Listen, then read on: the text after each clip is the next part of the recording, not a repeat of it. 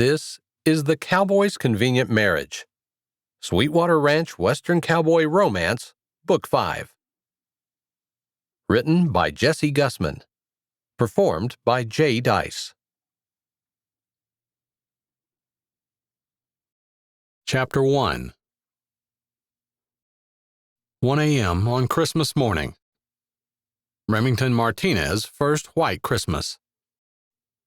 Texans in the Panhandle probably saw the white stuff, but he was from Southwest Texas. He'd spent the last 2 months on an Alaskan fishing boat, so this wasn't his first rodeo, but it was definitely his first white Christmas. If Fort Hanson had his way, it'd be Rem's last Christmas as a single man. He parked his 3/4-ton dually in front of the all-night gas station and walked inside. He didn't need fuel, but he needed to stretch his legs. Grab a Joe, maybe. Although from what he'd experienced so far, Northerners didn't know how to make coffee. They seemed to use tweezers to measure the grounds instead of a spade shovel, the way coffee was meant to be made. It wasn't the only thing Northerners didn't get right, but it was his current gripe. That and the cold. His truck said -17. He'd never actually seen that little line in front of his truck's temperature display until yesterday, coming down out of Canada, which was like coming down out of another world. Of course, he was back in the good old US of A, but he felt more like he'd moved into a Siberian village. Maybe he looked like he was ready to spend the winter in Siberia, but the sleepy store clerk and the lady who walked in behind him carrying 2 children while a third trailed behind her weren't wearing a fur-lined parka, insulated coveralls, and 1,000-gram insulated hiking boots like he was. Actually, from his limited experience with the hardy North Dakotans, he was somewhat surprised that the woman wasn't wearing flip-flops and a bikini. The farther north he'd come, the odder folks had got. The woman thanked him for holding the door for her and walked straight to the bathroom while he went to the coffee maker. The stuff looked like weak tea, but Rome wasn't built in a day, and he wasn't going to teach the entire northern part of the country to make good coffee tonight, so he reached for a cup. But he didn't pick it up because the little kid that had been trailing behind the woman passed the end of the aisle, headed toward the door. Rem hesitated. He didn't usually get mixed up in other folks' business, but it was cowboy cold outside, and that little guy only had some kind of pajama thing on. Didn't even have real shoes, just little footy things connected to his pants. He'd never spent much time with kids. He didn't allow his mind to go to the dark place where he remembered what his fiancée had done, and didn't know much of anything about them. But shouldn't he have a coat on at least? The little guy pushed at the heavy door. Rem's eyes went to the store clerk. He sat on the stool by the register, his arms crossed over his chest, his head back, eyes closed, mouth open, snoring. Figures. Rem glanced over at the bathroom. The door was closed. He adjusted his hat and leaned down, looking out the window. A car with the parking lights on sat at a gas pump, like the woman might have fueled up before walking in. There wasn't anyone in the passenger seat. A set of headlights flashed from a car just pulling into the parking lot. Rem couldn't let the little guy go outside by himself with who knows what kind of stranger out there. The kid hadn't gotten the door open yet. Just when Rem decided he might not have to worry about it because the kid couldn't get out, the kid gave a huge shove and the door popped open. Rem swore. He took 2 long steps over to the kid, grabbed him by the seat of his pants, and swung him up under his arm. He didn't know exactly how one was supposed to carry a kid that size, smaller than a newborn calf, but bigger than his cattle dog. The kid started screaming like he'd put a firecracker in his pants, so it probably wasn't the way he was used to being carried. Rem strode over to the bathroom, hoping to set the screaming thing down in front of the door, and hopefully his mother would be out before he could make it to the outside door again. He should have known from all the years he'd worked with animals.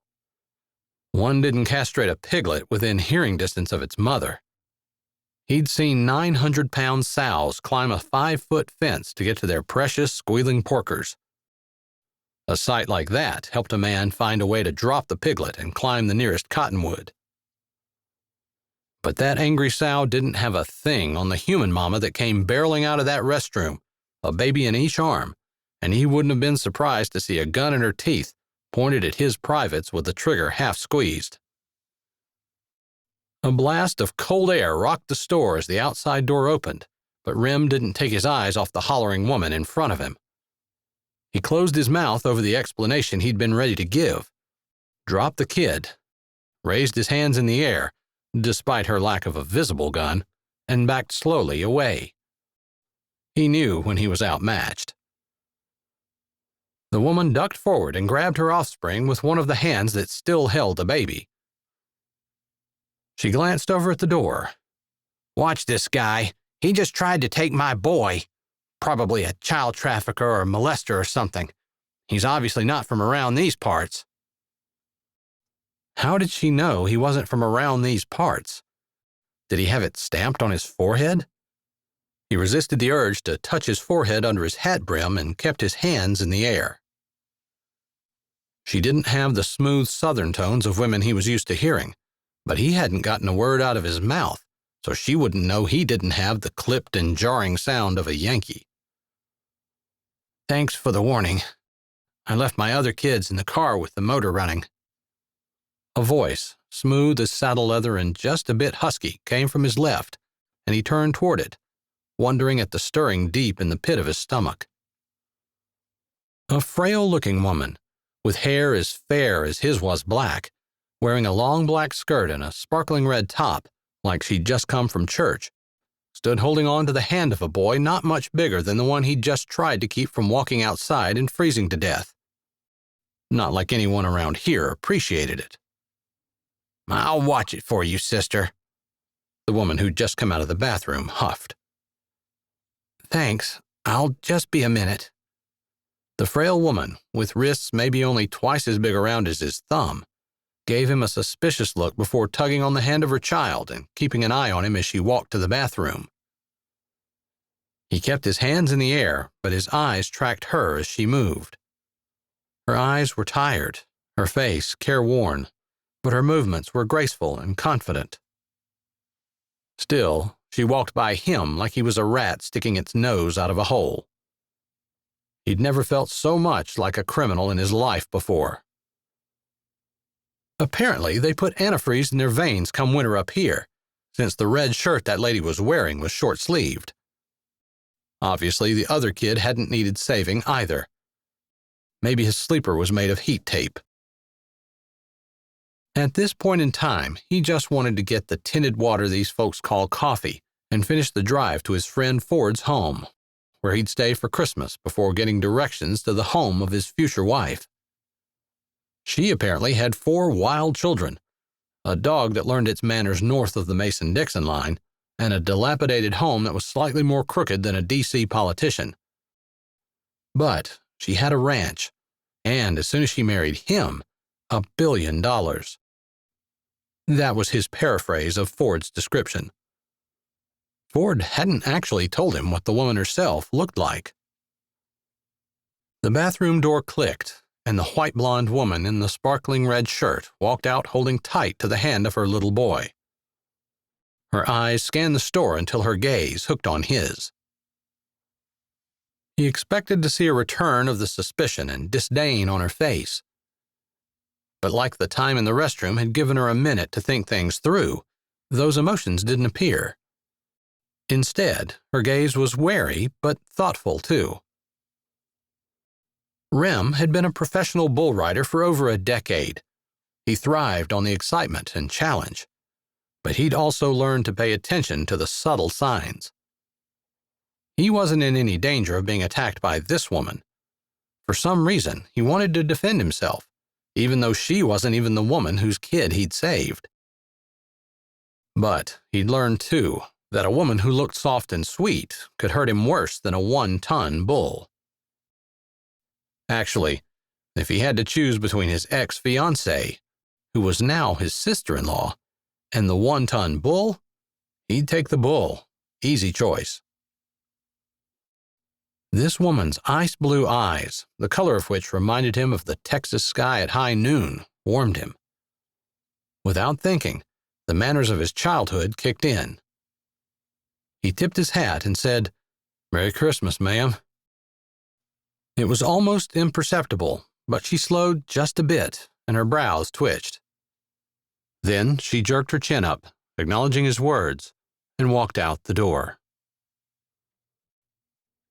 Mommy, open this. I need batteries. Look at me, Mommy, look at me. Can I get this out now? Elaine's head throbbed, and like pretty much every day for the last 2 years, she felt like crying. She'd gotten so used to not letting the tears fall, not in front of the children, at least, that her eyes didn't prick, and she didn't give it a conscious thought. Instead, she sat at the kitchen table, cognizant it was Christmas Day, and smiled at her 3-year-old who wanted her to watch him while correcting her older children. When you ask, you need to say please. Did they have batteries? She wasn't sure. Why did they make the toy containers so difficult to open anyway? Did stores really have a shoplifting problem with 3-year-olds? Maybe they just wanted to punish parents for having children. Elaine truly appreciated her neighbors to the east, Ford and Morgan, Ty and Louise, Palmer and Ames, for inviting them in yesterday and giving her children gifts that she couldn't afford. It had been kind and thoughtful and made Christmas sweet for her kids, since she was hardly going to her own family's celebration. But the chaos around her never stopped. With a glance at her phone, she realized it would be time to go feed soon. She was already bone-weary. Maybe, since it was Christmas, she'd let the kids settle down in front of the TV for a while this evening. Just as she finished opening the package and handed it over to her 3-year-old's mumbled "thank you," her phone rang. It was her mother's number, and she almost didn't answer it. But it was Christmas. "Hello?" she said, trying not to sound as tired as she felt. Are you coming? Her mother's tone wasn't unkind, but there was a trace of annoyance in her voice, like she was catering to Elaine. I told you 3 weeks ago I wasn't. She could not make the drive to Fargo without having someone feed the stock for her. That, however, was the least of her issues. I don't know why you're holding a grudge about this. You're keeping your children away from your family and punishing them over your inability to get past your issues. Her mother sounded wheedling and exasperated by turns. I told you that you were welcome to come here. But James and Corey wouldn't have anywhere to go. Unless you've decided to forgive and move on. Was there really something wrong with her because she still had a hang-up with her husband running off with her sister? Was it that unreasonable of her to not want to ruin her Christmas by seeing them and their new baby? She'd also have to deal with all the questions of her own kids. Why Daddy didn't come to see them, why he didn't live here anymore, and, from her older ones, what had she done to make him hate them? She was bone-tired, about to lose the ranch, and worried how she was going to support 4 children on her own once she did. Was it really that selfish of her to not want to have to face her cheating ex-husband and her little sister? The betrayal of her sister hurt worse than the cheating of her husband. They were exactly 12 months apart, sharing the same birth date in January. But it couldn't be good for her children for their mother to be holding a grudge against their father, no matter how badly she'd been treated. She needed to get over it. It was best for the children, and best for her mental health too. At that moment, an image from last night, or, in reality, early this morning, cut through her brain. A man, tall and dark, with flashing black eyes and a drawl as big as the North Dakota sky, came to mind. She shook the image off, even though she didn't believe that he'd actually been trying to take that little boy.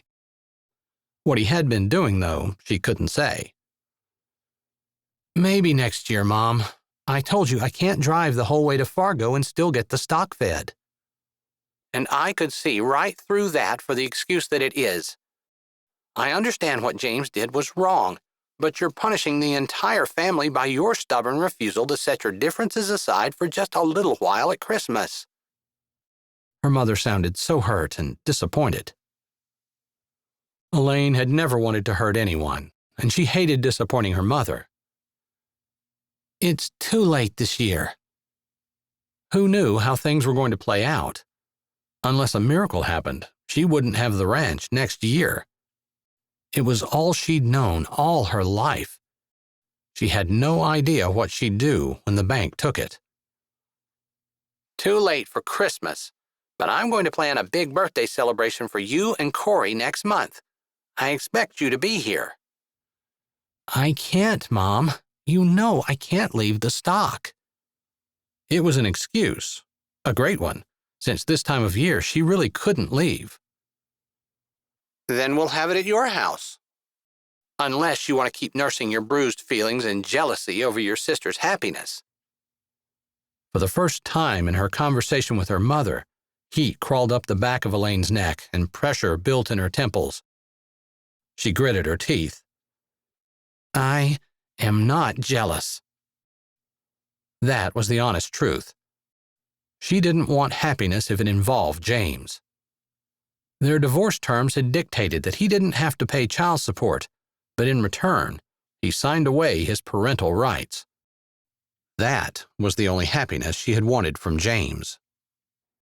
Then stop acting like it, her mother said, sounding a bit harsh in her firmness. Elaine couldn't blame her. Not much. She'd want her children to get along too. But when she talked to her mother always made it seem like everything was her fault. We'll have the party at your house, the last Saturday in January. Her mother's words sounded like nails being driven into her coffin. Elaine couldn't decline without a big fight. That much was obvious. She swallowed her anger and hurt. That's fine, Mom. Next month, a party at my house. Chapter 2. Remington followed Ford and Morgan down the windswept driveway of what could be his future home if things went the way Ford expected them to. Rem didn't mind the isolation. Where he'd lived in West Texas, things were just as isolated. And after the years he'd spent as one of the top professional bull riders in the country, with hordes of people following after him, mostly women if he were being honest, peace and quiet was something he valued. Sure looked like there'd be peace and quiet here, at least from the non-existent neighbors. The black lab that bounded out on the porch was everything Ford had warned him about. He allowed a grin to tug up at the corners of his mouth as the dog jumped on Ford, who set a well-placed knee to its chest, knocking the big thing over. It bounded back up, tail going like the Texas wind, and sidled up to Ford, keeping all four paws on the ground. Rem parked his dually beside Ford's SUV and got out as Ford opened Morgan's door. Rem still got a good chuckle out of Ford's deformed face and figure next to Morgan's exquisite loveliness. They weren't a match that anyone would have predicted, but they were perfect for each other and obviously in love. Love hadn't worked out so well for Rem. It'd almost be easier if he had deformities. He didn't have to worry about women wanting his money, since he'd sunk most of the cash he'd earned as a bull rider into his father's ranch, thinking it would be his one day. Then he and his dad had fought about something stupid, how fast to expand their herd. But the fight had quickly escalated, not helped by his younger brother, Maximus, and his dad decided to cut him out of his will, planning to give everything to Max. Funny, but that's when Olivia had decided she'd actually wanted to marry Max. At that point, it had almost been a relief to Rem, since he'd never gotten over what Olivia had done with his money. The dog bounded over. A perfectly timed elbow kept him in line, and Rem patted the top of his slobbering head. By this time, 3 small, white-haired children had lined the porch. The figure of their mother stood in the doorway, partially in shadow as she held the youngest. Rem walked around, grabbing the last of the groceries, a box of bulk hamburger that Ford had brought. Ford had given him the lowdown on this woman, her story, and a few facts about the kids and ranch. None of it really mattered to Rem, though. She had a ranch, a good spread that could be profitable with the right oversight and management, and she had an inheritance of $1 billion that would be theirs when they married.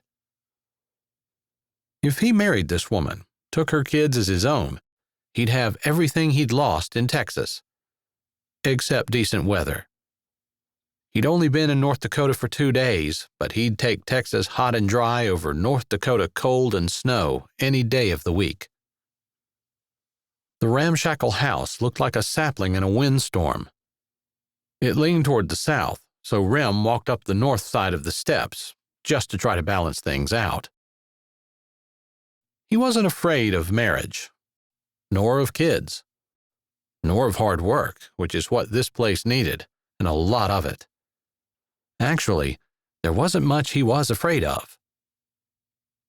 He had a healthy respect for the bulls he rode, and to say he'd never been scared would be a big fat lie. He was scared every time he got on. It was part of the high, part of the draw, to face that fear and win. Scared? Yes. Afraid? No way. So the tingle in his stomach felt familiar. It made him smile. A cocky grin, maybe. Because, oh yeah, he looked at the kids and the dog, the listing of the porch.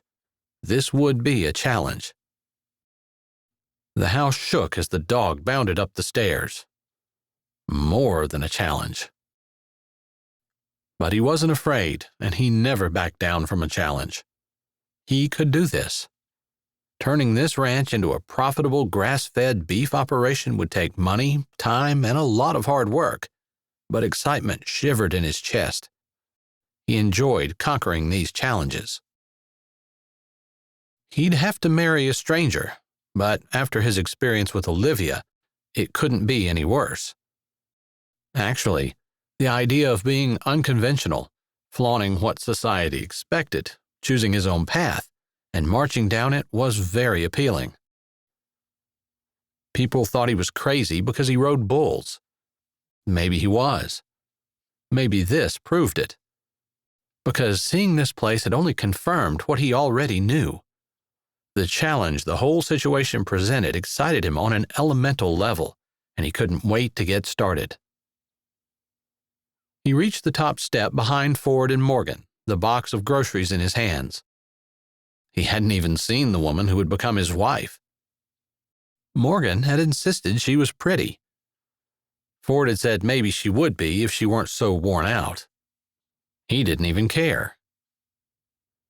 A flash from last night, blonde hair, Texas sky eyes, and a voice like warm honey shot through his memory, but he pushed it aside. He'd lived long enough to know that women were never what they seemed, and he was tired of playing the game. "Hi, Elaine," Morgan said. "I hope you all had a nice Christmas." The woman adjusted the baby and nodded. The kids all bounded around, laughing and talking. They seemed familiar and at ease with Ford and Morgan. They'd kept their distance from him, but he wasn't great with kids, so it wasn't surprising. He'd work on that in his spare time. The porch shook as the dog thumped around. It needed to be replaced, no doubt. Maybe the whole house did. He'd have to do a closer inspection if the lady decided to go through with it. The idea that she wouldn't was a distinct possibility. Ford and Morgan had said that her children were her first priority, and she wouldn't do anything that might put them in danger. Which is why she hadn't advertised for a husband. He could respect that.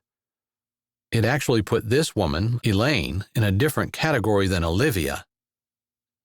I know we're a little early, but if you don't mind starting 10 minutes before we planned, we'd like to come in and introduce you to and chat for a while. Morgan had a smile in her voice. My bread isn't quite ready, but come on in. We can talk until it is. The voice sent shivers down his spine. Rem's eyes widened. Those honeyed tones sounded the same as the lady from last night. In front of him, Ford shifted at the same time the realization struck Rem, and he saw the woman in the doorway clearly for the first time. Hair so blonde it was almost white. Lines of fatigue around her face and eyes. A slender body and delicate bone structure that flew in the face of the harsh North Dakota wind and the grinding poverty around them. And those eyes, like the Texas sky at high noon. Yeah, they were looking at him and definitely saying shootout. Only he'd left his handgun in the pickup. It wasn't a revolver and he didn't have a side holster, but from the look on her face, he wasn't sure it mattered. She recognized him, all right. Her arms tightened around her baby.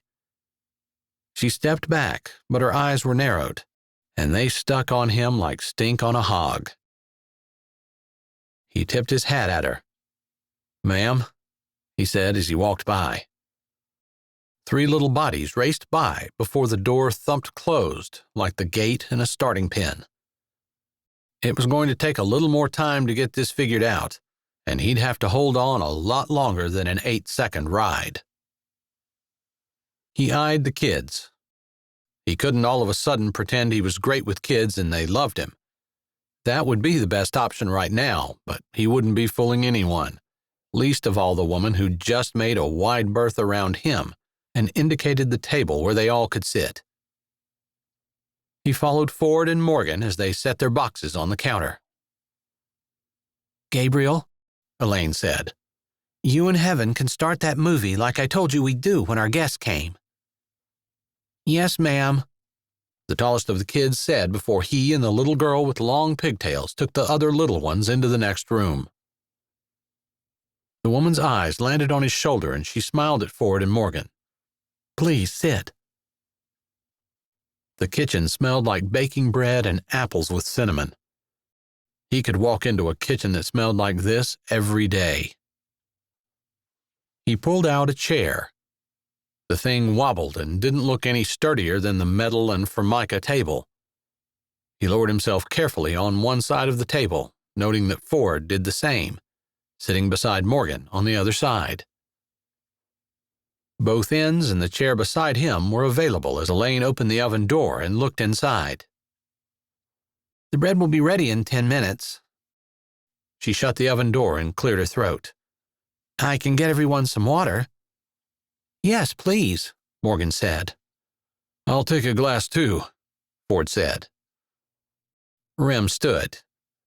He wasn't used to being waited on and didn't intend to get soft even if he did get married. The woman had her back to him. She wore a t-shirt and jeans and looked just as thin as she had at the gas station. When Ford had said she'd had 4 kids, Rem had kind of pictured a matronly woman, maybe a little older than himself, with lots of curves and some padding to go with them. Not the skeletal child in front of him.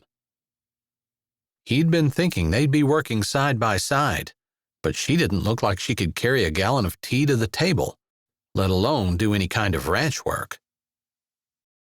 He opened the freezer door. As he suspected, there was a tray of ice right in front, and he pulled it out.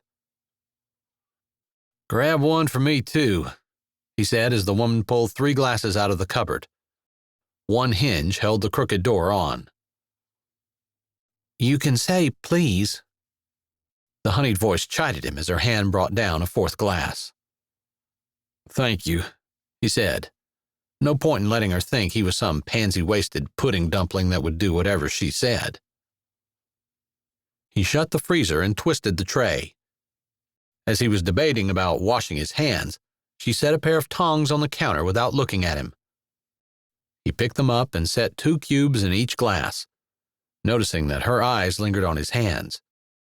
They were big and brown next to her delicate white ones.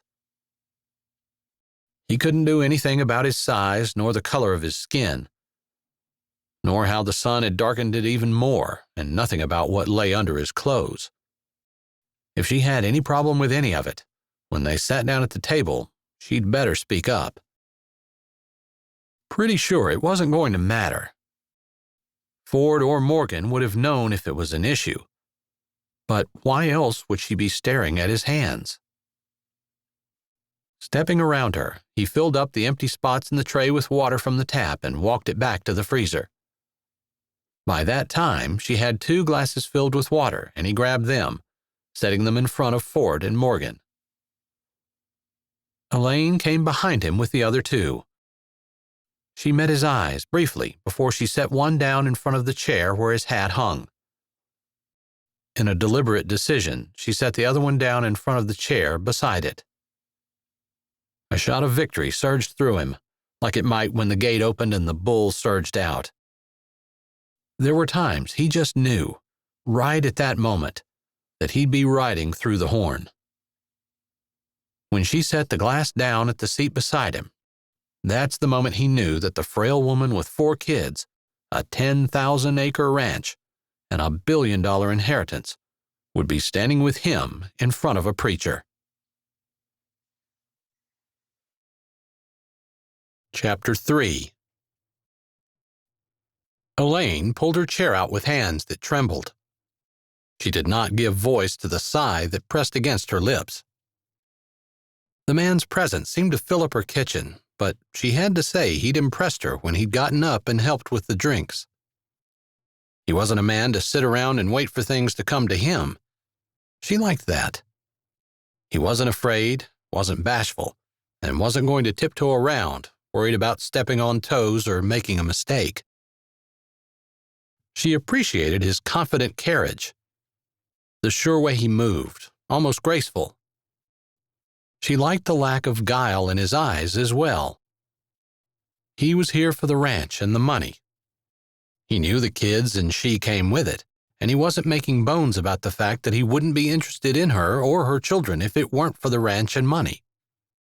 Maybe that should bother her, but it actually gave her a good feeling. He wasn't pretending to be something he was not just to get what he wanted.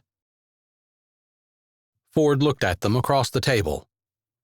"Morgan and I aren't going to stay, but I just wanted to make sure that you knew, Elaine, that I had my lawyer look into Rem with his permission. The lawyer had a full and comprehensive background check done, plus interviews with Rem's friends and family. He documented everything he found, including the time he threw a tissue out of his truck window when he was 19. Rem snorted. If Elaine hadn't been so nervous, she might have smiled. Morgan pulled a binder out of the shoulder bag she'd set on the floor. Ford pushed it across the table. Rem did not go through it. He said he's not hiding anything. With his permission, this is the full report from my lawyer.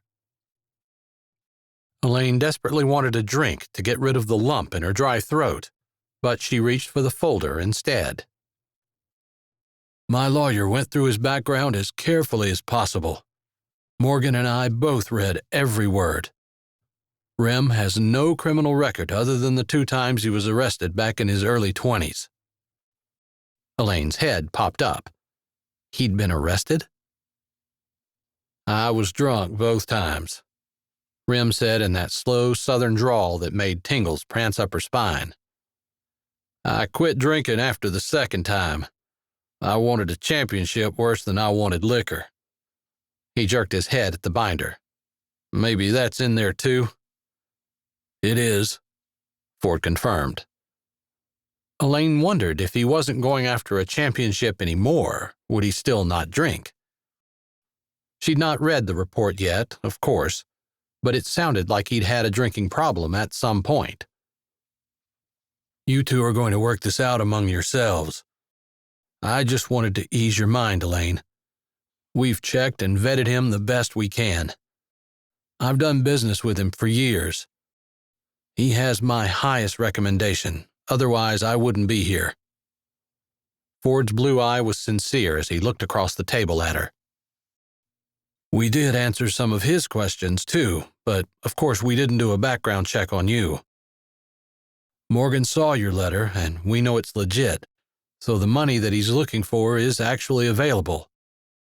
Also, we went to the courthouse and did a title search on your deed. He knows how much you owe. Elaine had not really believed they would find someone who was willing to take on a wife and 4 small children when she'd given Morgan permission to look her up. Morgan glanced at the men, then spoke. We don't want to get between you two. Whatever you work out is up to you. But we wanted to make sure you're comfortable before we leave. Under the table, Elaine's knees shook so bad they almost knocked together, but she curled her lips up, hoping she didn't look as scared as she felt. I really appreciate all that you two have done for me. I know Mr. Martinez must be a little crazy to agree to this in the first place. The man beside her snorted and drained his glass of water. But I also know that you two care about me and my children and would never let anything happen if it were in your power to prevent it. Thank you. You're very welcome. Morgan got up and walked around the table, waiting for Elaine to stand before giving her a big hug. Ford stood, shaking Rem's hand.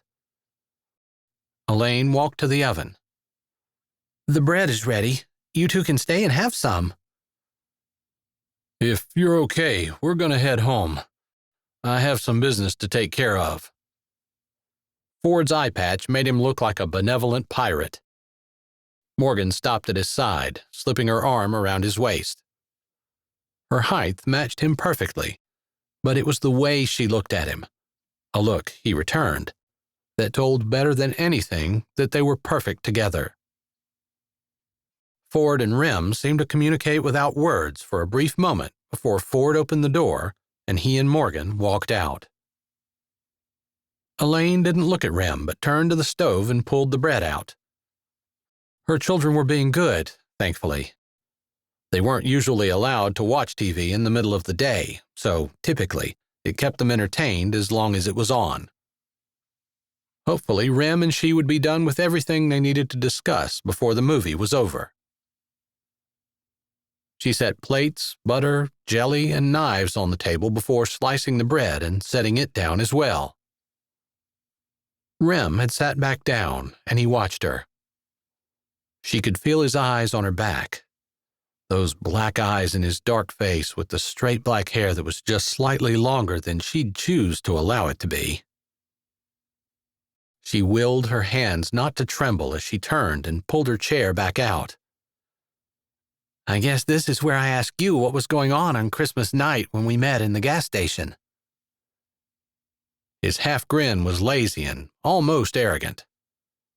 I think you already figured out that I didn't do what that woman was accusing me of. She'd known that before she left the restroom with Elijah.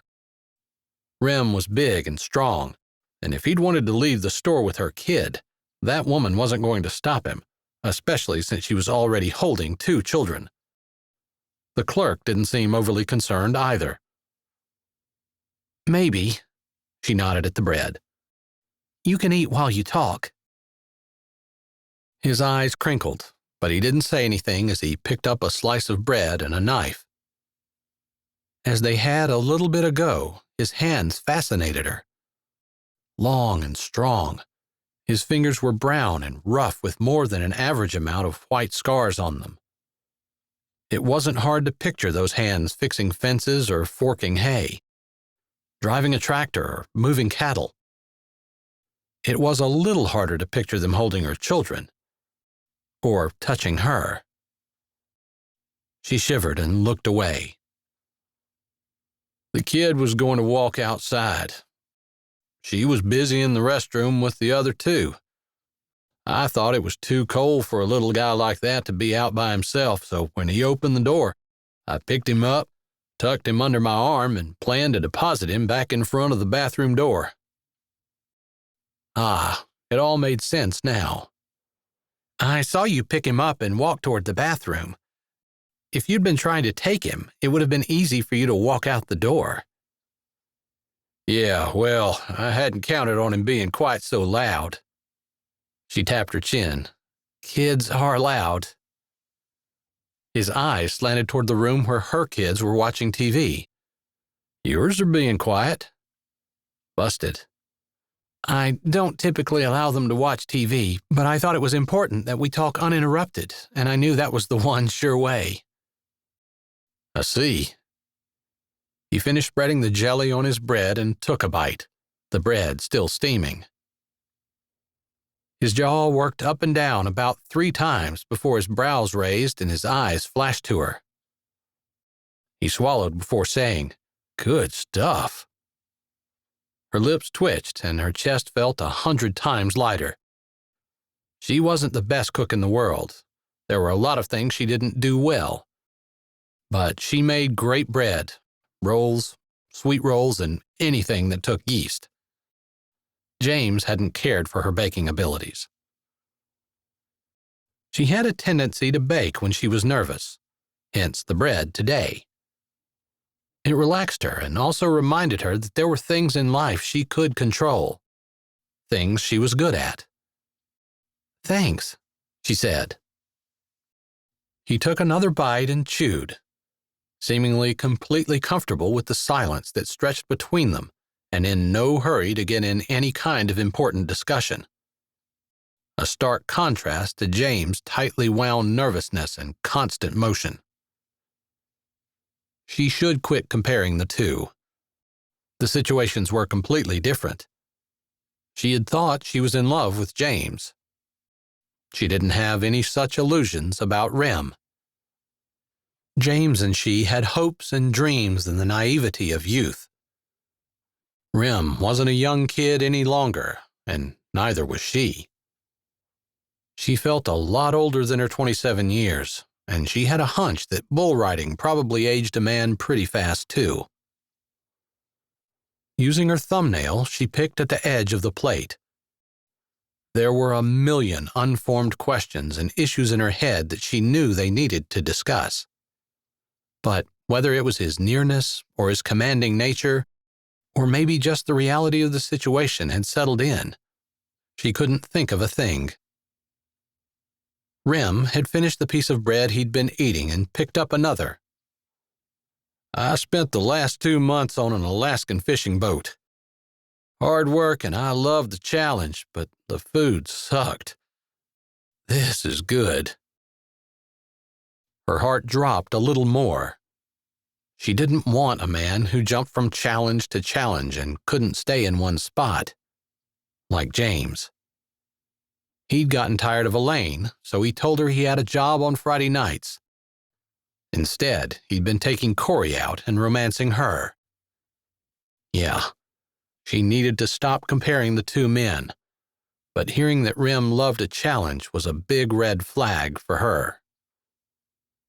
"I suppose it was challenging to be a bull rider as well," she said, hoping it was a casual and natural continuation of the conversation. She was a bit out of practice at conversing with adults. "Yeah." His teeth flashed white in his face and his eyes shone. "Life is a challenge, and I like to hit it head on." He spread his hands out. "This is a challenge, and I know I'm up for it." Elaine tried to boost her sagging spirits. She knew she would never get a play-it-safe kind of guy to take on what she was offering. She needed a man like Rem. If only he didn't constantly remind her of James. She hadn't been enough to keep James here and happy. After 2 years, she'd mostly come to terms with the fact that it hadn't been her responsibility to make him honor his vows. But she still had that part of her that whispered there was something wrong with her because her husband wouldn't stay true.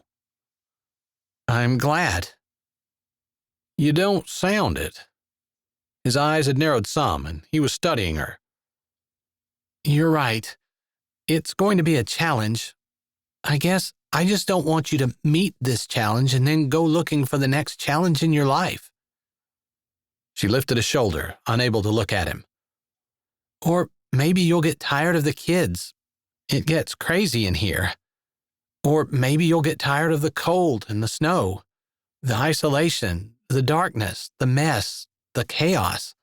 Or maybe you'll get tired of me." Her voice wasn't as strong at the end as she wanted it to be. She could handle anything. He could snore, throw his clothes on the floor, leave the toothpaste lid off, squeeze from the middle, put the toilet paper roll on so it hung over instead of under. Holy smokes, she'd just love to have someone else actually replace an empty roll of toilet paper. With $1 billion, he could even waste money and she would bite her lips hard to keep from complaining about that. But she couldn't stand another man who left. "I assumed we'd be married in front of a preacher," he said slowly. Her brows knitted together. "I thought so too." "If I say I'm staying, especially in front of a preacher with the good book open, I'm gonna die beside you, girl." His eyes were black as night and dead serious. Somehow, she didn't doubt him for a second. "As long as you don't hurt my kids, that's all I need to know." One side of his mouth kicked up and he reached for another piece of bread. "I think that's what the binder's for. I've not been around kids much, but I don't have much of a temper. In my opinion, that's probably most of the problem with people that hurt kids." His eyes gazed out the window where dusk had fallen. "That and a whole lot of selfishness." His voice was distant and his gaze far away, like he might have been remembering something. Maybe from his own childhood? A previous girlfriend? She was very curious, but if this were just a business transaction, then they didn't need to share personal stories any more than it took for them to be comfortable with the decision to get married. She closed her mouth over the questions she wanted to ask. Folding her hands carefully together, she said, "Well then, is there anything you need to know about me or the ranch in order to help make your decision?" He finished chewing before he answered. "I've made it." Her mouth opened. "That's it? You don't need to think about it or ask anything or anything?" She finished, feeling lame. How could he be so sure? "No." Her mouth flapped up and down like a fish out of water, but she just couldn't help it. He reached for another slice of bread and must have taken pity on her because he spoke. "I assume you're not going to get offended over this because you're the one looking for a husband, but you've got a nice spread here. Enough acreage to run several thousand head of beef, unless we want to branch out. Barn's in better shape than the house. You have a good well, and I think I saw 3 boys." He jerked his head at the room where her children were. "Ranch hands in 10 years. He looked down at the knife he held in his hand. "I'm not going to starve. Just learned that today, and you're not bad to look at." He lifted his head and gave her a direct gaze. "But I'm not going to lie to you. $1 billion is a lot of money, and I'd marry an ex-con who went to prison for murdering her first husband with a toothpick and a butter knife in order to get it. Especially if she came with a spread this size." His black eyes sparkled. "But I'd be sleeping with my handgun under my pillow." She was grateful that he looked back down and spread butter over his bread, because as much as she didn't want to admit it, his words had hurt. He was right. It was a business proposition that she had initiated.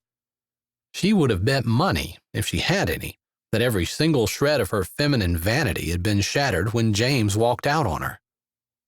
She'd have lost money she didn't have. She might not know this guy, and she definitely wasn't in love with him, but her heart hurt. No woman wanted to be told that they were second to money and a ranch. Of course her pride was wounded. She tried to tell herself that's all it was. He finished spreading the butter and scooped some jelly out. He only had 3 more pieces, and he'd have eaten that whole loaf himself. He planted his forearms on the table, holding the bread and knife still. "So, how about this? Ask me anything you want today. You read that report tonight.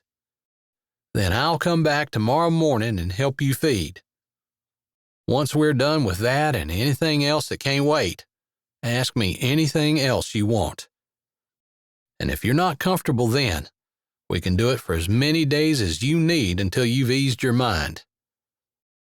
I can see how $1 billion in the ranch might not be worth it to have to put up with me hanging around for the rest of your life." Her eyes flew to his after his last statement. She wasn't thinking like that at all. Maybe her lack of commitment was hurting him as much as his eagerness for the money had hurt her. She spread her hands out. "It's nothing personal against you. If it were just me, you could have brought the preacher with you today and we'd be married by now. You seem like a decent guy. Ford recommends you, which means a lot to me, and I think we could be friends." Her breath pushed out a heavy sigh, and she fingered the edge of her plate. Her knees had quit trying to knock each other out, but her stomach hadn't settled enough that she was going to try to eat anything. "But it's not just me. I have to protect my children. I do have fears of my own, of course. A lot of them. But I know I can handle whatever happens. I just don't want to put my children through anything more. An abuser, a man who's here saying he's going to stay, then leaves. A drunk." Rem flinched at that, and Elaine felt a little bad for hitting him where she knew he was vulnerable. But, in her opinion, he needed to know where she stood. He put his bread down and faced her in his chair. "That was fair. You'll see in that report that I was drunk. It's documented. It took me twice, but I learned the lessons I needed to. I can promise you I don't touch alcohol." Normally, she wouldn't push. But she was going to marry this man. "What if something happens? Something really bad? Is getting drunk how you cope?" He swallowed and looked away. Seconds ticked by. Finally, he looked at the room where the small children were with a sliding glance, then back at Elaine. His jaw jutted out. "Bad things? They've happened." He stood. "Through them all, I didn't touch a drop of alcohol." He shoved his hat on his head. Elaine's chest was balled so tight and hot she could barely breathe. Rem put his hand on the door and stood there with his head down, looking at the floor. "You still thinking about taking me?" "Yes." "I'm going to walk around outside for a bit. Thanks for the bread." Elaine forced her mouth to work. "I'll be out in an hour to feed. If you're still around, you can help and stay for supper." "I'll help you feed." He opened the door and walked out. Chapter 4. Rem strode over the well-worn path through the snow. He'd thought this was going to be a business decision, never suspecting that he'd be tempted to share the details of the worst time of his life. Being tossed in jail didn't even begin to compare. He deserved that. He walked around the barn, saw a dilapidated building that must be a chicken coop, checked out the small herd of Angus in the field closest to the barn, noted the flimsy fence. In some places, it was fixed with binder twine. 2 tractors were parked in the bottom of the barn, and there were 3 horses in stalls. 2 of them looked like decent-grade horses. One looked like a high-dollar quarter horse that had passed his prime about 15 years ago.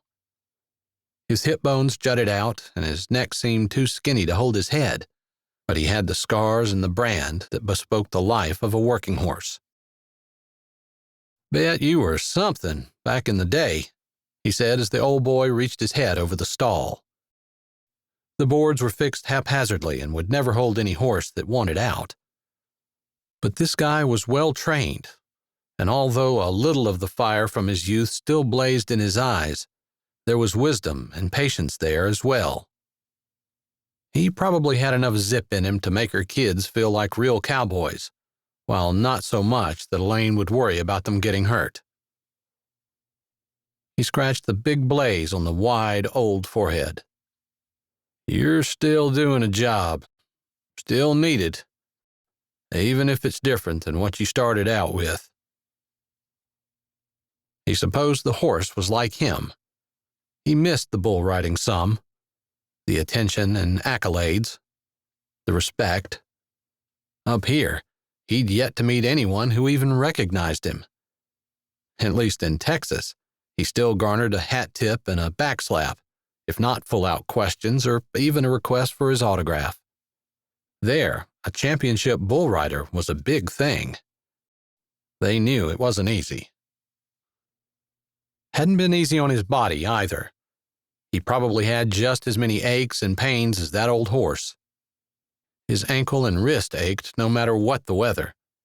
His leg with the pin in it hurt like heck when they were going to get a storm.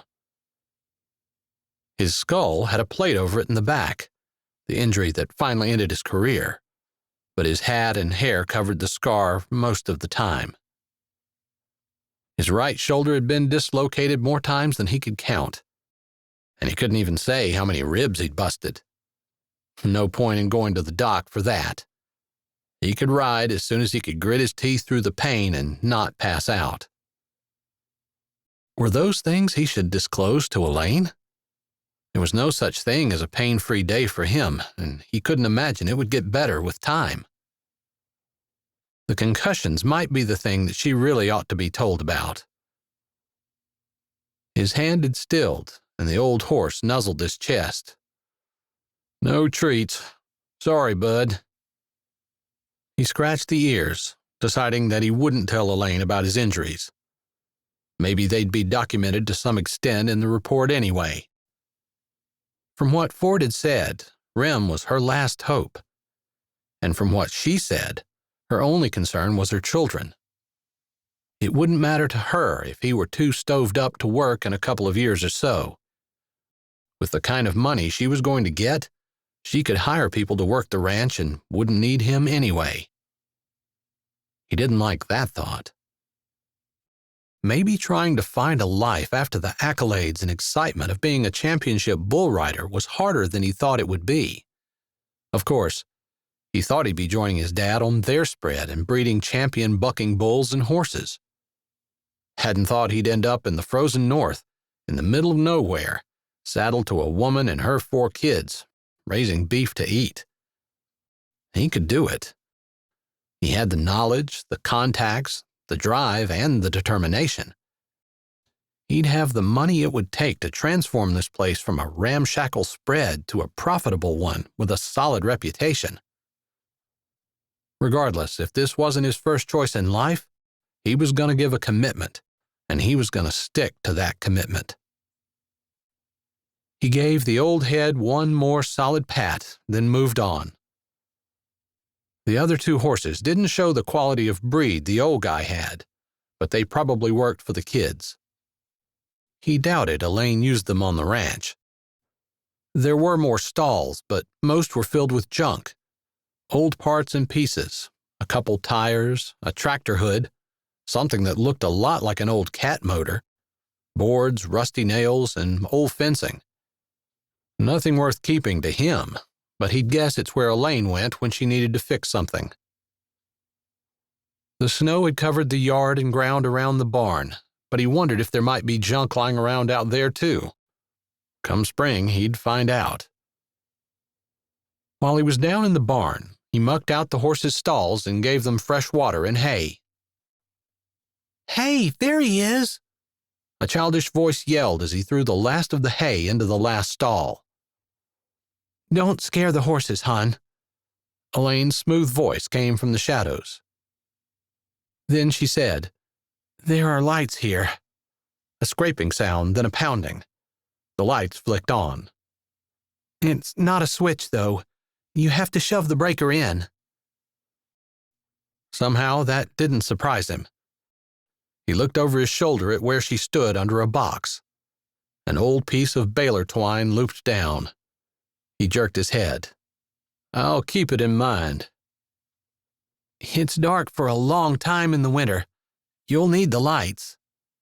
She walked away, her steps somehow graceful despite the drooping of her shoulders. His heart twitched. He could admire a woman who worked hard, who wouldn't quit. Surely she'd been tempted to sell this place, take her kids, and walk away. "I'm Gabe. I'm 8. A little boy with a big beanie hat and a thick jacket stood in front of him with his hand out. Rem bit back a smile at the serious look on the little face and shook his hand, pumping it up and down. "I'm Rem. I'm 30. Out of the corner of his eye, he saw Elaine's head jerk, like she hadn't known how old he was. Or maybe she was worried he was going to eat her son after they shook hands. "Mom said you might marry her and stay here." "If that's what she decides she wants." "Well, Dad left. Mom says she doesn't know why." Gabe opened his mouth to say more, but he didn't get a chance. "Gabriel, find out if Mr. Martinez gave the horses grain. You can talk later, after the work's done." She rustled around over in the corner of the barn. Rem wasn't sure what she was doing, but she had the little boy that had gone in to go to the restroom the night they met at the gas station with her. "I gave them hay and water and cleaned their stalls." Gabe jerked his head up and then started chattering about how much grain they gave and why, where it was, and other details that Rem filed away. He worked the whole time he chattered. Rem had a feeling his mother wouldn't take kindly to him standing around. He liked that. He could handle kids of any caliber, but he appreciated that these had been learning to work and didn't seem to feel entitled. Gabe chattered most of the next 2 hours while they fed and watered. Elaine gave occasional instructions, and a few times she spoke to the child that worked at her side. Rem wasn't sure of his name. Once they were on the barn floor, he saw 2 old four-wheelers, although only one looked like it had been used in the last 10 years. There was also a snowmobile. He'd never actually seen one of those up close, but he'd seen them on TV and in magazines. "It doesn't work." Elaine's voice sent a fluid shiver down his spine. She wasn't short, and with her heavy jacket on, she wasn't as thin-looking as she seemed inside. Her cheeks were red from the cold, and her blue eyes sparkled. Her hair was mostly hidden by her hat. She had her hands in her pockets and stood casually, neither showing disinterest or a desire to be too close. After being chased for so many years by the young women who followed the rodeos, it felt almost odd just to stand casually and chat about a broken snowmobile.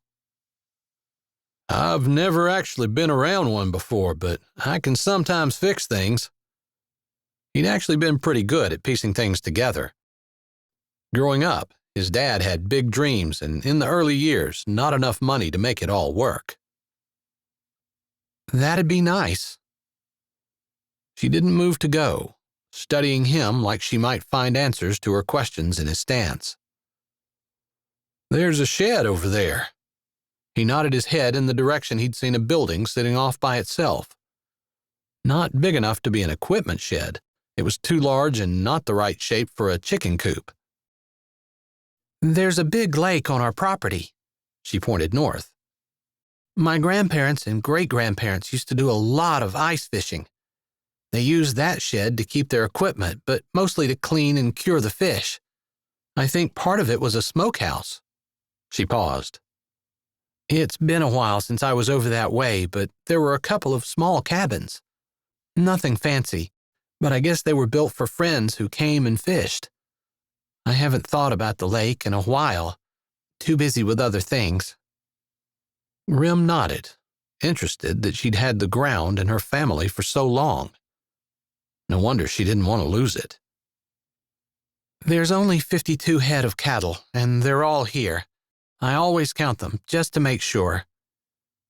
She turned her head as the boys yelled, jumping from hay bale to hay bale in the loft. Yeah, I'll be sure to do that. Rim turned to face her more fully. I don't want to impose on your supper, so I'm going to head out. You're not imposing, she said quickly. Her tongue came out and she touched her lip. Rim's eye caught on it, and he watched, fascinated, for a couple of seconds before he realized what he was doing and tore his eyes away. I read over the report after you walked out. I don't need any more time to make a decision. Her chin tilted up. I'm ready if you are. The inside of his chest felt like a bucking bull that had lost its rhythm. His hands started to sweat, and his vision tunneled, the way it did just before he nodded his head to open the gate. He flexed his fingers inside his gloves. There was always that little temptation there, the idea that he could quit, get off.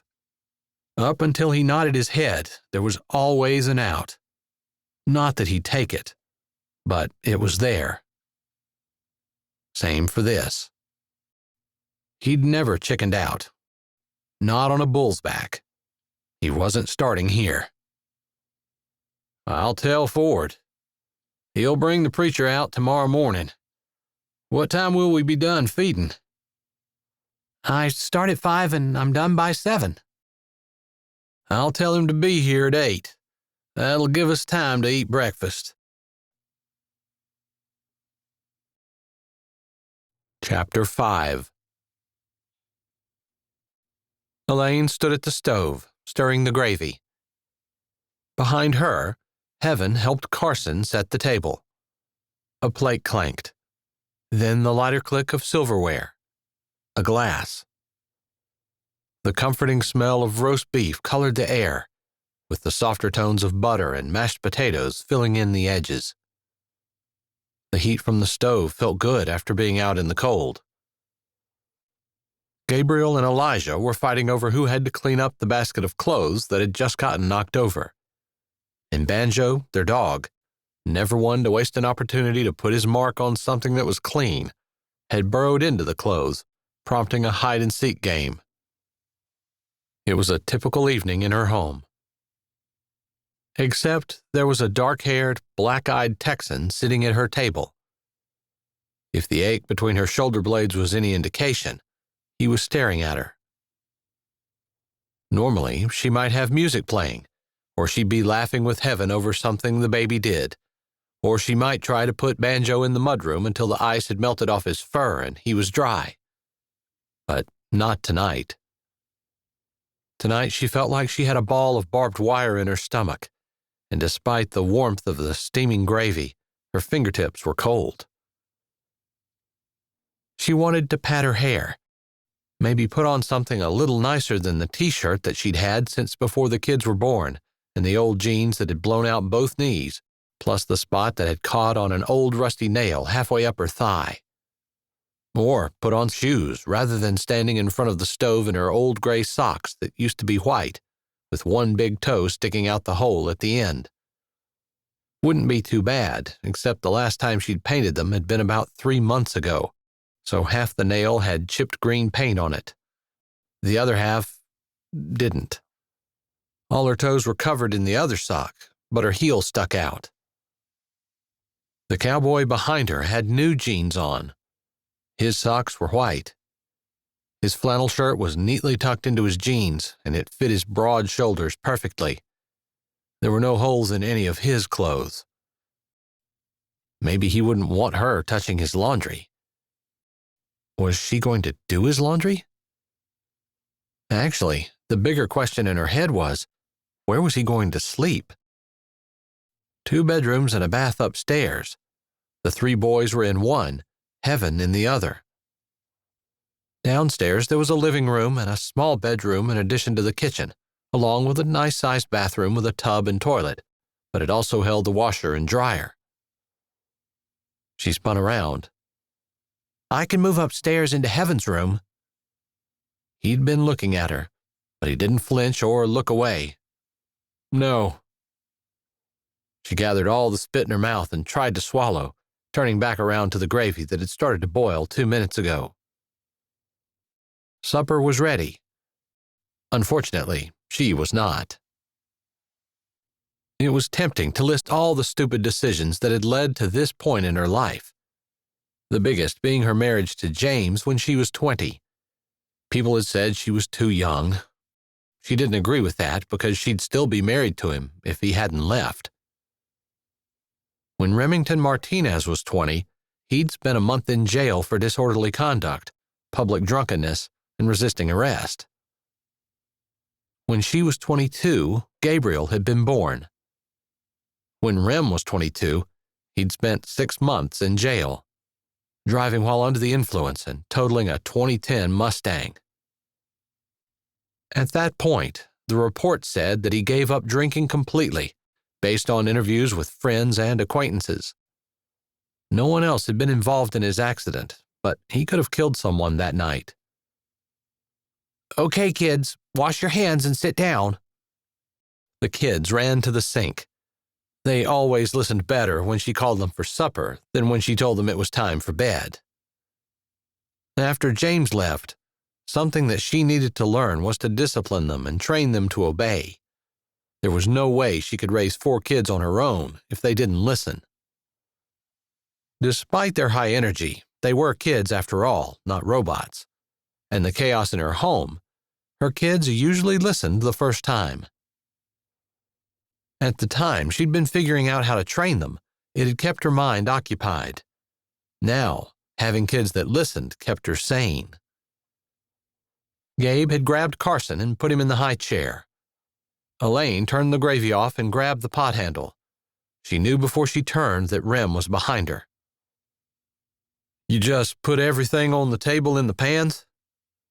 "Yes." She'd long ago stopped using serving bowls except for Christmas.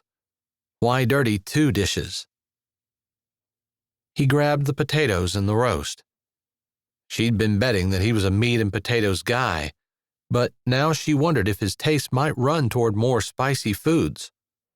Tacos, chilies, and whatever else they ate in Texas. Barbecue. Her children and she weren't used to stuff like that, but she could learn to cook it. Her spices included salt, pepper, and ketchup. That was the total lineup. Something told her Rem might want to expand her spice rack. She set the creamed peas on and noticed that Gabe was pulling the end chair back. When James left, Gabe, all of 6 years old, had taken his place at the end of the table. She'd moved to the other end with the baby beside her on her left. Heaven and Elijah sat on the right side. With a look at the table, Elaine grabbed the high chair and slid it down, moving the empty chair beside it to the spot beside the end she usually sat at, giving the head of the table to Rem. She wasn't a feminist, never had been, but the last 2 years had taught her clear as day that she didn't want to have all the responsibility, didn't want to make all the decisions, didn't want to be solely responsible for the pile of bills, for calling the doctor in the middle of the night, for deciding when an animal was too sick to get better and needed to be put down. She'd been there, and it sucked. Rem could have the head of the table. She'd share the responsibility, or she'd give it to him. But she was worn out from shouldering it all herself. Being in charge wasn't the most important thing. Not to her. His sharp eyes missed nothing as she pulled her own chair out and sat. She looked up at him, ready to see an arrogant smirk or even a smart comment. But she encountered neither. Instead, he seemed to be trying to figure her out. Or maybe, as he looked at the head of the table and all the eyes that stared back at him, he possibly had a little respect in his eyes for the chair and the work and responsibility it represented. Regardless, his hesitation only lasted a fraction of a second. She'd have missed it if she weren't watching for his reaction. He pulled the chair out and sat down, looking at all the blonde-haired, blue-eyed people staring back at him. Finally, his gaze rested on Elaine. "Do I say the blessing?" Normally, she made the children take turns for breakfast and dinner, and she said it at the supper table. But hope had stirred in her breast at this question. Not only because that question, combined with his getting married in front of the preacher comment, gave her the hope that he respected, if not loved, her God, but also because coming on the heels of him realizing what she was giving him by seating him at the head of the table, he hadn't needed to ask her. But he had deferred to her anyway. It was possible she wasn't marrying a tyrant. "Yes," she said, more because she wanted to hear him pray than because she thought he ought to do it. He didn't flinch. "Let's pray." His low drawl warmed her heart as the proud, dark head bowed, bending to the idea that there was someone greater than he in the universe, willing to give the respect and honor due such a being. He lifted his head, his eyes searching for hers immediately as though wanting her reaction. Elaine realized with a start that she'd spent the whole prayer staring at Rem and had neither bowed her head nor closed her eyes. Her cheeks heated. On a normal day, her children would have called her out for not giving God the respect he deserved by a head bowed in homage. But they seemed cowed by the dark cowboy and were unusually quiet. Elaine picked up the roast and handed it first to Rem. He took it, picking up the serving fork and looking at Elijah on his right. "How much do you usually get?" Elijah's blue eyes widened, but his mouth stayed closed. "Just a small bit," Elaine said. "He can get more if he finishes that." She was sure she had enough meat cooked, despite the large serving Rem put on his plate before passing the roast to Heaven. Ford had kept her supplied with meat when she didn't have a steer of her own to eat. She always had the butcher cut the roasts in big pieces when she had a beef done. Not only were the butchering fees cheaper, but she'd use leftovers for roast beef sandwiches tomorrow or stew. She eyed the amount of meat Rem put on his plate. There might not be leftovers today. She scooped out enough potatoes for herself and Carson, then passed them on, trying not to stare at Rem's big, dark hands. How could she not stare? Those were the hands of a man who could turn this ranch into a profitable operation. Strong hands. She passed him the peas. He gave them a dismissive look and started to pass them on. Then he stopped, glanced all around at the faces staring back at him. His lips twitched, and he pulled the pan back, grabbing a scoop. "You want peas, bud?" Elijah looked at Elaine. She raised a brow at him. "You can tell him the truth, but you're still eating a helping." "No, sir, I don't," Elijah said. Rem snorted and shot a sideways glance at Elaine. They shared a smile. Her heart trembled. His brows lifted before he turned back to Elijah and, without a word, dumped a small scoop of peas on his plate. He handed the pan off to Heaven, who actually liked peas and took 2 helpings. Rem dug in without saying much. Elaine didn't expect him to. In her experience, men didn't mess around with their food. Her children were quiet too, much quieter than usual. That was a relief, except if Rem were going to lose his temper with them or if childish noise was going to be something that annoyed him and caused him to leave. She'd rather know it now. Even though her rational mind knew pretty much anyone could fake it for one evening. It didn't take long to eat. "Gabe, you take Elijah and finish folding those clothes." Elaine pushed back from the table. "It's your turn to help clear the table and do the dishes, Heaven." Rem stood as well. "That was the best meal I've had in a long time. What can I do?" "You don't need to help. Elaine said as she wrung out a cloth to wipe Carson's face. "We've got it." Rem didn't say anything. Heaven stacked the plates. He carried the pots to the counter, then started water running in the sink. Elaine had her back to him as she wiped the mashed potatoes off Carson's face. "So, am I washing?" he asked. She turned sharply, but he was looking down at Heaven, who gazed up at him with almost hero worship, nodding. Fear rolled over in Elaine's stomach. Would her children be able to handle falling in love with another man, then having that man leave like their father did? She didn't want to put them through that, wanted to protect them. Of course, she knew she couldn't protect them from everything, and that they needed to experience bumps and bruises in life in order to learn and grow and become stronger people.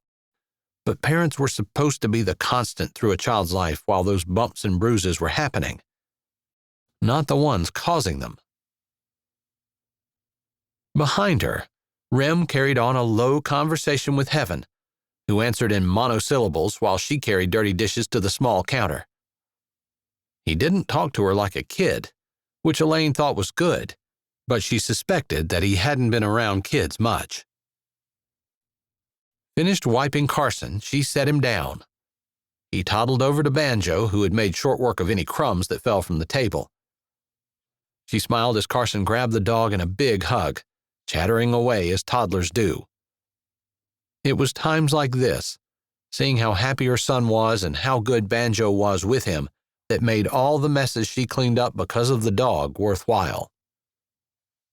She made short work of wiping his high chair and putting it away. Hesitating because she was still not used to the sight of a man standing at her sink, she moved over. "I'll finish here, Heaven. You go put your clothes away." Heaven set the last glass on the counter and hurried into the room with her brothers. Taking a deep breath, Elaine stepped to the counter and glanced over the leftovers. "It's been a while since I washed dishes. People mostly have dishwashers nowadays," Rem said. His shirt sleeves were rolled up to his elbows. His forearms were brown as they disappeared into the water. The twisting muscles fascinated her. His head turned, maybe to see why her hands had stilled. Her eyes snapped to his and her neck heated. She hadn't meant to stare at his arms. She begged her brain to grind into gear. What had he said? "A dishwasher is on my wish list, but I'm not holding my breath to get one anytime soon." There were 100 other things that would actually be considered necessities, like fencing to keep her cattle in, groceries. "I don't mind washing dishes," she said. If he didn't want to, she could finish. "It gives me a little time to think. Usually the kids are scarce when I'm doing it." "They're probably afraid you'll rope them into finishing up if they show their faces." He put another plate in the drain board and didn't show any signs of stopping. "That's exactly right," she agreed, surprised that her uneasiness had faded somewhat. She was marrying this man in the morning. She didn't expect to be relaxed tonight. But as she moved around, gathering the things she needed to turn the leftovers into shepherd's pie, she found the splash of dishwater in his casual movements relaxing indeed, especially combined with the chatter of her children in the other room. "I'd better remind them they're supposed to be folding those clothes and putting them away." "Yeah, kind of sounds like they might be burying the dog." Almost to the living room doorway, she stopped. "I'll make sure that doesn't happen to your clothes." He rinsed off a plate, his hands shiny wet and brown, no less tough-looking as they handled the cheap glass. "I'm not worried about it. If this is the way winter is up here, I doubt I'll see anyone till spring anyway." "We see folks at church on Sundays if we get the feeding done in time." "I'll see that it gets done." Their eyes met. Something seemed to pass in the air between them. Something hot, and Elaine felt something a little dangerous, too. but it made the tension drain out of her shoulders. Maybe some that he was planning on going to church would make sure they went, but more that the burden no longer rested squarely on her. Her lips turned up, and she nodded once before going into the room. Chapter 6. Rem watched Ford's SUV pull into Elaine's driveway. It wasn't as chilly this morning as it felt last night, but maybe that's because the wind wasn't as strong. Elaine had been there to greet him when he arrived at 5 this morning. They'd fed, then she'd cooked breakfast while he showered. He supposed it should have been the other way around, but she was getting ready now. The brewing tornado in his stomach had been unexpected, so he'd walked out onto the old ramshackle porch to watch the sunrise over the snowy flatland. This was supposed to be a business proposition. He intended to keep his marriage vows, of course. He didn't give his word lightly. But he'd thought he'd just stay detached from Elaine and her children. When Ford had mentioned this idea, it was the ranch and the money that interested him. He hadn't even cared what Elaine looked like. Hadn't expected to see a slender woman with perfect curves. Hair the color of wheat straw that hadn't been rained on. Eyes that evoked the same emotions he felt when he looked at the sky of his home state. Emotions. He wasn't supposed to be feeling emotions. He'd thought they could be friends. He'd seen plenty of marriages with less. Although, in today's world, most people with less divorced to try again with someone else rather than put up with or fix what they had. Everyone was on their best behavior last night, including Elaine. He had to remind himself of that. He hadn't been expecting to like her. Hadn't been expecting this thread of attraction that tugged at his body when she stood near. He snorted. She didn't even have to be standing near. His eyes sought her out wherever she was, ran down her back and over the curve of her hip. But it was her smile, when the tiredness fell from her face and it transformed into something that made his heart hurt to look at, that caused him to wonder if this whole situation might be more dangerous to his sanity than he'd figured. Olivia's betrayal had hurt his pride. Her actions had hurt his heart. He'd thought she'd been different than the rodeo bunnies that followed the circuit. But she'd gone where the money was, same as every other woman he'd ever known. Even his mom had left his dad when things had gotten tough. She'd come back after his bull riding money had turned the ranch around. Somehow he still held out hope that there'd be a woman who would stand beside him, working alongside him. After Olivia's betrayal, he'd decided he'd rather have that than whatever fleeting high love brought. That's what he'd thought he might have with Elaine. No emotions. Just a side-by-side working together. Maybe a camaraderie. Not love. Not this annoying attraction that he felt when he was in the same room as her. Ford's SUV pulled to a stop. Morgan sat beside him in the front, and Rem assumed it was the preacher getting out of the back. An older gentleman with gray hair, casually dressed in jeans and a Carhartt coat. No hat.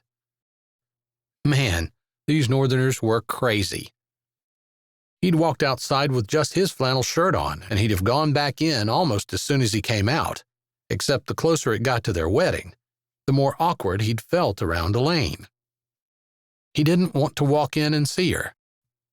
What would he say? What did one say to a woman on her wedding day when he'd just met her the day before? Guess he'd better figure it out pretty quick, because Ford, Morgan, and the preacher weren't going to be here long. "Hey, Rem. It's a nice morning to watch the sun come up." Ford grinned as he followed Morgan and the preacher up the steps. Rem huffed. His breath immediately froze into a big white cloud that drifted off on the chill air. No Texan in his right mind would consider this warm. This was what hell looked like when it froze over. Rem nodded at Morgan when she greeted him. Then his eyes went to the gray-haired man behind her. "I'm Pastor Hoop." The preacher held out his hand. "This isn't something I normally would agree to." His lips turned down, and he slanted a glance at the closed door. "But Ford assures me you intend to keep your vows, and that woman needs more than I can do for her." "Yes, sir. I don't give my word lightly, and especially on a vow made before God." The old man studied Rem with one eye narrowed a bit more than the other. Finally, he nodded. "You can't judge a man by what you see. Only God sees the heart. But I trust Ford. I also have a peace about this marriage that truly surprises me." He pressed his lips together. "I think you're going to be good for Elaine and her children. But—" Here he paused and seemed to peer deep inside, seeing things, maybe, that Rem would prefer to stay hidden. "I also think that maybe Elaine will be good for you. I think you might need her." That rubbed him the wrong way. "Don't want to be disrespectful, Pastor, and don't want you to think I don't respect women. I do. And from what I've seen, I like Elaine. She does real good for herself. But I'm never going to need a woman." "Never is an awful long time." The pastor clasped his hands over the book in front of him and rocked back on his heels. Rem was saved from answering by the opening of the door. Elijah and Gabe spilled out onto the porch, Banjo shaking it as he came behind them. The smell of cinnamon and yeasty bread flowed out like water in a trough. "Mr. Ford! Miss Morgan!" they hollered as they threw themselves into Ford and Morgan's arms. Rem knew his friend had lost a leg in the accident that had also marred his face and hand, but he kept his balance easily and swung Elijah up in his arms. A bit of jealousy pinched Rem's skin as he watched how the boy smiled and hugged Ford. He pushed it aside quickly. He wanted respect out of the children and their mother. Not love. Nothing mushy-gushy that would hurt if they left him. They walked into the house. Rem held the door on the pretense of being polite, but honestly, he was just putting off seeing Elaine. They'd worked pretty much in silence this morning, other than her instructions when he needed to be told what to do. They'd eaten breakfast the same way. And he wasn't sure what to say to her now. So he took the easy way out and avoided her. At least until everyone else had walked in. Then he had no choice. It was like sliding down on the back of the bull. He wasn't completely committed yet, but he was that much closer to the head nod that would open the gate. He walked in the door. Elaine stood at the head of the table, facing them, her hand on the back of the chair that he'd sat in last night at supper and again this morning at breakfast. Her slender neck worked as she swallowed, but her small chin was up and her face composed. Her porcelain white shoulders were exposed in a dress that was more like summer than Christmas. White with big yellow flowers on it. There was no cleavage, but it cinched her waist, then flared out around her hips and fell in flirty waves of material that swirled around her legs as the baby at her feet shuffled around her with his arms raised. Her hair flowed around her shoulders in loose waves, longer than he'd thought, but every bit the white blonde that was as opposite to his as it could be. Morgan moved behind him, and he barely noticed her until she pulled the door out of his slack hand and shut it. His face heated, and he was grateful for his sun-darkened skin that hid his flush. What was he thinking, standing in the doorway staring at her like he'd never seen a woman in a dress with her hair down before? He'd seen plenty. Plenty of women. Plenty of dresses. Plenty of hair. So why did this woman, in this dress, with this hair, stop him faster than a solid metal gate? He shook his head. I guess we can get this over with. I've got some work I'd like to get done before dinner. The soft look in her eyes disappeared as he said it, and he regretted his words immediately. But the pastor had just talked about him needing Elaine, and for a few seconds there, some emptiness in his soul that he hadn't even realized he had begged for the woman on the other side of the table. It felt an awful lot like a need. And there was no way Rem was ever going to need anyone again, especially a woman. That's probably a good idea. I have some hospital visits to make once we're done here. The pastor shuffled forward, his book in hand. Do you have any place in particular you want to do this? Maybe beside the Christmas tree? No. Right here's fine, Rem said. Morgan's brows lowered, and her fingers tightened on Ford's arm. Rem ignored her. He wasn't here to please Ford's wife. He hadn't even thought about pleasing the woman who's soon to be his own wife. His collar suddenly felt stifling, and he couldn't wait to get this over with so he could unbutton the top button. He hadn't noticed he'd gotten the wrong size when he took the tag off this morning. I don't have a tree. Elaine's voice flowed smooth as honey. But the kids and I decorated a spot in the living room. Her face ticked up a notch, and he realized she was challenging him. They stared at each other across the table. So their first fight would be in front of the preacher and their neighbors. If that's the way she wanted to play it. Some part of him said since he didn't care where they got married and she did, he should give in. But he did care. He didn't want to make more out of it than it was. When she started dressing up in fancy dresses that fluttered around her legs like silk on a prayer, and when she let her hair down so that it flowed over her shoulders more beautiful than any horse's mane, and when all that made his fingers itch to touch her to see if she was as soft as she looked. Yeah, he cared. She broke eye contact first, turning to the stove and grabbing a hot pad before pulling warm cinnamon rolls out of the oven, along with something that looked and smelled like apple crisp.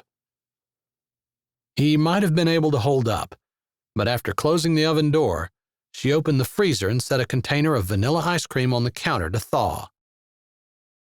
He'd marry her in a suit and tie in New York City with 10,000 people looking on, if that's what he had to look forward to eating after he said, I do.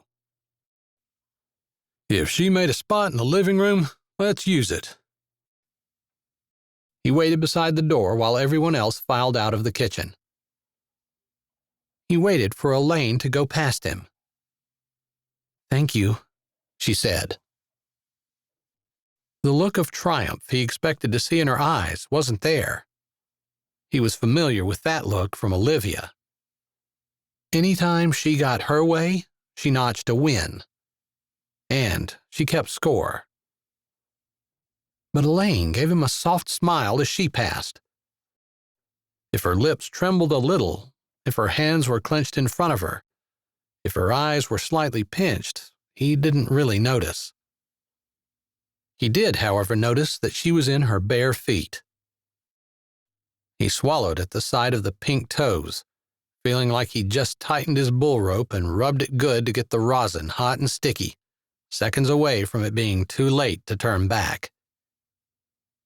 Still, once he'd gone that far, he'd not gotten off until the bull had thrown him. Unless he made a full ride. It had been called the longest 8 seconds in sports, but somehow he doubted it compared to the lifetime he was about to pledge. Chapter 7. Elaine's hand shook as she picked up the bouquet of poinsettias Heaven and she had put together this morning. They were fake, as was the greenery that she'd wrapped around the window, threading it with white lights and red berries. A Christmas tree had been more than she could handle with all 4 kids and all the outside work. If they'd had a fake one, she would have put it up, but she couldn't afford to buy one. Not this year. Still, the living room looked festive and clean. It wouldn't stay that way for long, but all the toys were put away, and there weren't any clothes or dog bones, and the mud had been scrubbed off the old hardwood floor. She had the small coffee table with their lone manger scene in front of the window that she decorated. Maybe they wouldn't be standing in front of the altar, but they could exchange their vows in front of the manger. The altar and church setting hadn't helped James remember that he was supposed to keep the vows he'd made anyway. "Is this the right spot?" Pastor Hoop asked, stopping in front of the coffee table. "Yes." Her voice came out lower and more husky than usual. It didn't tremble. She was grateful for that. Her boys wrestled a little, but they stood where she'd instructed last night when she'd gone over what was going to happen with her kids. Heaven stood on her side. Carson still wanted her to carry him, but she'd been resisting. Something about being married to one man while holding the child of another just didn't sit right, no matter how much the second marriage might be a business arrangement and not a real love match. She'd tried the love match. It hadn't worked. Surely this couldn't be worse. It could. She was sure of it. There was always worse. But at least there wouldn't be the money struggle she'd had with James. Maybe that had been part of the problem, although she'd not seen it at first. She hadn't minded staying at the ranch. James, on the other hand, couldn't stand working from sunup to sundown with no break other than church on Sunday. The problem hadn't been her. Maybe one day she'd believe that. Very conscious of the man behind her, she stopped in front of the pastor.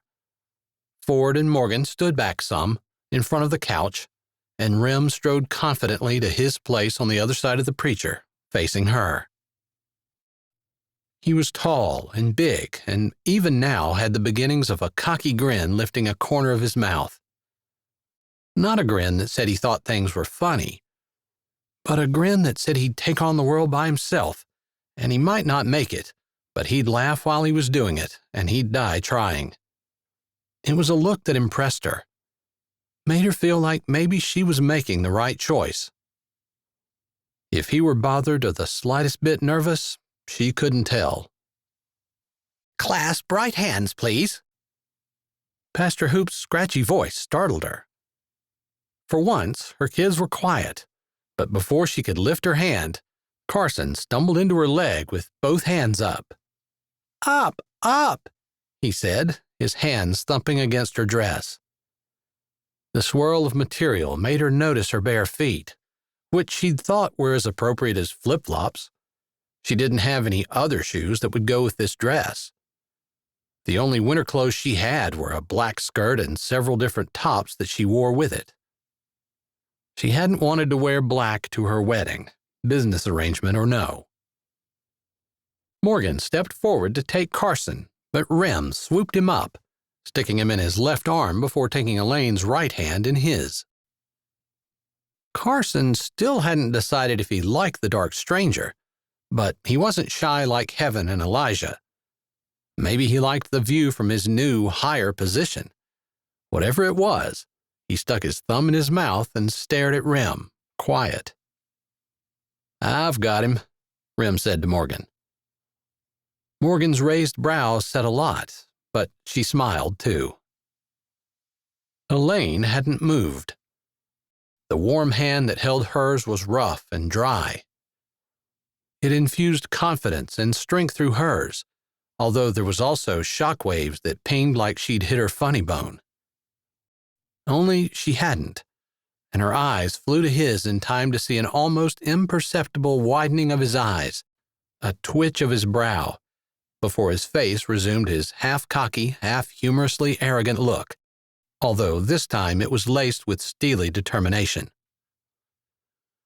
"Go ahead," he said to the preacher. His low drawl combined with the touch of his skin made Elaine want to shift her bare feet on the floor. Pastor Hoop cleared his throat and began. Elaine had trouble concentrating on anything other than the hand holding hers and the rich, deep drawl of the man in front of her as he pledged to stay with her until he died. She must have said her vows, too. The pastor had been warned, apparently, that they didn't have rings because he didn't ask for them. He also didn't mention anything about kissing at the end. I now present to you Mr. and Mrs. Remington Martinez. Ford and Morgan clapped, and Elaine's kids joined in. It took Elaine a bit of time to shake the daze that she was in. Everyone can come to the kitchen and sit down at the table. There's sweet rolls, apple crisp, and ice cream. She didn't give her new husband a glance, although she wanted to, but spun, her dress billowing out, and strode out into the kitchen, concentrating on thinking about the plates and glasses and silverware that she'd need, and not about what she'd just done. The voices of the adults behind her, Ford's tones, then Rem's laughter, followed her out of the room. Serving the refreshment should give her something to focus on. Except, instead of finding a place at the table with everyone else, Rem's heat hit her bare arms and shoulders, and she turned to see him beside her. What can I do? You can sit. I'll serve you. Did she sound breathless? His voice was low, but firm. You sit, I'll serve. Or we'll do it together. But I'm not sitting while you keep working. You've already done more than I have this morning. Her lips pressed together, even while his words sent warmth through her. A part of her hoped it wasn't a show. The bigger part knew that whatever nuances Rem might have in his character, fakeness wasn't one of them. I need to set this stuff on the table and get the kids settled. You work on the kids. I don't want to see you get anything on your pretty dress. That same warmth spread and blossomed. How long had it been since anyone cared whether she worked all the time or got her dress dirty? The wedding had done nothing but give her pain in her stomach, but his words gave her a euphoric glow as she settled the kids and chatted with the adults. The preacher and the Hansons didn't stay long. Morgan walked out with Pastor Hoop. Ford hung back and waited until they'd stepped off the porch before he glanced at Elaine, then Rem, including them both before he spoke. I think you can get the money moved to your account right away. They'll want you to drive to Fargo and show them your marriage certificate within a certain time. You have the number? Rem's dark eyes were all seriousness when he looked at her. It's on the letter. For a while, she'd been able to forget that he only wanted the money and the ranch. This brought it back and spoiled all the good feelings that had been chirping in her chest. The money was transferred the day I called. Ford gave them both another long look. Let me know if you need anything. You've already done so much. I truly appreciate it. Elaine wished there was a way she could pay back everything they'd done for her. Rem shifted. She didn't look directly at him, but she got the impression he was annoyed. Maybe he was impatient to get the money. But it felt more like he didn't want her attention on Ford, which was weird. Please tell Morgan I said thanks for everything. And if there's ever anything I can do... Ford grinned. We'll get you to babysit. Elaine's eyes widened. You're expecting? Ford's smile seemed to burst from his face. Yeah, we just found out. Congratulations! That's great! Of all the regrets she had, and there were a lot, she didn't regret her children. They were the biggest blessing in her life. Rem slapped him on the back. Keep working on it, man. It's going to take a while for you to catch up to me. Ford snorted. Think I'd like to do one at a time. No challenge in that. Ford laughed. They closed the door behind him. Maybe it wasn't just the money and ranch. He'd admitted he wanted the challenge too. Somehow that didn't make her feel better. The kids had been cleaned up and were running around the house. You want to get that letter? We'll call before we clean up the food. Of course. I'll just be a minute. She spun and hurried into her small bedroom, closing the door behind her. Their guests had been there less than an hour. It was probably dumb of her to even get dressed up. But she had wanted to feel pretty for just a little bit.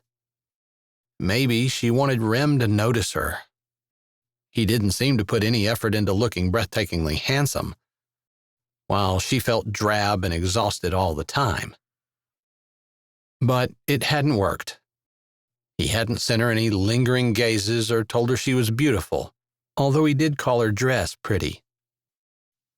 It was a good thing he liked it, because it was her only summer dress, and he'd be seeing it every Sunday come summer. She changed quickly, not allowing herself to wonder where he was going to sleep tonight. James' dresser was still there and empty. There wasn't anything to arrange, just Rem's clothes to move in. He'd said no when she asked if she should move into Heaven's room. Pushing those thoughts aside, all they do was make her anxious. She grabbed the letter before hurrying back out. He had the table cleared and he was wiping it, Carson on his shoulders, when she walked in. Carson laughed, his chubby hands gripping tight to Rem's cheeks. It had to hurt, but Rem had one hand on the rag and one hand on a plump foot, his fingers tickling the stubby toes. "Thanks for holding him during the ceremony," she said. "What's the ex's visitation schedule?" he asked, not acknowledging her appreciation. She straightened her shoulders, preparing for his reaction. People had told her she was stupid, and maybe she was. "He signed away his rights. I don't get any child support or alimony, but he doesn't have any right to my children." Rem's hand stilled on the table. He straightened slowly. "He's not giving you any money?" "No." "Was your lawyer stoned when he made that deal?" "It wasn't the lawyer. It was me. That's what I wanted." "You wanted to let him off the hook for his responsibility?" "No." She looked around to see if any of the older children were listening. She had sworn they would never hear her badmouth James. "He left me. Us. All of us. I didn't want to give him any rights to tell me what to do with my children or to do anything with them at all when he couldn't bother to even be here." She closed her eyes and sucked a breath in. "I was pregnant with Carson when he left. He didn't come to the hospital. Not for the birth, not after. He's never even held Carson. He didn't watch the other kids, and he didn't take care of the ranch while I was gone. I can't co-parent with someone like that." Rem stared at her. Whether he thought she was stupid, like everyone else did, or whether he didn't believe her, she couldn't say. There were two sides to every story. Probably James had an excuse that sounded reasonable. And probably her reaction to ask for him to sign away his rights in return for not having to pay her anything was extreme. Maybe her children deserved their father, and she should have fought to force him to be one. She could be wrong. She'd been wrong about so much in her life. But fatherhood just didn't seem like a job that could be forced. Either he wanted to, or he didn't. Since he didn't, she felt like she was better off on her own. Rem finally turned, shaking the rag out in the sink and rinsing it off with one hand. He lay it on the counter and turned. With Carson still on his shoulders, he asked, You want to call or you want me to? I'd better do it. The letter is addressed to me. She went to the shelf where she kept her purse and pulled her phone out. Do you want to see it first? She held the letter out. He took it silently.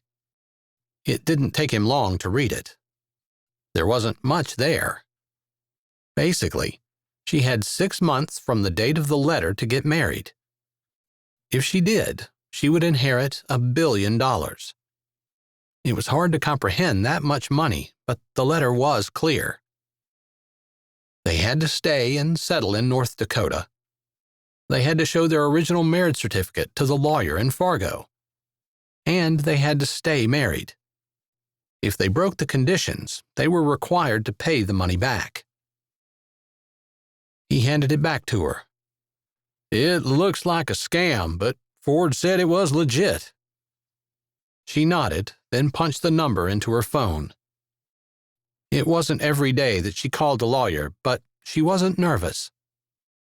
However, when no one answered, but the phone continued to ring, unease tightened like a lasso around her chest. She let it ring until an automated voice told her to hang up or try her call again. Her eyes slid to Rem's. She pushed her lips up but was pretty sure he wasn't fooled into thinking she was smiling while she punched the number in a second time. Same result. Pushing the red button, she let her hand drop to her side and faced the man across the table. Maybe they're off for Christmas? She wanted to phrase it like a suggestion, but her voice sounded weedy. Rem glanced at his own phone.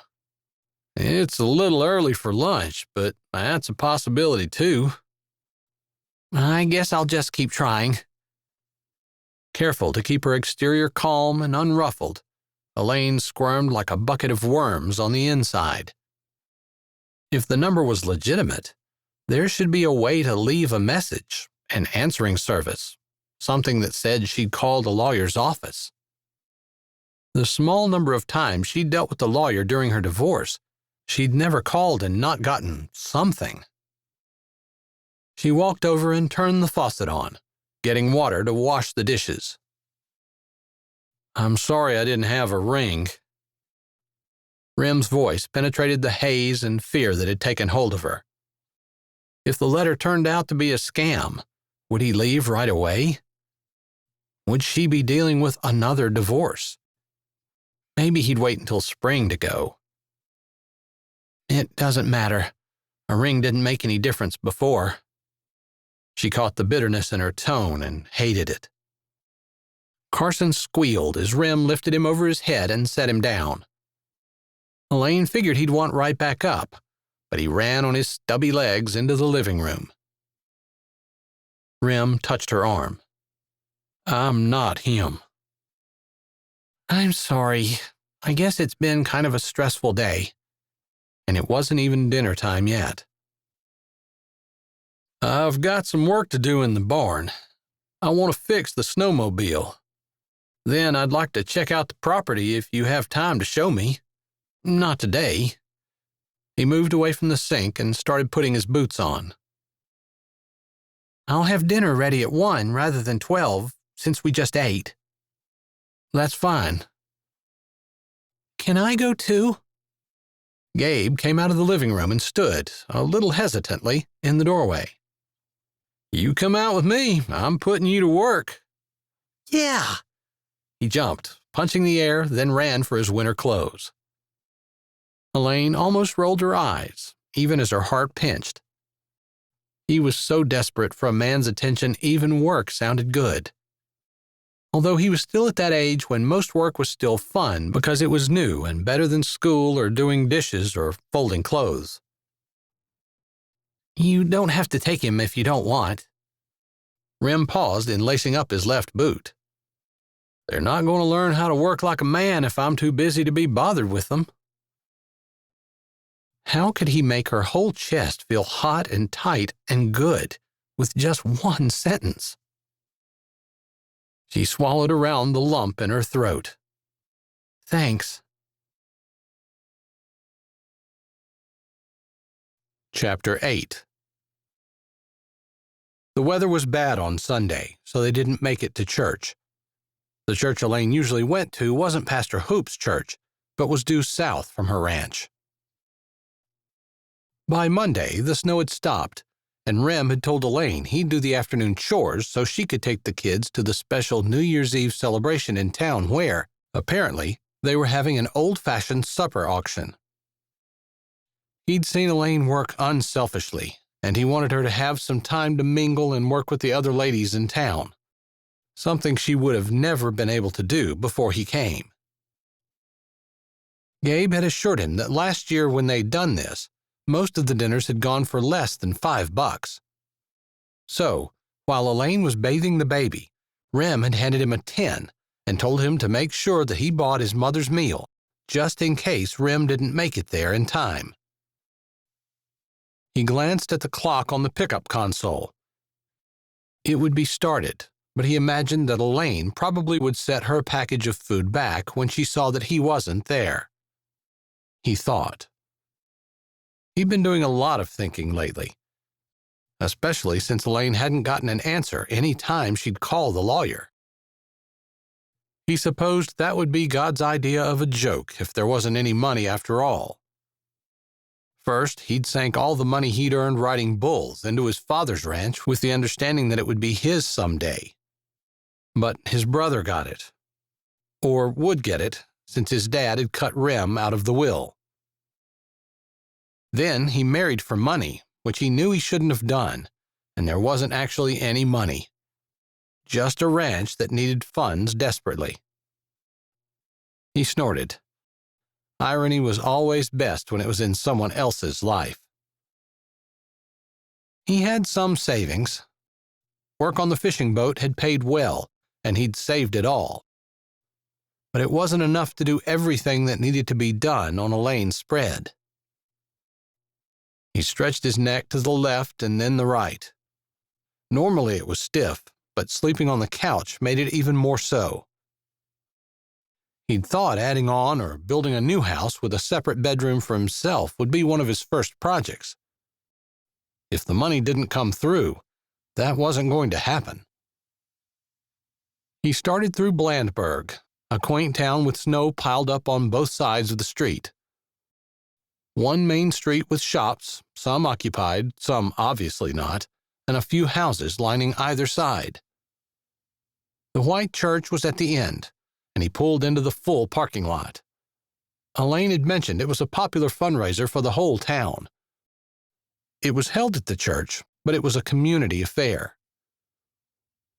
Even though he'd told Elaine that he'd get up and do the work in the morning, she'd still gotten up and come out. They'd worked side by side, and he had to admit he enjoyed it. She wasn't talkative, but somehow she complimented him in a way he wasn't expecting.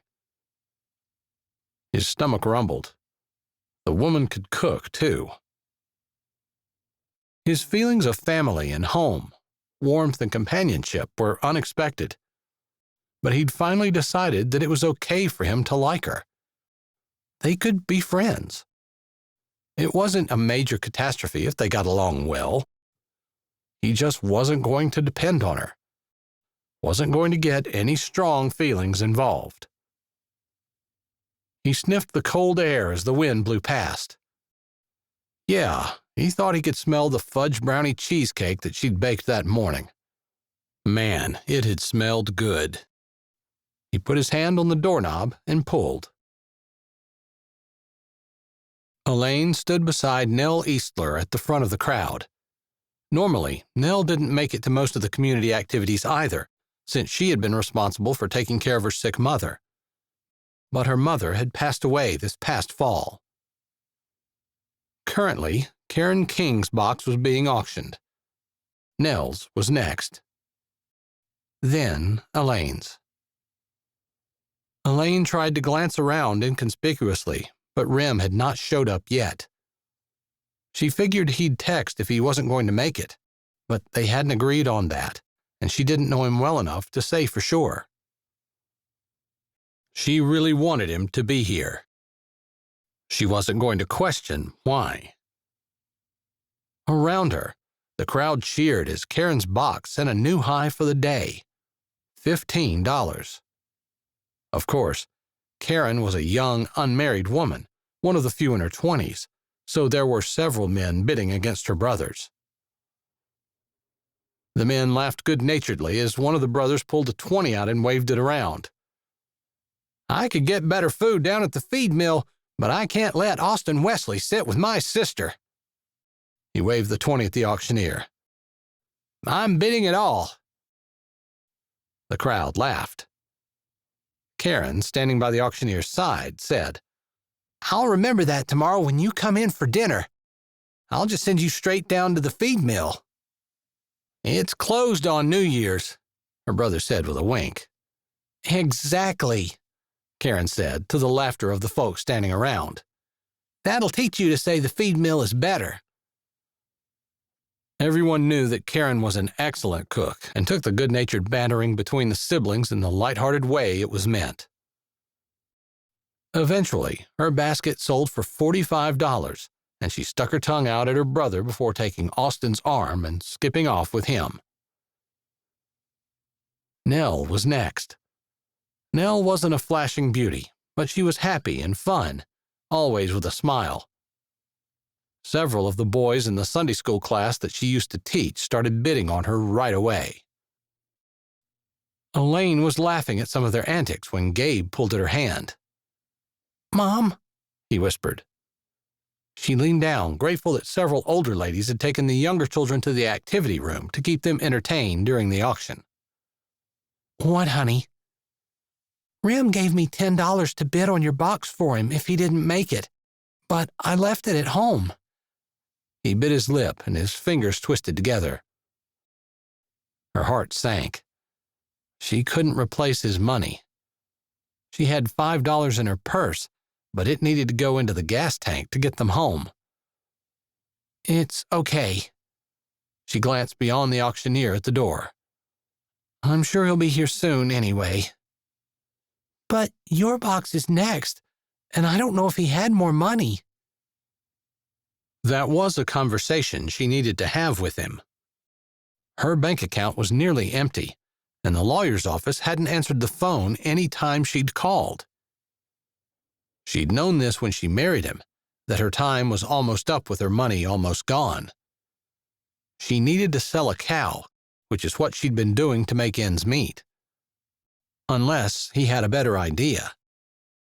Either way, it was something they needed to talk about. But conversations about money were never easy, and she'd been putting this one off. She wasn't even sure he was going to stay if the money from the inheritance didn't come through. "If you don't have it, you don't have it. I suppose this will help you be more responsible for the next time, but for now, there's nothing we can do." She gave him a soft smile to ease the sting her words might have caused. His sweet hazel eyes held hope. "Do you have money?" She bit the inside of her cheek, forcing her lips to turn up, not wanting him to see how much her answer distressed her. She shook her head. "Only $5, and I need it for gas." His lips twisted and straightened, and he turned his head away. She hated disappointing her kids. It might be good for them to learn about being frugal, and even better for them not to get everything they wanted, but it seemed like those were two lessons she taught her children multiple times every single day. The crowd cheered, and the preteen boy with the winning bid walked smiling up to the auctioneer, handing out his $10 bill. The boxes were going for more than they had gone for last year, too. Not for the first time, she wondered if Rem even had any money. Maybe that $10 was the last $10 he had. The auctioneer slid her box to the front, and she walked forward, giving Nell a smile as she did. A murmuring went through the crowd because she was even there when she usually wasn't, or maybe because they were wondering who would even bid on her, a woman with 4 small children. A man would have to be crazy to want to be stuck with her. Or well paid. Rem was supposed to be well paid. Up until this point, she'd wanted the $1 billion for herself and her kids and to save the ranch she loved, figuring there would be plenty to share and not minding doing it. This was the first time that she said a prayer that the money would be there for Rem. He deserved it for taking a risk that no one else would take. "Who will give me $1?" the auctioneer asked. The silence screamed louder than the North Dakota wind in a thunderstorm. Elaine tried to find something to look at, something to keep her from making eye contact with any of the pitying looks in the crowd. Someone would probably take mercy on her and bid. But they knew they'd be eating with a divorcee and all 4 of her kids. She didn't think it was arrogant of her to think that she was well-liked in the community. But there was always this undertone of suspicion. After all, James was a nice guy. What had Elaine done to make him leave? And with her own sister, of all people. It was probably only seconds that she stood there in the silence, waiting for one of the hard-working people in the congregation to shell out $1 for her food. At least they knew the food would be good. But no one spoke, and the seconds ticked on. 50 cents. Who will give me 50 cents? The auctioneer asked. Elaine's face heated as the crowd shuffled. No one spoke. She hadn't told anyone that she'd gotten married. She wasn't wearing a ring. But normally, she didn't have to tell people what was going on in her life. Her kids did it for her. Could that be it? Now, not only was she divorced from a really nice guy, and not only did she have 4 very energetic children, and not only was she poor as dirt and completely worn out, but now she had a husband who didn't even bother to show up to community functions with her. Her imagination was running away with her. Of course it was. Whose wouldn't when they were standing in front of a crowd and no one would even give 50 cents for a meal that they'd have to share with her and her kids? Her hands started to sweat, and it took a deliberate act of self-control to not wring them in front of her. Pretty soon, the auctioneer would start offering to pay people to take her food. A gust of wind swept through the church, and she shivered. Or maybe she just shivered because it was so hard to keep standing when she wanted to run. Against her will, her eyes sought out Gabe. Tears pricked at the back of her throat when she saw his clenched fists and helpless expression. He'd bid for her if he could. With almost no effort, she pushed the tears away. She'd become very good at pretending she didn't feel like crying. Who would have guessed such a talent would come in handy? Maybe she should have worn something other than the jeans and flannel shirt she'd had on with her winter boots. But if she had to shovel her car out of the snow, since it had just snowed yesterday and was blowing badly, she hadn't wanted to do it in dress clothes. She'd showered, but hadn't had time to fix her hair, which was thrown in a ponytail, and she was sure whatever makeup she owned, even if she could find it, was dried out. All she had were 3 bottles of nail polish. She bought herself 1 nice bottle of polish each year on her birthday, each of the first 3 years she'd been married. After that, they hadn't had the money for gifts. James wasn't much for giving presents. 25. Who'll give 25 cents? The auctioneer sounded as desperate as she felt. But she kept her head up and her shoulders back. Her entire being hurt with the pain of not being wanted. She couldn't control that. But she could control how much of that pain she allowed to show. None. Heavy footsteps clicked behind her. $50. Sold! The auctioneer hit the gavel on the table so hard the handle broke. Oh, wait. Elaine, do you know this man? Elaine turned to look at Rem as he finished striding toward the auctioneer. He wore his cowboy hat. His dark hair curled out along the sides. work boots, jeans, a flannel shirt that was tucked in. "It's my husband," Elaine said through lips that felt numb. Rem stopped beside the auctioneer with his hand out. "Rem Martinez, I got to smell all that stuff cooking this morning, and I can't wait to eat it." They shook hands. The auctioneer, William Bruckner, picked up the box. "Boy, it does smell good." "I'm so hungry my stomach's gnawed a hole in my backbone. That meatloaf and scalloped potatoes is going to go down fast."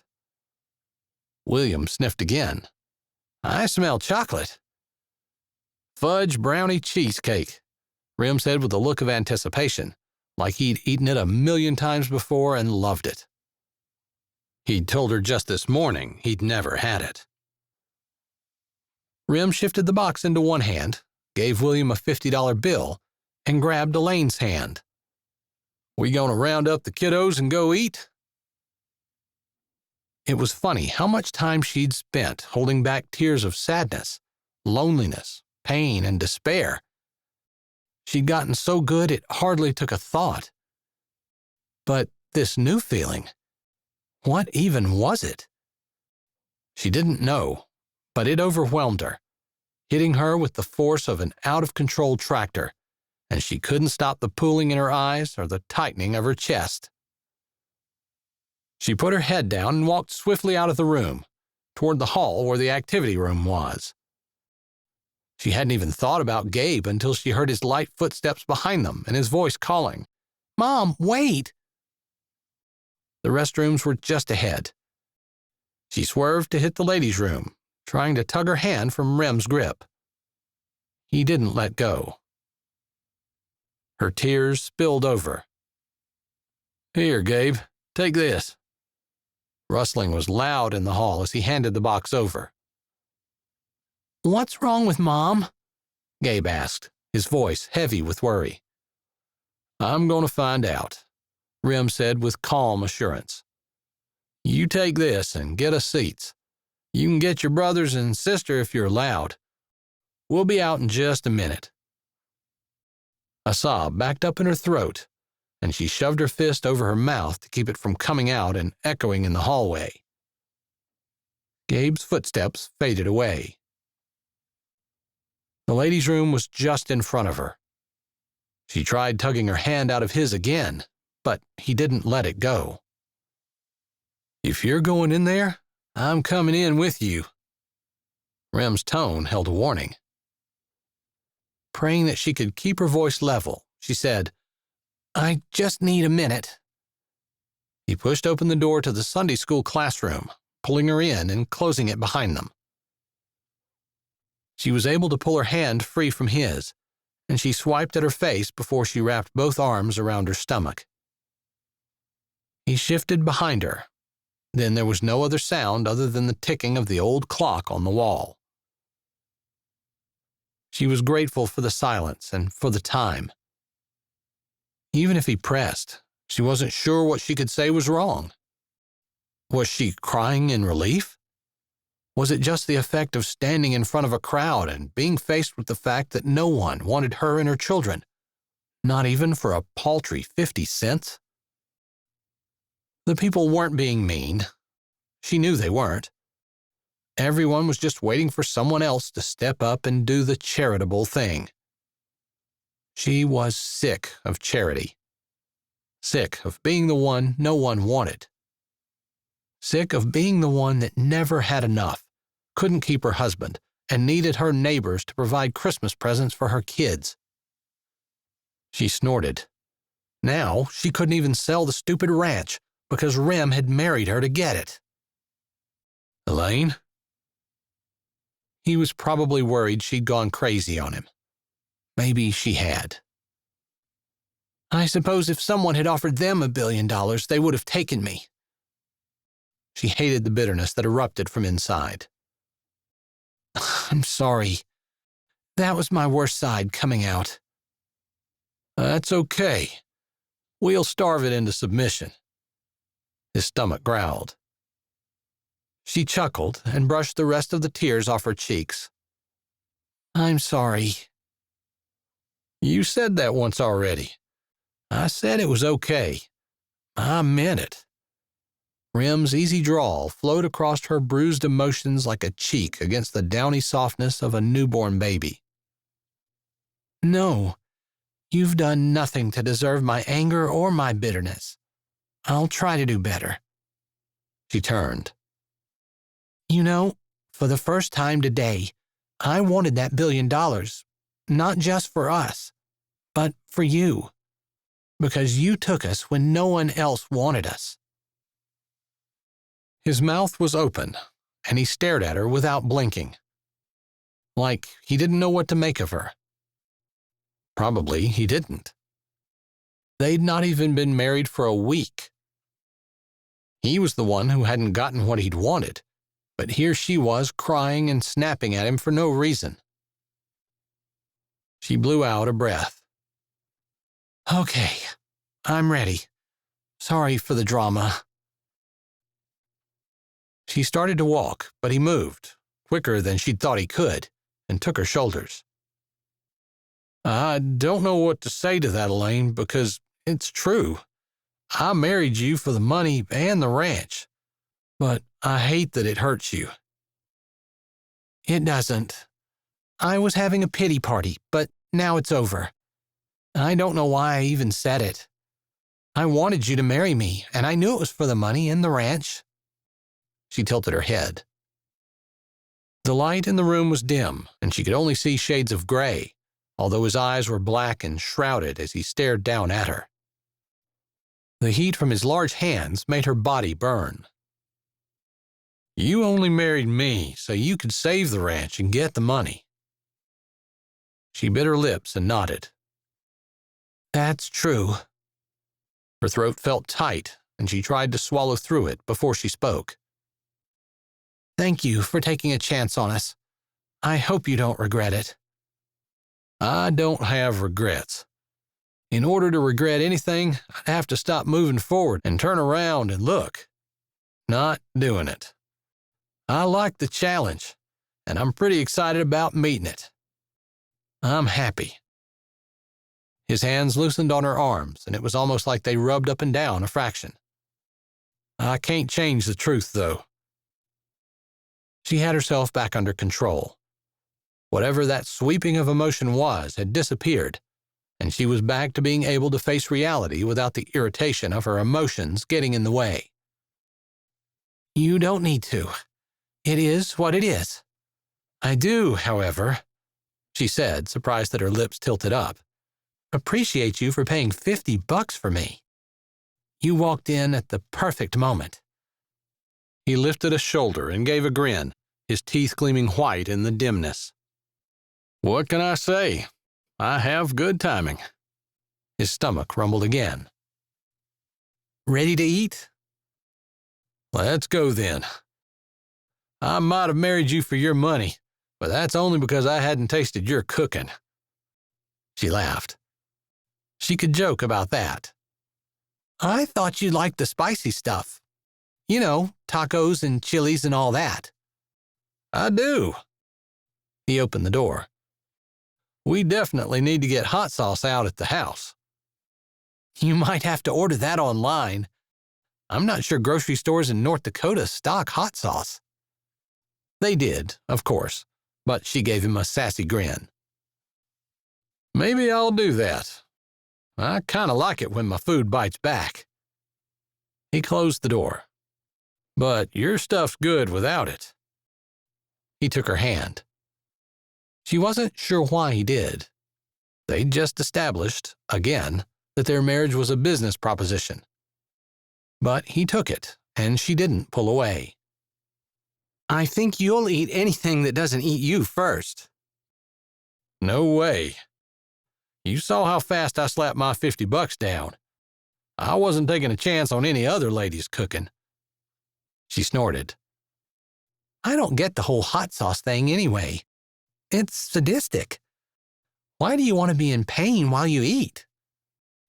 I'm in constant pain. Plus, hot sauce doesn't hurt. It just gives a kick. She stopped. He stopped beside her, his smile turning to confusion. "You're in constant pain?" His face cleared, and he lifted one broad shoulder. "I don't think about it." "From bull riding?" "Yeah." "You were good?" "Yeah." Normally, she did think of him as a little cocky, a little arrogant. But that answer actually sounded humble. She wanted to ask, to find out more about him, but they needed to get in to her children. So instead, she said, "I'd like to hear about it sometime."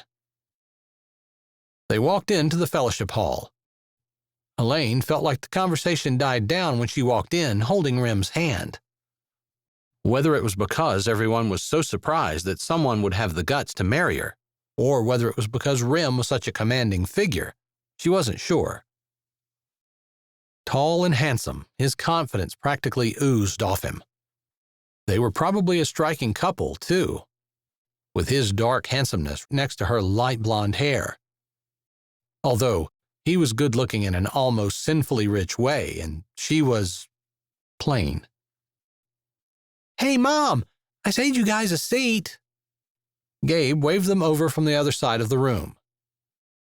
With a complete lack of self-consciousness, Rem strode between the tables. "Hey!" George Whitaker, a middle-aged store owner, stopped him. "You Remington Martinez, the championship bull rider?" "Yeah." Rem jerked his head up. "Thought so. I seen you on TV. Ain't no one that can ride like you." He stood and held his hand out. "Honored to meet you." Rem shook his hand, keeping Elaine's hand in his left. Jen, his wife, shook her head. "We were watching when that bull, Endurance, pitched you against the gate and cracked the back of your skull open." Elaine felt her mouth drop as her eyes went to Rem's head. He always took his hat off when he came in the house, and she'd noticed his straight black hair more than once. Noted that it was a little longer than she'd prefer. But looking at it now, she realized she'd never noticed the way his hair didn't quite lay flat along the back of his head. That must be where the scar line was. "We thought you was a goner." George looked at Jen for confirmation. They nodded together. Several other people at the table concurred. "We saw the replay a couple of nights later. I can't believe you didn't die." Hannah, sitting across the table from George and Jen, took a sip of her water bottle. Rem started to move off. "You two really get married?" George asked. "Yep, last week," Rem said. "I didn't even know you two was seeing each other." Hannah narrowed her eyes like Elaine had kept it hidden on purpose. "Well, it happened kind of fast," Elaine started. "She's a woman worth settling down for." Rem gave one of his cocky grins and tugged at Elaine's hand. "I've never met a woman that can cook like her. Never knew how nice it would be to walk in from the barn in the morning to the smell of fresh-baked cinnamon rolls and frying bacon." Now she knew he was laying it on thick. She'd never once stayed in the house and cooked while he fed by himself in the morning. "She is a good cook," George said, giving Jen a sideways glance like he wasn't sure if he would offend her by admitting that. "She works hard and she's easy on the eyes. I'm a lucky man." Rem moved away. Elaine followed without comment, until they were out of earshot. "I've never baked or cooked while you were out doing the work in the morning." "Didn't say you did." "You said you never knew how nice it would be to walk in from the barn." Elaine's voice trailed off. He hadn't said she did. "I think that's kind of like lying." They had almost reached the table where her kids were. Rem stopped and leaned his head down to her ear.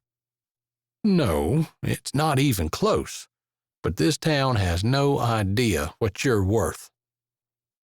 "I was supposed to be worth $1 billion, she muttered. "I'm not talking about money. I'm talking about your work ethic, your cooking and baking abilities, your determination and perseverance." They look at you and see a woman whose husband left her with 4 kids, and they think there's something wrong with you, when they're the ones that were misled. She glowed under his praise, even if it was kind of backhanded. Maybe this business proposition was exactly what she needed. Chapter 9. The Saturday after New Year's, Rem lingered at the dinner table. Normally, he'd been spending most of his time outside from before breakfast until after supper.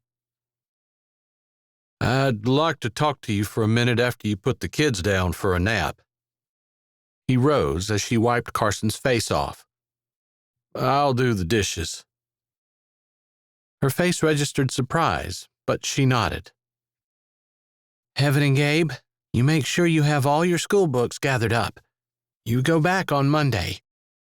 Then you two can play quietly in the living room until Rem is ready to go back outside." She hadn't blinked an eye about the kids going outside with him. In fact, she seemed pleased that he would take the time to talk to them and teach them. It still felt kind of odd, because he'd never really given kids much thought before he married Elaine. Sometimes they made his work harder, but most of the time, it was fun to have someone to talk to, and for some reason, they both seemed to worship him. He was washing the last dish when Elaine came back down the stairs after putting Carson and Elijah down for their naps. She came over to the counter and started putting the food away. He rinsed the dish off and let the water out, drying his hands. Ever since he'd seen her cry at the auction, he'd been thinking differently about Elaine. She was tough, no doubt. Having 4 children and surviving alone here on the ranch. He couldn't imagine doing it all himself. But under that tough layer, that ability to survive and thrive in harsh conditions, there was a vulnerability there, a softness that matched her delicate looks. It attracted him, made him feel like he was needed. She needed him. His protection, his help, his support. He wasn't sure exactly, but whatever it was, he wanted to give it to her. She could need him. That was okay, as long as he didn't start to depend on her. He took a hold of her wrist, slender in his hand, and he had to force himself to just hold it, because his fingers wanted to slide up her soft skin. She glanced up, her blue eyes wide. "You heard the kids talking about it at dinner. I got the snowmobile running today." Her eyes sparkled. "They were so excited. It was nice of you to take them for a ride." She lifted a shoulder. "I know you did it more for you to ride out and check the cattle than for us to have a good time on." "It was my pleasure. I've never ridden one before. It's a lot of fun." Her smile widened. "It's even better at night with the full moon on the snow." He watched her face beam, her eyes shine from the simple joy of remembering riding over the snow. His heart thumped in his chest, and suddenly his hand was doing what he'd not wanted it to do, sliding up her arm, feeling its warmth and softness. Her eyes darkened, just enough to make his breath hitch and something quiver in the air around them as his finger reached her elbow and he allowed it to continue up, skimming over the soft material of her t-shirt and onto the warm softness of her neck. Her skin was delicate, and the contrast with his rough finger fascinated him. He watched as it traced over the scattered pulse in her neck before his hands spread and he cupped her cheek. Her head tilted and pressed into his palm. His other hand itched to touch too, but he swallowed, torn. This wasn't the type of relationship he wanted with her. They were friends, business partners. But he was touching her like a lover, and she was letting him. enjoying it, if her half-closed eyes and racing heart rate were any indication. His body wanted to press forward, but his brain told him he was being stupid. "Mom?" Elaine's eyes popped open and her head straightened. Rem dropped his hand as she turned toward her son. "Yes?" she asked, her voice even more husky than usual. It curled around his heart. He wanted it soft and low next to his ear, while her fingers skimmed over his back. "Can Heaven and I get the Legos out if we promise to clean them up when we're done?" Rem stepped in. "Yes, you can. I'm going to take your mother for a snowmobile ride. She'll give you her phone and I'll have mine. We won't be far away, and you can call us if the kids upstairs wake up or if anyone comes." He'd been going to ask her if she wanted to go for a ride with him, but after whatever moment they'd just had, he hadn't wanted to risk her saying no. He told himself it was because he wanted to see the ranch boundaries, but he knew that was a lie. He wanted her to be with him. Elaine got her phone and gave it to Gabe, giving him the same instructions he had probably heard 1,000 times as she went out to the barn to feed and take care of the stock. The color in her cheeks was high as she ducked her head and went to the door to get her winter things on. Rem wanted to grin at her sudden shyness, except he felt the same way. What had they been doing? He didn't need to ask. He'd been seconds away from kissing her. Still wanted to, actually, as his eyes followed the lines of her body, graceful, slender curves, delicate features, soft, fragrant skin. Brown sugar and vanilla. He could smell it still. Suddenly, he realized she was ready to go out, and he'd been standing in the middle of the kitchen staring at her. He strode over to the door, annoyed with himself. The stupidest thing he could do right now was fall in love with his wife. He'd been stabbed in the back too many times by people he loved and trusted. The only way to protect himself was to keep an objective distance between them. After what her ex-husband had done, Elaine knew it too. He was confident she felt the same. They would both be working to hold themselves back. Elaine followed Rem to the snowmobile that was parked in front of the barn. She'd grabbed her sunglasses from her car, and Rem had on a pair of mirror shades that made him look like a movie star on TV.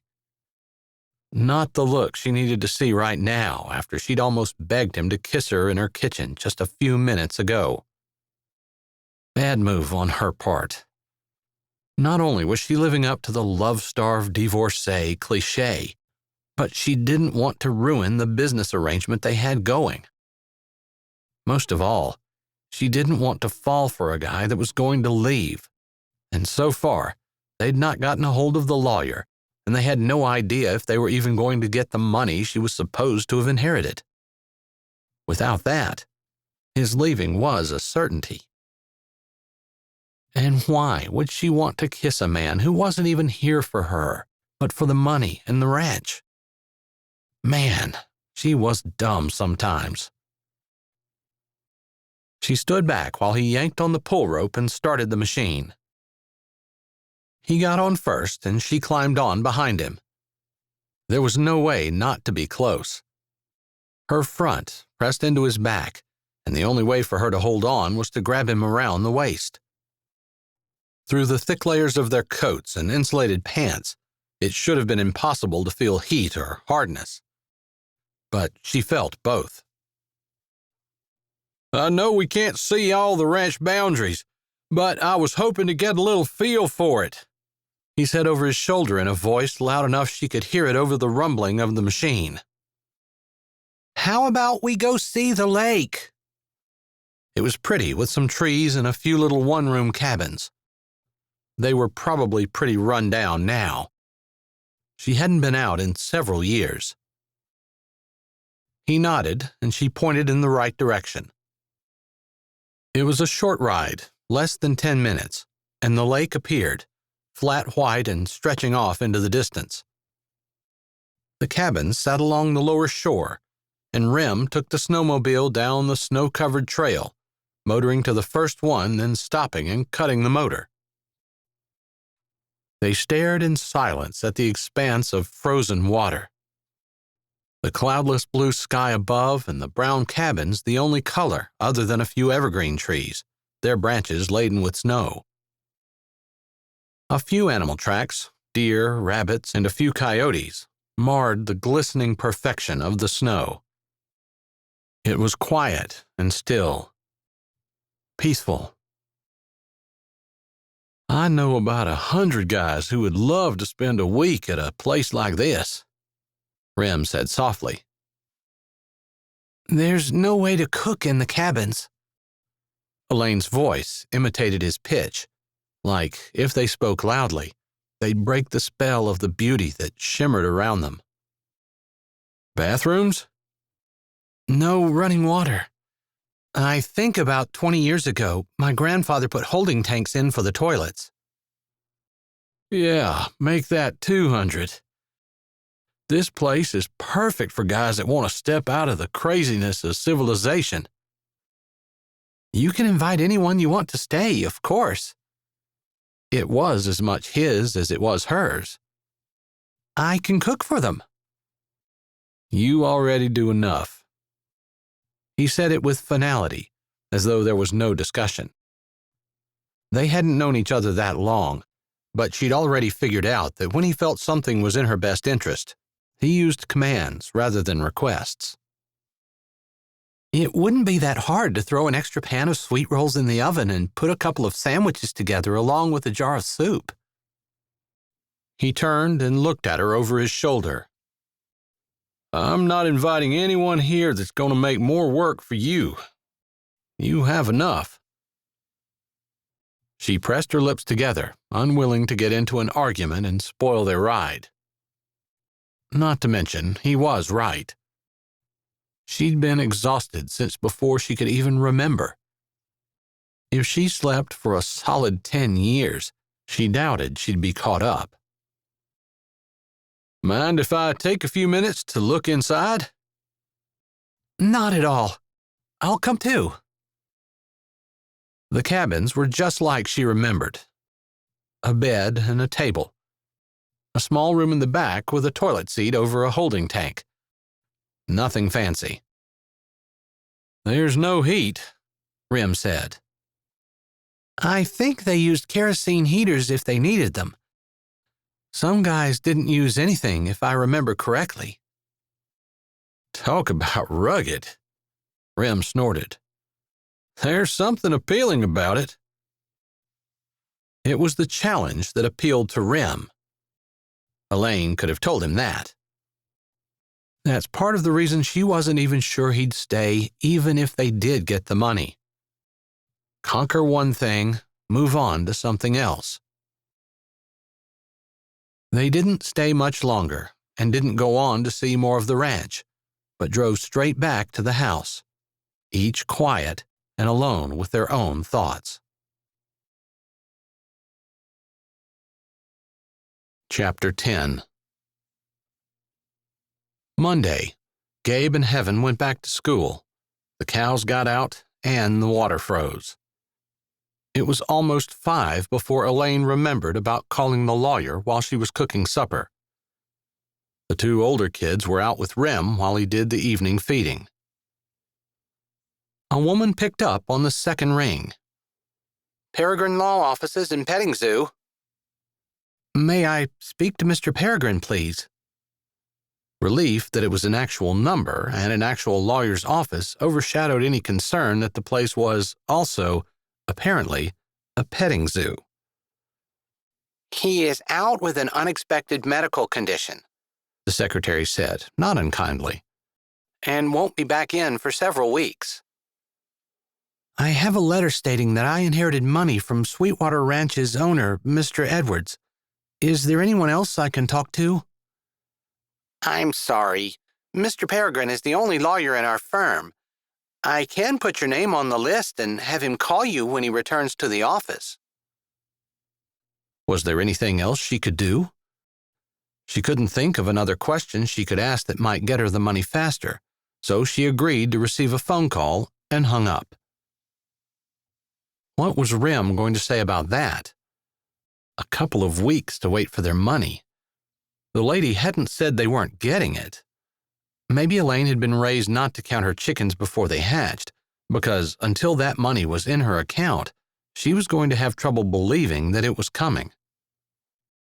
She was trying something a little new, a little spicier, for supper. She'd never really eaten or made Mexican food before, and Rem hadn't complained about anything she'd made. On the contrary, he seemed to like it all and didn't hesitate to say so. But she couldn't shake the idea that, coming from West Texas, he was used to something a little different than her normal meals. Not to mention, he'd said he liked his food to kick back when he ate it. A little before 6, Rem, Gabe, and Heaven burst through the door, laughing and shaking snow off their clothes. Elaine stood against the counter and smiled with them as they laughed about the expression on one old cow's face as she looked at the patch job they'd done on the fence. Rem seemed so relaxed and at ease, like feeding cattle in below-zero weather with 2 small children and coming into a shack of a house afterward was something he'd done all his life. Maybe he was just the kind of man who was comfortable wherever he went. Mom, Rem said he'd do game night with us." Gabe almost jumped up and down in his excitement. "It's Monday, that's our game night," Heaven reminded her. Like Elaine wasn't the one who had instigated game night to begin with. "He's welcome to join us." Elaine's eyes met Rem's over the children's heads. "I smell peppers and onions and chilies and spices that are making my taste buds dance." The grin hadn't faded from his face, but a look of anticipation had entered his eyes.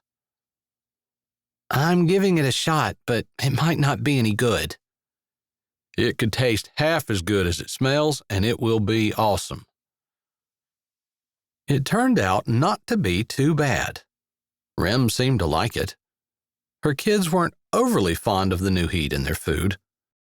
She'd anticipated that and hadn't put as much spice in as the recipes she'd found online had called for. Plus, she'd made sure there was plenty of rice. Rem's thank you at the end of the meal made the extra effort worthwhile. The kids loved game night, and they cleaned up the table and kitchen extra quickly. All 4 of them had gone in to pick up the toys in the living room and spread the twister sheet out on the floor as Elaine washed the last pot and Rem held a drying towel in his hand. "You didn't have to make that for me tonight." "I wish I knew what you liked and how to make it better." "Elaine, whatever you make is fine. I've loved eating your cooking." She scrubbed at the crusted-on food. "I know you're used to different food, and it won't hurt us to expand our culinary experiences." "Well, thanks. I don't expect it, but I appreciate it." Maybe it was his appreciation. Maybe it was her own satisfaction that she'd done something new and a little hard and had been successful at it. Or maybe it was just the cozy atmosphere, the feeling of fun and family, and the easy burn of another day filled with work finished. But Elaine found herself wanting to lean her head on his chest and feel his arms come around her. She pushed back against the desire, which was almost a longing. "The lawyer's office answered today." "Shoot, I totally forgot about even calling." He snorted like he couldn't believe he could forget about $1 billion. "It's not exactly good news. The lawyer is out for surgery and won't be back in for several weeks. The woman I spoke with couldn't do anything for me except put my name on a list for the lawyer to call when he got back into the office." Her hands continued to scrub, but she took a moment to look at Rem. He wasn't smiling, of course. She couldn't tell what the bunched muscles in his jaw meant. She hadn't wanted to have the money conversation now, but it seemed like the right time. I don't expect you to keep us afloat with whatever money you might have. I can call the butcher in Rockerton and— No, it's not going to help anything for you to sell your cows. I have enough in my account to get us through the winter. I probably have enough to do a little more than groceries and regular expenses. I'll get my stuff together and you get yours. Bills, anticipated feed expenses for the rest of the winter, that type of thing, and we'll sit down some evening this week after the kids go to bed and figure it out. Okay. Her voice was a little uncertain because she'd expected the conversation to be awkward and uncomfortable. It was money after all. But Rem seemed to be facing it head on. Although he really didn't have to. It wasn't part of their bargain for him to have to support her and her children with his own money. He put a hand, warm and strong, on her shoulder. Let's not ruin game night for the kids by worrying about it tonight. Are you ready, Mom? Heaven asked from the doorway. Elijah ran over and plowed into her, wrapping his arms around her jean-covered legs. Elaine gave him a one-armed hug before answering Heaven. Just about. I have this last pan to do. Is the floor cleaned up? Yep. 5 minutes later, Elaine sat in the recliner with Carson on her lap and the spinner in her hand. Elijah and Heaven stood on the mat with 1 foot on yellow and 1 foot on blue.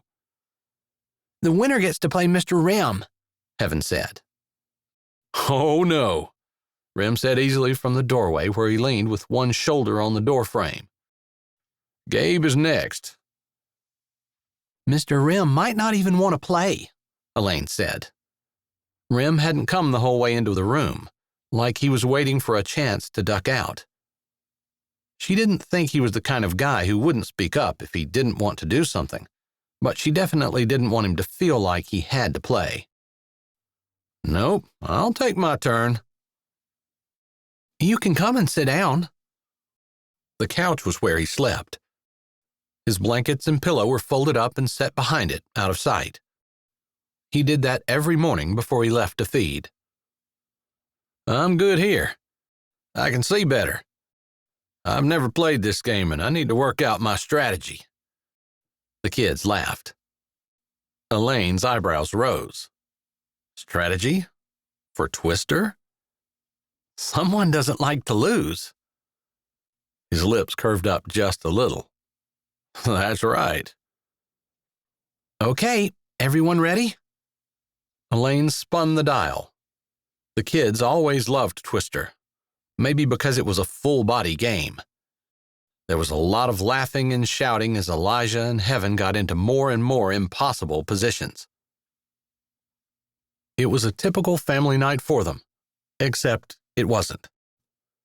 The dark cowboy standing in the doorway changed everything for Elaine. He made the room feel smaller, her skin prickle, and heat come to her face every time their eyes met. It was different for her children, too. There was a man, not their father, but a man who looked on them with affection, who encouraged them and laughed at their antics. They were definitely showing off some for him. Heaven easily beat her younger brother, though, and then she faced off with Gabe. Gabe won that round when Heaven put an elbow on the mat trying to stretch across it with 1 foot on a red spot, 1 on a green spot, a hand on yellow, and the opposite one on another green. The game between Rem and Gabe lasted a little longer, with Gabe having the obvious advantage of being smaller and flexible, but Rem had the luck of the spin. Spin being used loosely, since it was never really a given what would happen with Carson helping. But everybody knew that's the way it was, since Carson had to be included too, and so no one complained if the spinner went counterclockwise rather than clockwise, or if a baby hand stopped it before it stopped itself. Whatever Elaine called out was the only and final color. When Gabe fell to the mat, the children yelled and jumped up and down, declaring Rem the winner.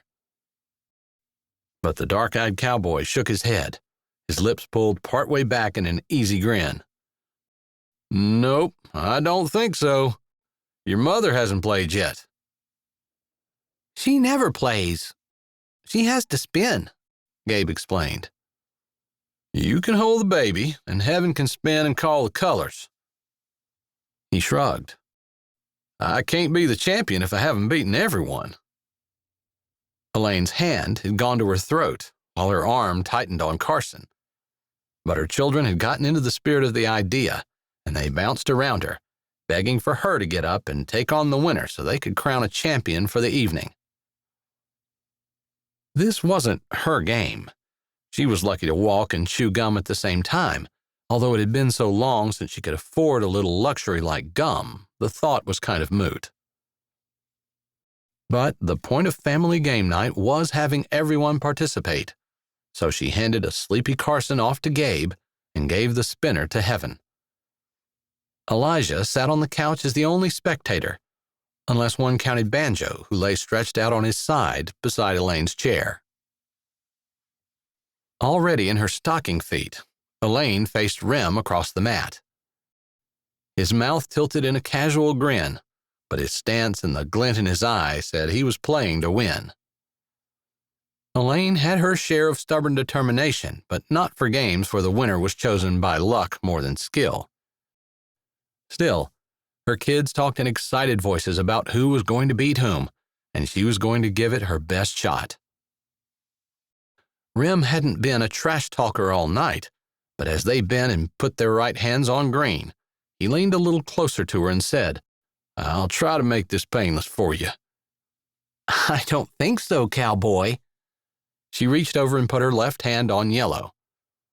"I was going to take it easy on you, since it's your first time and all, but forget that." His eyes flickered, like he'd not been expecting her to sass him. His hand hit the yellow spot beside hers. "You don't need to go easy on me. I don't want a pity win." "Oh, this chick is showing no pity." She slapped her hand down on red and smirked at him. His face was close, and his nearness made her heart race. He smelled like strength and the outside, fresh hay and the musky tones of cattle. Heaven called out green, and she adjusted her foot.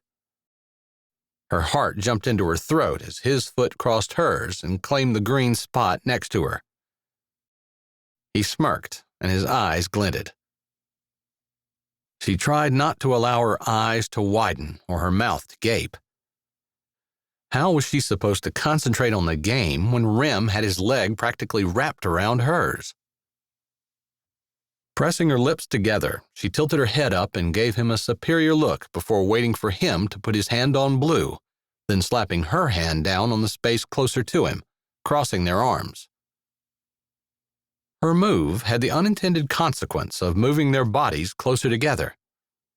When, oh when, would she learn to think before she ran into stupid? But she'd rattled him because he wobbled back on his heels, his arrogant look slipping a bit. Until the next move, when he slid his foot between her legs to claim the yellow spot directly behind her butt. So she took the yellow spot under his. Maybe, if she hadn't looked at him in order to share a laugh, everything would have gone okay. Whether it was the tilting of her head or maybe it was him being off balance, she wasn't sure. Whatever it was, one of them swayed, and as mixed up as they were, they both went down together, her shoulder under his chest and their legs tangled up like string on a licorice stick. Her children screamed and laughed at the grown-ups on the floor, but all Elaine could focus on was the hard arms on either side of her and the hot breath on her face. The glinting black eyes had darkened from teasing to something that looked a lot like desire. Her heart pounded in her throat, and her lips were dry. She used her tongue to moisten them, and his eyes tracked the movement, heat flaring in them. His head lowered, and her hand found his shoulder, running lightly over the smooth muscles bunched there. Her face lifted. If he were going to kiss her, she was going to meet him halfway. Then a thump went through both of their bodies, followed quickly by 3 more. Her children couldn't stand the adults being on the floor by themselves, and it hopped on, making a pile of bodies on the twister mat. Somehow, they all managed to climb on Rem, who had adjusted his position so his body covered hers, taking his weight on his elbows and knees, protecting her from flailing hands and feet as the kids wrestled over and around them. Even Heaven was in the fray. Elaine saw her long blonde braid flying. "Hey, Rem's a bucking bronc," Gabe called as he swung a leg over and bounced on Rem's back. Rem rolled, grabbing Gabe and Elijah both and wrestling with them, while Elaine twisted Carson, trying to keep Heaven and him from getting hurt while still letting them feel like they were part of the action. There might have been some tickling going on, too. Everyone was laughing and yelling, and there was general pandemonium as Banjo got up and involved, not wanting to be left out. By the time everyone settled down, Rem was on his side with Elaine leaning against his stomach, Carson on her lap, and the other kids breathing hard and lying either on top of her or Rem. They all took the time to catch their breath while Banjo encircled them, tail wagging, occasionally sniffing them to make sure this was really his family. Family night did not usually degenerate into a free-for-all. Maybe that was the difference a man made. Slowly, the children's laughter died down. Elaine was acutely conscious of Rem's hard stomach behind her. She wasn't even sure how she ended up that way. It was just a little awkward, even with Elijah's body between them so she couldn't see Rem's head. Rem hadn't moved since they'd all stopped. In fact, he seemed tense behind her, like maybe he was in pain. Were the kids too hard on him? She started to move away. That's when she realized that the heat that had been pushing up her chest into her throat was coming from his arm around her waist. How had that happened? Her face flushed. He was a handsome man, and with his high profile as a bull rider, was probably used to women throwing themselves at him. She wasn't normally that kind of woman. She shoved away. "Okay, children, bedtime." "Thanks for playing with us, Mr. Rem." Heaven's cheeks were bright red. Elaine couldn't remember the last time her little girl had such a big smile on her face. Her throat tightened. Now that she was no longer squished against him, Rem was able to get up. The rest of her kids thanked him as they slowly walked out. Elaine picked up Carson, took a breath, and spoke to Rem's shoulder. "It was awfully nice of you to spend the evening with us." He didn't say anything. Carson squirmed in her arms. Her eyes slid up until they finally met his. The cocky grin that usually tilted his lips up was nowhere to be found. His gaze was serious and almost a little humble. "Thank you for including me in your family night." Her eyes widened. It was on the tip of her tongue to tell him that he was a part of their family now, and of course she would include him, except he really wasn't. Once more, the thought slipped through her mind. If the money wasn't there, he probably would leave. Maybe including him had been a bad idea. It could end up hurting her children. "I have a feeling," she said, "that it will never be fun again without you." Chapter 11. While Elaine put the kids to bed, Rem shoved his coat on and went outside. He'd never been upstairs in the house, and although tonight seemed like a good time to start helping with the bedtime routine, he didn't volunteer, and she didn't ask him to, of course. The big round thermometer on the porch declared that it was well below zero, and the snow squeaked under his boots as he walked toward the barn. He must be getting used to the cold, since he felt fine with nothing but his coat on. Funny, because the cold was the thing that bothered him the most when he came. He didn't really have a destination in mind, just needed to get out for a few minutes, and ended up in the barn by the horses' stalls. Midnight. That was the name of the old quarter horse in the stall. He snorted, and hay rustled as the big body shifted, coming to the stall's gate and nuzzling Rem's coat.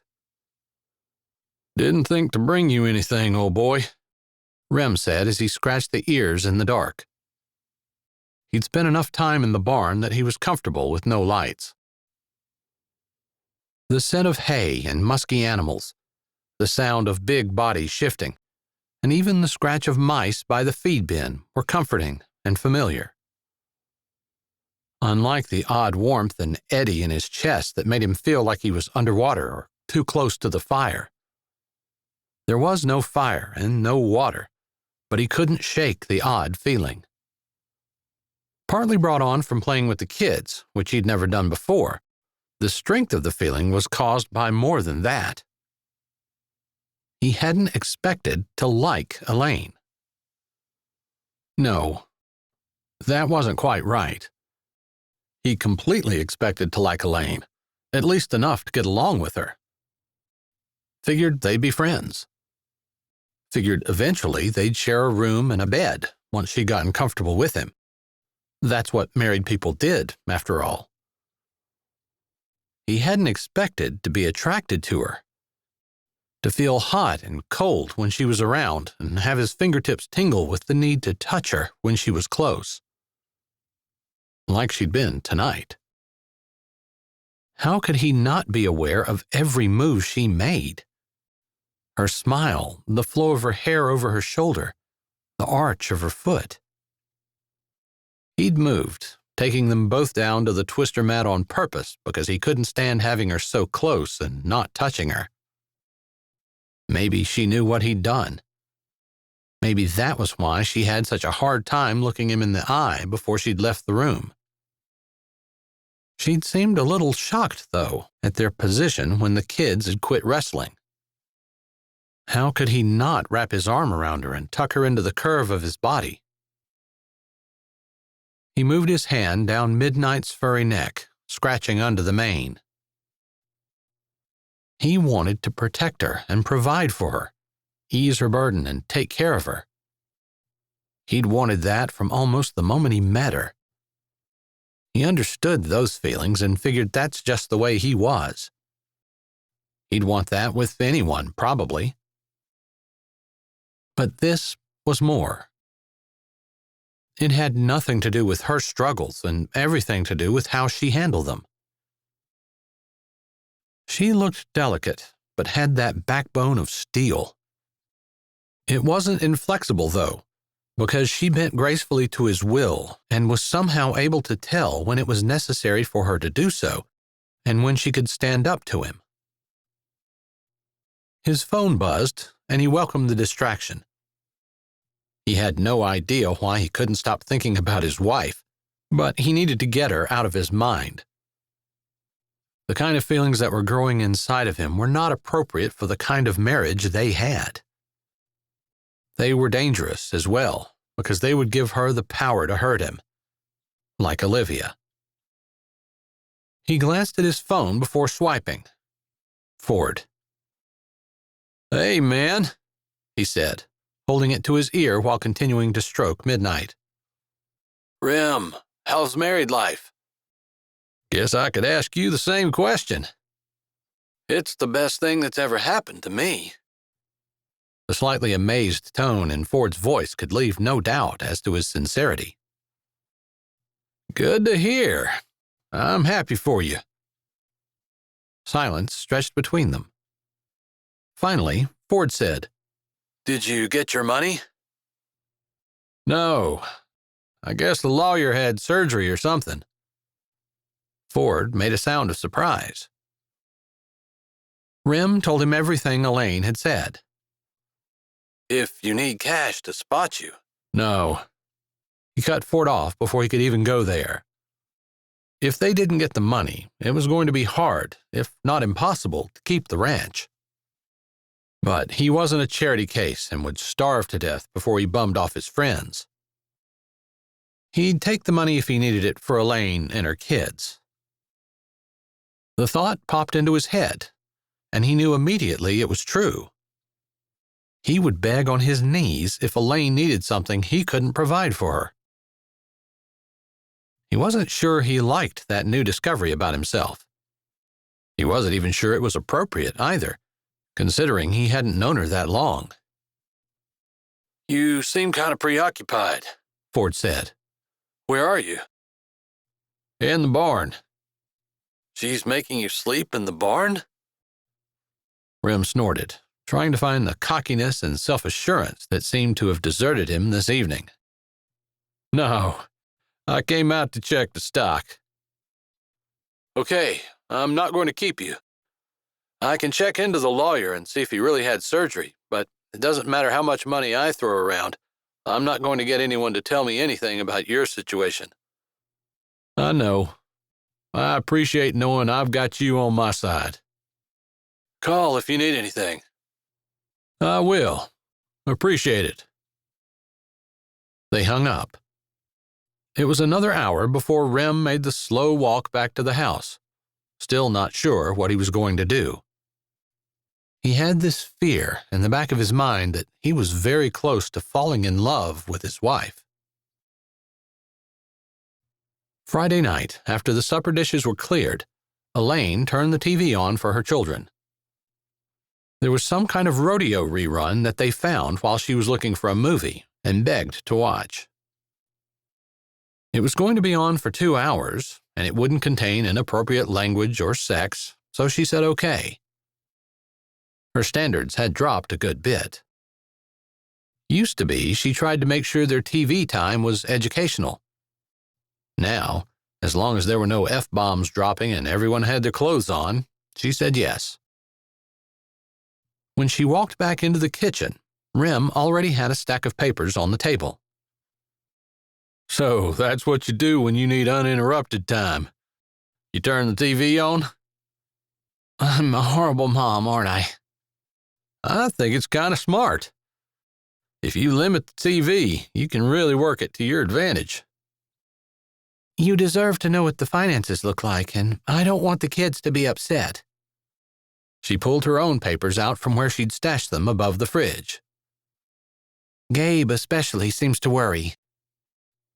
Shows you he's not self-centered. He's too young to worry.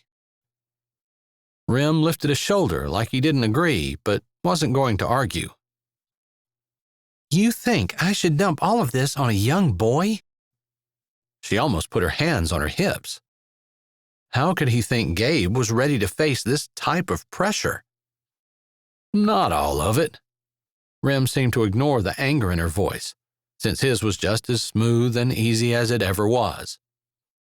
He's your kid. Do what you want. I'm just saying a little hardship never hurt anyone, and the boy would benefit from thinking that he was a helper around here rather than a baby to be coddled. I don't coddle him. Okay, now she was offended.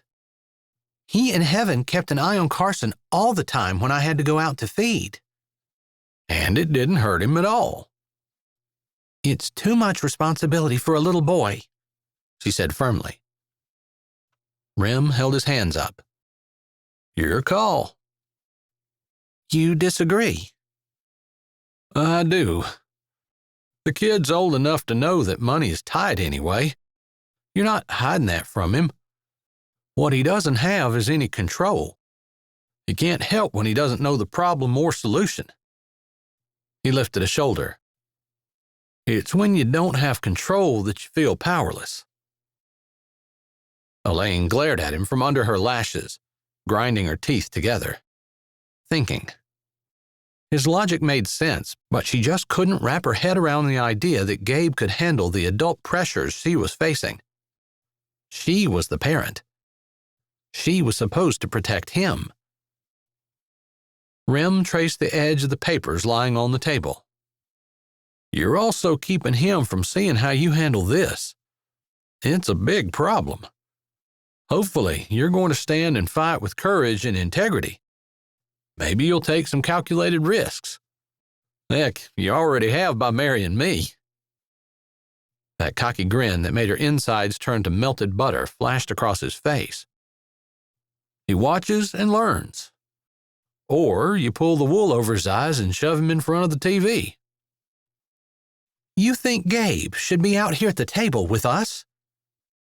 If he were my kid, I'd want him here. I'd want him to know what was going on, and I'd want him to be a part of the solution. You'd let your kids know your finances. Maybe not the exact numbers, but yeah. The only time I'd want to hide anything from them would be if I were doing wrong. If I were cheating on their mother, I wouldn't want them to know. If I had a drug problem, I'd hide it. He spread his hands out on the table. If your life's an open book, it's harder to write the wrong story.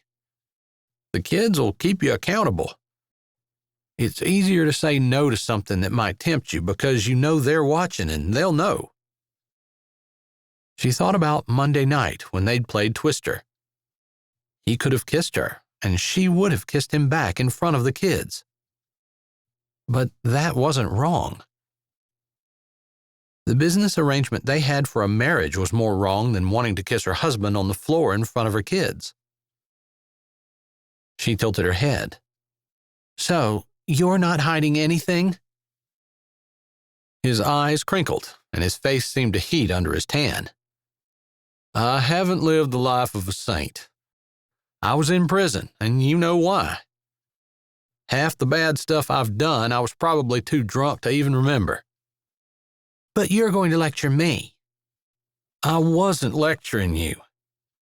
Frustration leaked out of his tone for the first time. I've watched you. I've heard about you. I've witnessed it myself. Your kids have a great example right here. He tapped the table in front of her. They could benefit by watching you. I'll think about it. But not tonight. She could see his point and even understood. But she wasn't ready to make that change. Wasn't ready to expose her children to the harsh reality that was her life. He jerked his head up like he understood. That's fine. He pushed the papers that were in front of him over. That's a description of the cattle I own in Texas. 8 cows and 2 bulls. It was a side racket I had in addition to my dad's ranch. Side racket? She asked, glancing over the papers. They didn't make any sense to her. An elite bucking bull can go for a pile of money. A big pile. But there's no guarantee a bull will buck. It can end up being a ton of greenbacks or it can be a bust.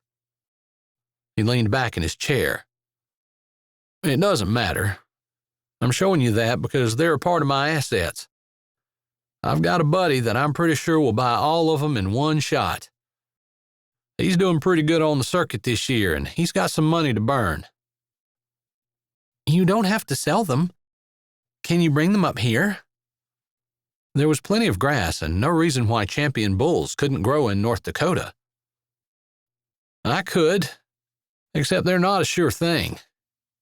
Nothing in agriculture is a sure thing. This is worse than usual. And I can buy 50 head of good beef cattle for what I'll sell these for.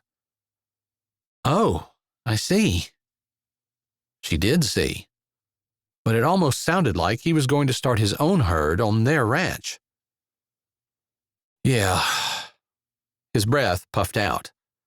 I sank the rest of my bull riding money, everything I got for endorsements, into my dad's ranch. Stupid move on my part since he disowned me. She couldn't stop her head from yanking up. He shook his head. Long story.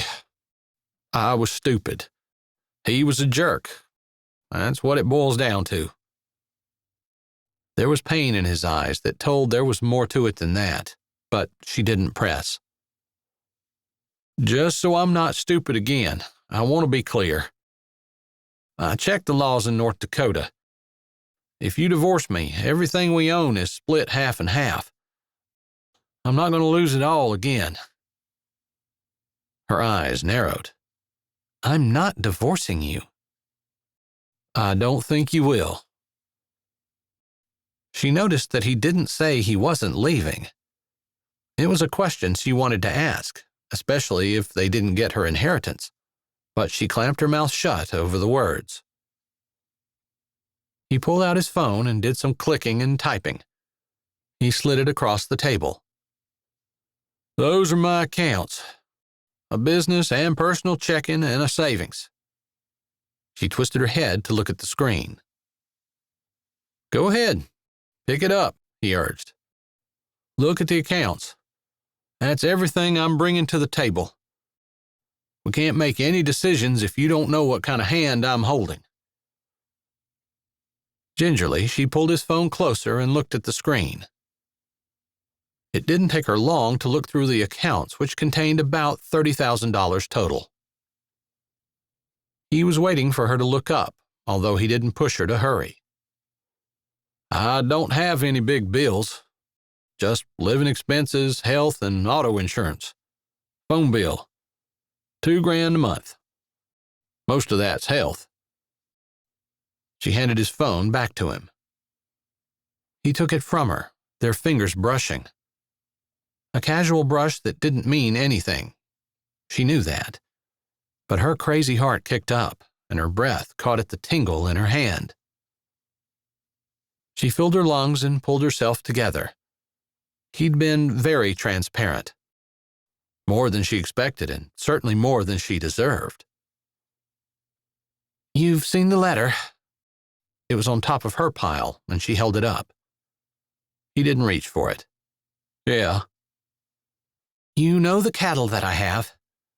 3 horses that aren't worth anything. 10,000 acres with the lake you saw. Maybe a quarter of that on the eastern side is tillable. The rest is pasture and, of course, hay. She pushed the stack of envelopes in front of her over. Most of it was bills. I had to take a second mortgage out to pay James off when he divorced me. Because of North Dakota's law where marital property was split 50-50. The mortgage and second mortgage are the big bills. She shut her mouth and allowed him to look through everything. He took his time. She wanted to twist in her seat and fiddle with her fingers. She hadn't paid either of last month's mortgages, nor January's. His face probably showed when he realized that, but she didn't watch. Couldn't. She was supposed to have married him, then gotten enough money to pay it off. She certainly didn't plan to sit at the table and have to admit that her bills were past due. But she saved the worst for last. When he looked up, all traces of humor gone from his eyes, thunderclouds taking its place, she pushed the last 2 papers over. Bank statements, she said by way of explanation, although she was sure he didn't need to hear it. She had $3 in one account and 72 cents in the other. His body had stilled. She wasn't even sure he was breathing. White-hot anger seemed to roll off him in waves. Her hands slid under the table and clasped together to keep them from shaking. Rem was finally face to face with everything she didn't have, and it was obvious he wasn't happy about it. James had gotten angry, more than once, but he'd never hit her. She didn't think Rem would, and if he did, if he lifted a finger, she was taking her children and calling the cops. Although he was so big and strong, she supposed she should be more concerned about surviving first. She was being dramatic, and she knew it. He wasn't going to hit her. Sure as she was sitting there, she knew that. But his anger, quiet and controlled, billowed thick in the air around them. It seemed to expand and grow, hot and heavy and on the verge of exploding. He stood so fast that his chair flew backward and slammed against the wall with a reverberating crash. He stormed to the door, grabbing his cowboy hat and shoving it down on his head. "I'm going out," he said, the low tones of his voice completely at odds with the flying chair and his short, angry movements. He slammed the door on his way out hard enough to knock his coat, which he hadn't taken, and hers, to the floor. Elaine sighed, almost a sob, and put her forehead to her hands. 3 seconds later, the diesel motor in his pickup roared to life. The windows rattled as the engine revved and bellowed, the sound slowly fading away. He hadn't taken his stuff, not even his coat. He was probably coming back. Although, if he were like James, it wouldn't be until morning. She might as well plan on doing the feeding herself when she got up. "What happened, Mommy?" She lifted her eyes. All 4 of her children stood in the kitchen doorway. 8 worried eyes looked first at her, then at the chair that lay on its side against the wall, and finally to the coats that lay in a heap on the floor. "Did Mr. Rem leave us like Daddy did?" Heaven asked in a soft voice that shook. Gabe's eyes were just as big and scared as hers, but his chin was up. Elaine thought again of what Rem had said about sharing her problems with the kids. Not so they could handle them for her, but so they could help. And watch how she handled them. The tears that she'd held back easily when Rem walked out. She wasn't crying over another man, not ever again. Pinched in the back of her throat, and her nose tingled. "No, honey. He just went out for a little bit." "Daddy always did that too," Gabe said, a hint of bitterness in his little boy tone. She pushed back away from the table and held her arms open. Carson shoved his siblings aside and came running, his thumb in his mouth and his blanket trailing behind. By the time she had him settled on her lap, her other children had piled on. They all squeezed against her, their little bodies seeking comfort and reassurance by human contact. And again, she was hard-pressed to keep her tears in check. But she didn't want her children's memories of her to be constant sobbing every time a man left. She was stronger than that. She swallowed, the burn in her throat almost more than she could stand. Maybe she wasn't stronger. She could distract them, though. "How about I go in and we'll finish watching your rodeo together?" The kids' cries of excitement were a little more subdued than usual, but she knew she'd get them with that, because the only thing better than watching TV was watching TV with Mom. They settled on the couch, Carson and Elijah on her lap, with Heaven and Gabe snuggled against her sides. And of course, as life would have it, the next bull rider to come on the screen was a slightly younger version of the man who just walked out her door. Chapter 12. Rem gripped the steering wheel tightly, the windows down, letting in the sub-zero North Dakota night. His radio was up as loud as it would go, and his truck hadn't seen double digits on the speedometer since he'd passed the last exit. That was one nice thing about this frozen hellhole. There was plenty of empty space for a man to work out his anger. At 120, his needle tacked out and his right wheel had a little shimmy. He was angry, not suicidal, so he slowed back down to 110. The straight, flat road disappeared past his headlights, the yellow dotted lines blurring together. He didn't even know where he was going. Nowhere, really. Just needed an outlet for the fury that burned hot and deep inside of him. He'd never been a brawler, but he sure wanted to grab a hold of James. How could a man treat a woman, his wife, the way that man had treated Elaine. She'd taken out a second mortgage to give him his half of the ranch.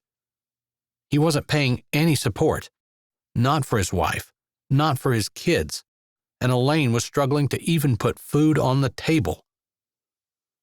Rem's hands tightened on the wheel, and his boot had the accelerator floorboarded again. He forced the appendages to relax. He wasn't going to be able to think about James. Obviously, the guy was a jerk who didn't deserve a family like he'd left, but that didn't keep Rem from wanting to punish him for the position in which he'd left his wife and kids. Elaine was partly to blame. She should have sold the ranch. She could have walked away with a pile of money and no worries. But Rem could understand the desire to hold on, to have a piece of land one called their own, to work the land one's ancestors worked. Yeah, he got it. Especially when he figured that Elaine had married James and borne his children under the assumption that they'd worked beside each other for the rest of their lives. He was sure she hadn't planned on doing it alone. He wasn't sure he could see James without feeling the need to rearrange his face, and the hot eruption of anger still bubbled in his chest, but the intensity had lessened. He still wasn't ready to go back, but he needed to. All those bills and no money. They needed to figure out a plan. Not tonight. It would be too late when he got back. Tomorrow. Soon. His money was enough to pay most of her bills and keep them through the winter, but they needed some type of income. Something that generated enough to pay the mortgage at least. 50-odd head of cattle with calves by their sides and no feeder steers would keep them for a while, but they were borrowing from their future to sell the cows now.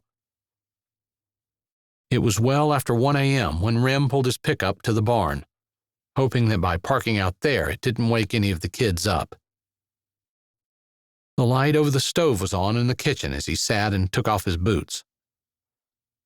Assuming everyone had gone to bed, he went straight to the small bathroom off the kitchen and took a quick shower, throwing his clothes in the hamper and wrapping a towel around his waist before walking into the living room where he kept his clean clothes and his big duffel behind the couch.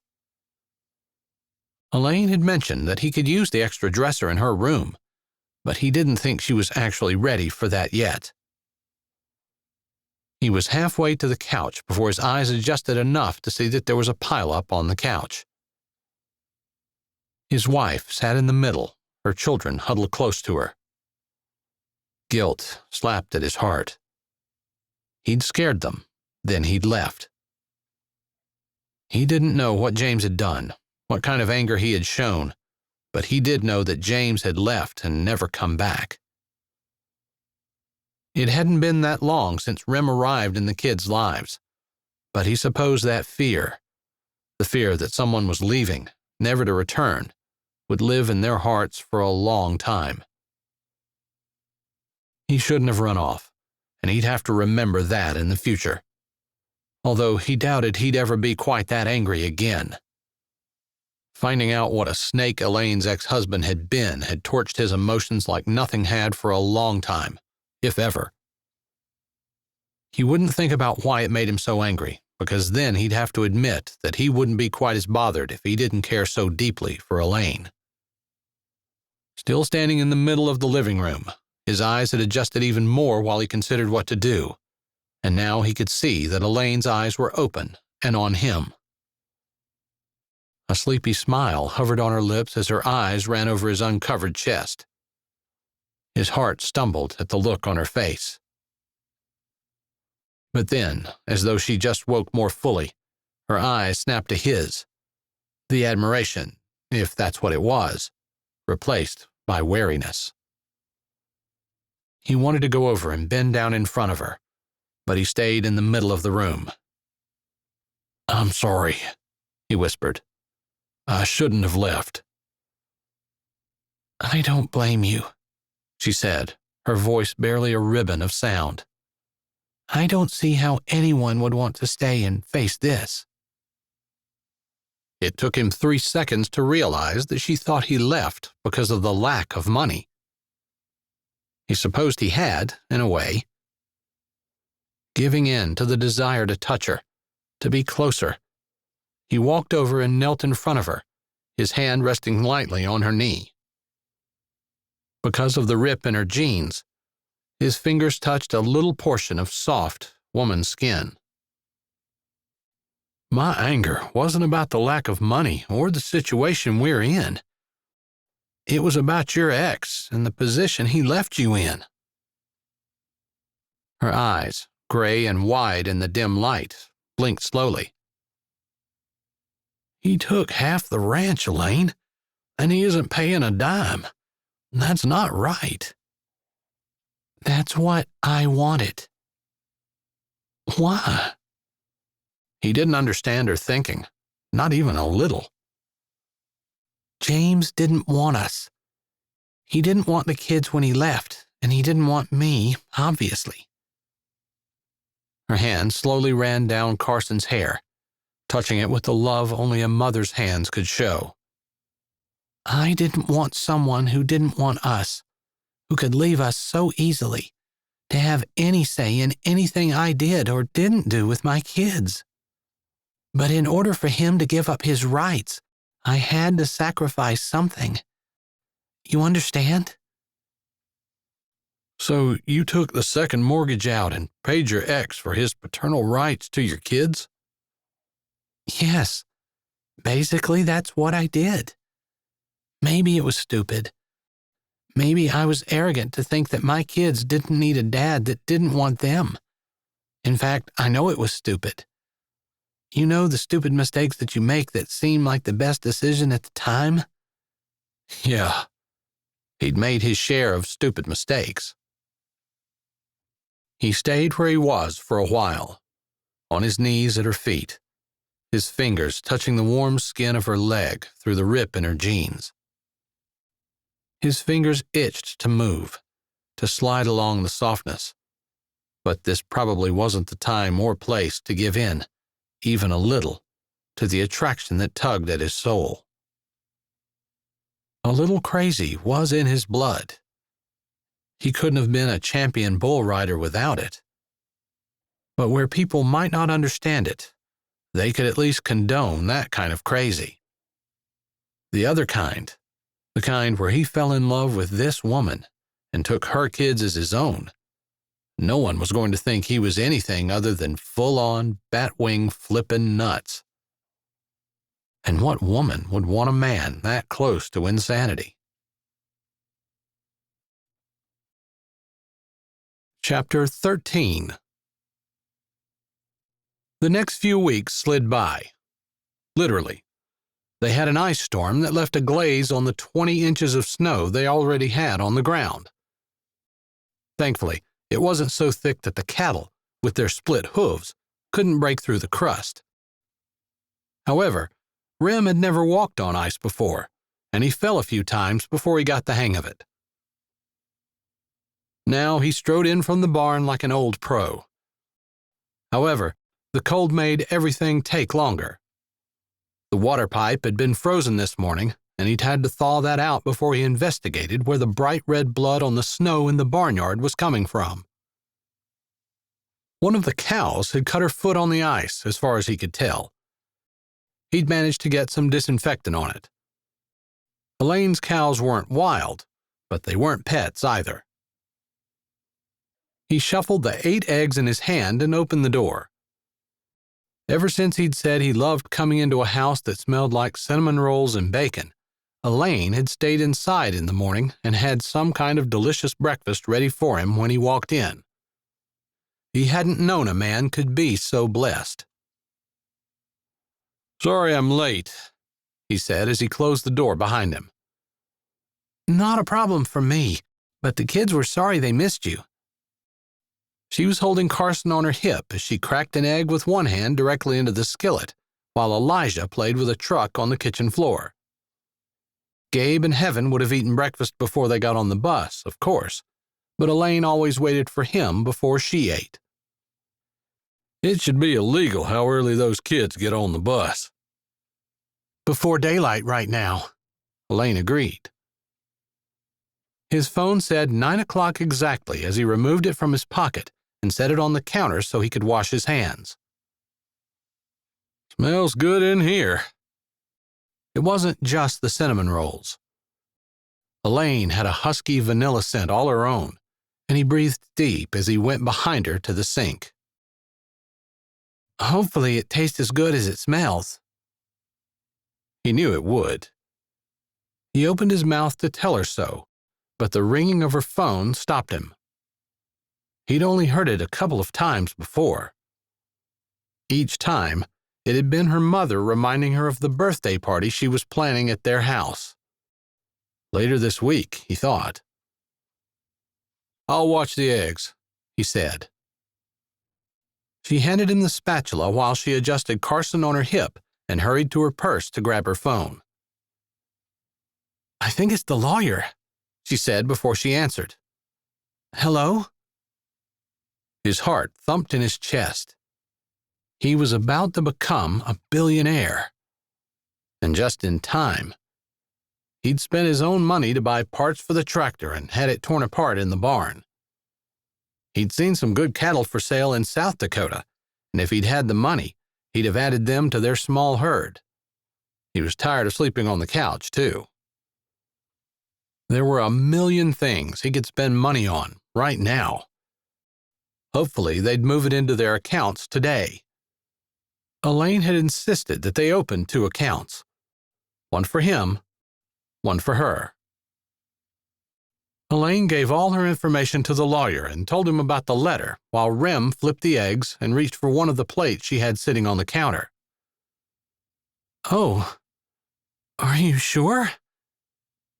Rem turned at the distress in her voice. She sank into the nearest chair, her mouth hanging open. She let the baby slide to the floor and put her hand on her chest. Her eyes closed. "Could you look again, please?" She dropped her forehead into her hand and waited for what seemed like a long time. Rem's stomach turned over. The hunger pangs that had been squeezing it turned into anxious spasms. "I see." Elaine took a deep breath, then seemed to sink farther into her chair. "No, that's fine. Thanks for double-checking." She hung up. Her shoulders slumped. He thought she might even be crying, but after a few moments, her chest rose and she straightened. Her eyes met his head-on. "The letter was a mistake. There's no money." He stared at her. "A mistake?" "That's what he said. I wasn't supposed to get one. He apologized for his error." She grunted. "I guess everyone makes mistakes." Her head fell back down into her hand. "That's a pretty big mistake." Rem swore under his breath. $1 billion mistake. Which meant that the whole premise that had brought him here was a mistake. A mirage. His chest squeezed tight, and his neck felt like a lasso had settled around it. No $1 billion. No money at all. Elaine stood. "Your eggs are burning." Rem swore again. Louder and more violently this time. He threw the spatula down. It clanked onto the stove. "Guess I'm not hungry anymore." He yanked his coat off the peg and walked out. Elaine watched him go, her heart shooting pain around her chest with every hard thump. He'd be leaving now. He'd married her for the ranch, too, but that wasn't any good without the money. They'd never finished the money conversation from the other night when he'd stormed out. Rem had just given her money without her asking when she said she needed to go grocery shopping. They didn't really need to talk about it, though. They both knew the sorry state of their finances and were depending on that billion-dollar inheritance to save the ranch. They could last until spring, through summer if he sold his high-dollar rodeo stock, but come fall, they would have no choice but to sell. She would have no choice. He had no reason to stay. She turned the stove off and moved the skillet from the burner. She'd have to clean the burned eggs out of it and start something for dinner. Later. She put her head on the table, unsure if she were more upset about not actually getting the $1 billion or about the fact that Rem was going to leave. Having him around had been fun. She'd enjoyed it. But, of course, she couldn't deny the attraction that pulled at her every time he was around. He was a handsome, confident man, and a woman would have to be blind to not notice him. She was sure he liked her too. They were friends. They'd developed an easy camaraderie. But she wasn't foolish enough to think that he liked her enough to dump all the money he had into a ranch that was going bankrupt anyway and stay without her without the money he'd been promised. Maybe because she'd lived through James's leaving, brought a newborn home to the ranch with no idea of how she was going to care for him, plus her other children, and still pay the bills. Maybe because not having money had become her normal. Or maybe she just never really believed that she'd actually be getting $1 billion. It had seemed too good to be true. Turned out it was. Whatever the reason, knowing that she wasn't getting $1 billion didn't disappoint her like it probably should have. Glad that her eyes were dry, she stood up from the table, checking her kids before walking to the stove and getting the pan of eggs to clean it. Rem stood in the barn, his stomach churning, his mind a jumble, but his heart berating himself for walking out yet again on Elaine. It told him he should walk his butt back into that kitchen and face this together, but he'd feel like a big idiot walking out, then walking right back in. He was an idiot. Why not feel like one? He stomped back through the snow, up the porch and into the house. If he'd thought about it, he would have expected Elaine to be sitting where he'd left her, maybe crying or something. But she stood with her back to him, scrubbing the skillet that he'd burned the eggs in. She looked over her shoulder, her face pinched. "I can get your clothes out of the dryer if you want to leave right away." He wouldn't have called himself slow, but it did take almost a half-minute until he realized she thought he was back in to collect his stuff and go. Don't quit." She looked down at the floor where her youngest blonde-haired boy played with a truck at her feet, before looking back up at him with a raised brow. "I can't quit." Oh, the words were right there in his mouth to tell her that he couldn't quit on her either. Not when he wanted to stand beside her for the rest of his life with every fiber of his being. He shook that thought. They weren't getting the money. Okay. He wasn't going to sit around and brood about it. He'd told Elaine he didn't look back, and that was the truth. He was ready to forge ahead. "You have a minute? I have a couple of ideas I want to run by you." "I'll let this soak," she said, drying her hands off and coming to the table. He sat at his normal seat at the head of the table. She pulled out her chair to his right. Carson came over with his truck in one hand, his thumb in his mouth, and Rem lifted him up, sitting him on his lap. A few weeks ago, that would have felt odd. Now he barely even thought about the fact that the boy wanted to sit in his lap rather than his mother's. The little body on his leg somehow felt right. He wanted to get the first word in, so he didn't wait for Elaine to settle before he started. I'm sorry. That was a huge disappointment, but I shouldn't have walked out. That's the second time I've done it to you, and you deserve better. I'll try hard not to let it happen again. Her head was shaking before he'd finished. You have every right to be upset. It's the money and the ranch that brought you here. I feel like you've been lied to, and I wish I could change that. I'm here. We're married, and I told you I'm not quitting. If you are, you'd better say so. I told you I can't. Her eyes slipped to Carson, who was running his truck on the table with one hand. I get that you're not leaving your kids.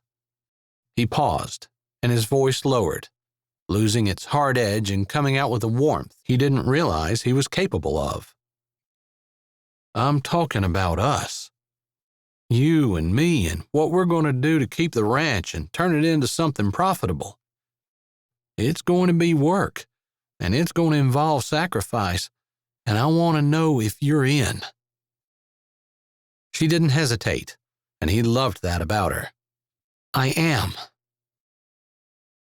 Carson pushed his truck to the edge of the table, where Rem stopped it and pushed it back without thinking about it.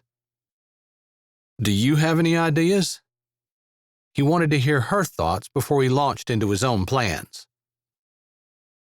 I just know I can't keep doing what I've been doing, which is selling a cow every time the checkbook is empty. Okay, here's my idea. He put a hand up. We don't have to do this. I'm just laying it out so we can talk about it. I get it. I've got a buyer for my cattle in Texas. They're getting some blood work done, and if everything comes back clean, that sale should go through by spring. I want to buy as many beef as I can with that money, even if we have to ship them in from back east. Elaine nodded. That wasn't the radical part of his plan. Okay, I know I'm a risk taker, and this might make you uncomfortable. Her mouth curved up. I have to like the part about you that's willing to take a risk. He returned her grin with a cocky one of his own. Even if they lost the ranch, if he could figure out a way to get Elaine to like him as much as he liked her, he'd consider that risk one of the best he'd ever taken. I want to take the money that's in my account, get the bills current, keep back enough to live on for 2 months, and sink the rest into repairing the cabins. The cabins? The ones at the lake. She looked at him blankly. I've got a buddy. He rode bulls for a little bit. I gave him some free lessons and advice, so he kind of owes me. Anyway, he quit a while back, and he and his wife own a vacation booking company. I want to fix the cabins up, get some pics, and see if we can't get some income going from that. Enough to pay the mortgage every month and buy groceries. Elaine didn't seem excited about the idea, not like he was, but she hadn't said no outright. Who would want to come the whole way out here? And there's no place to buy groceries or eat or anything. Well, I'm thinking that'll be part of the draw. You'll cook for them. Her mouth formed an O, and she stared at him. Think about it. You don't have to. I know I said I didn't want you to do anything more than what you were already doing. I still don't. But, he let out a breath. Come spring, I'm going to have to get a job. Probably in the oil field. They're always begging for guys, so it shouldn't be a problem. Hopefully just for this summer. He hated the thought of leaving Elaine, especially if they were going to have people staying in the cabins. Elaine bit her lip. Her fingers twisted together. I won't be able to make enough hay to feed all the stock. It was all I could do to get the little bit done last summer. The oil guys usually work 2 or 3 solid weeks, then have a week off. We'll make the hay when I'm home." He held on to Carson's truck, his fingers squeezing. "Isn't there a girl around that you were going to get to watch the kids? Her mother recently died?" "Nell?" "Yeah. Do you think she'd stay here while I'm gone?" His throat was dry and his heart punched his ribs. He wanted to flat out tell her that someone was staying with her because he didn't want her here alone. It was too much for her, but he didn't want to boss her. He knew he'd respond better to a suggestion than he would to an outright order. Elaine didn't seem to have a lot of rebellious tendencies, but he was trying to be courteous. "That's to ease your mind?" she asked gently. He'd managed to not let the commanding words come out of his mouth, but the expression on his face was probably harsher than normal. She'd seen through everything he was trying to hide. "My biggest struggle with this whole idea isn't the risk. If you want the possibility of a big payoff, you have to be willing to take a big risk." He ran a hand through his hair and hooked it on the back of his neck. "When I was riding, I always liked drawing the unpredictable bull. It went against typical advice and what most guys wanted. They wanted to draw the bull that would give them a solid ride. A good 80s, maybe low 90s bull. That's fine, but I always wanted the bull that had the off chance of giving me that high 90s ride. It was risky because I might end up with a low score, but the chance of coming out on top was worth it."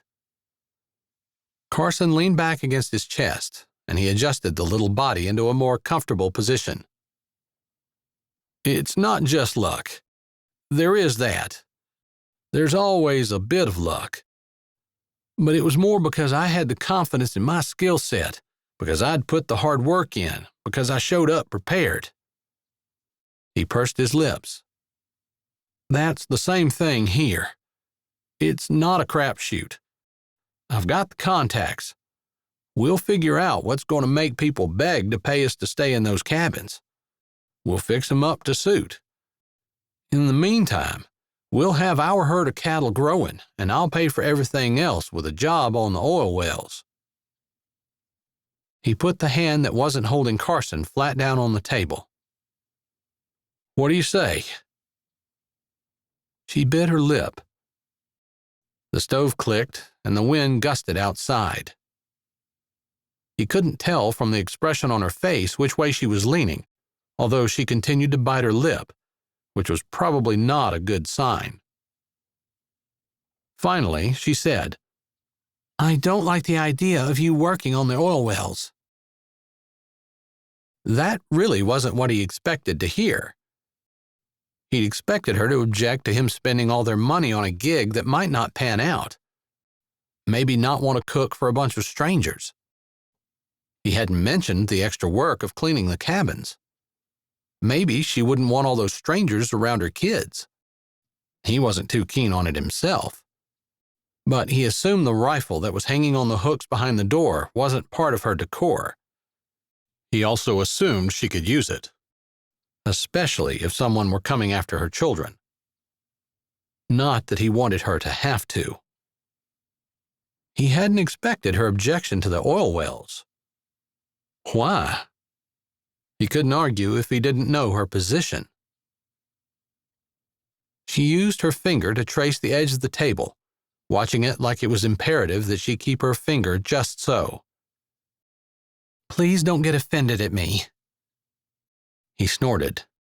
"Doesn't sound good." "You limp when you don't think I'm watching. You end every day with a headache.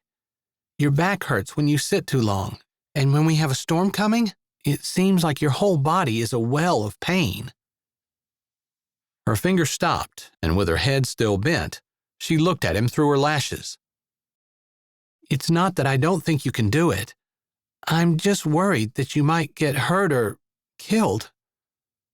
Her chin came up. "You can smirk at me all you want to, but it happens, you know." He tried to get his lips to stop smiling, but he was having a rough time wrangling them into submission. He wasn't even sure why her speech made him want to grin. It made his heart glow. But she was getting annoyed. Her eyes snapped, and she moved to push away from the table. He grabbed her wrist. He exerted no pressure. She stopped anyway. But he couldn't keep his look serious, and she shoved back. "It's my turn to flounce out. Watch the kids." "I did not flounce out." She yanked her coat off the hook and looked at him over her shoulder. "You flounced." "Men don't flounce." "Old men who are decrepit and banged up from bull riding flounce." She lifted a brow and yanked the door open. "You ought to flounce more often. You look pretty dang good." He quit trying to contain his grin. "Ah!" The door slammed. Rem couldn't help it. He laughed. He liked Elaine, respected her. There was a definite attraction there, too. But this was the first time he'd thought she was downright breathtakingly beautiful. He laughed again, thinking of the reaction she'd have if he told her she was gorgeous when she was angry. Chapter 14. Elaine put the last of the frosting on the cake, smoothing it out, then swirling it. Her mother and sister would be here any time. Oh yeah, and her ex-husband. Not that she cared. She'd already given her children the "behave or I will make you regret it when they leave" lecture, and Rem was in the shower after spending the morning moving the horse manure to a pile out behind the barn. He couldn't waste an entire Saturday on this party. She brushed her hands down her sweater and jeans. Maybe she should have dressed up more, but she hadn't wanted anyone to think she was trying to impress James in any way. She didn't care what he thought. She really didn't. But she did hope to make her mother happy. Yeah, she'd spent the last 2 days cleaning her house and the entire morning making sweet rolls, a few appetizers, and now this cake. Rem had not said a word about the grocery budget. Her mother was supposed to be bringing pizza. She already had 1 pitcher of tea, the glasses, and the plates along with the silverware and a Jell-O salad on the table. Finishing the cake, she grabbed it, and after a second of thought, she picked up the vegetable tray in the other. A car door slamming and the crunching of snow indicated her guest had arrived as she turned to set the cake and vegetables on the table. Her kids all came running out of the living room just as the door opened and James stepped in, not knocking, of course. This used to be his house after all. Banjo, who'd been sleeping at her feet on the kitchen floor, jumped up just as Elaine moved to step over him. She tried to move back, but she lost her balance and fell forward, crashing into the table. Her kitchen table, never sturdy even when it had been new 30 years ago, buckled under the awkward way she fell onto it. She lost her grip on the vegetable tray as she fell with the table to the floor. The tea container hit her on the head, tipped over her face, lost its lid, and dumped down the front of her shirt and pants.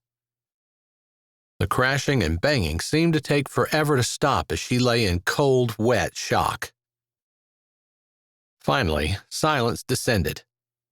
Everything that had been on the table was now in a mess on the floor beside her. At least she still held the cake in her hand.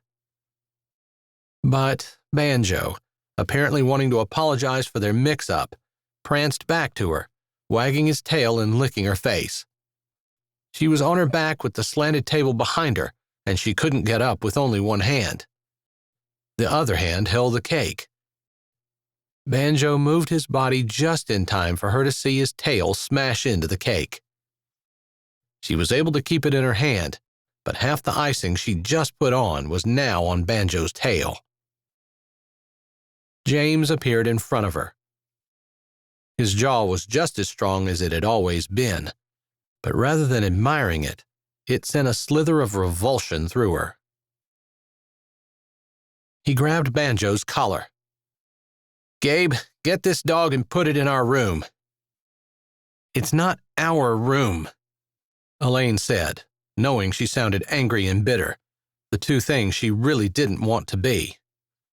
"Of course it's not, darling." He held his hand out. "Let me help you up." She didn't want to take it. The idea of touching him turned her stomach. It had taken her a long, long time to come to grips with the fact that he'd left, wasn't coming back, and there wasn't anything she could do about it. Maybe somewhere, not so deep inside of her, she still felt like she was lacking something since she couldn't keep her husband. Seeing him here in front of her, knowing he was with another woman, stirred those feelings the way walking through a pond stirred the scum up.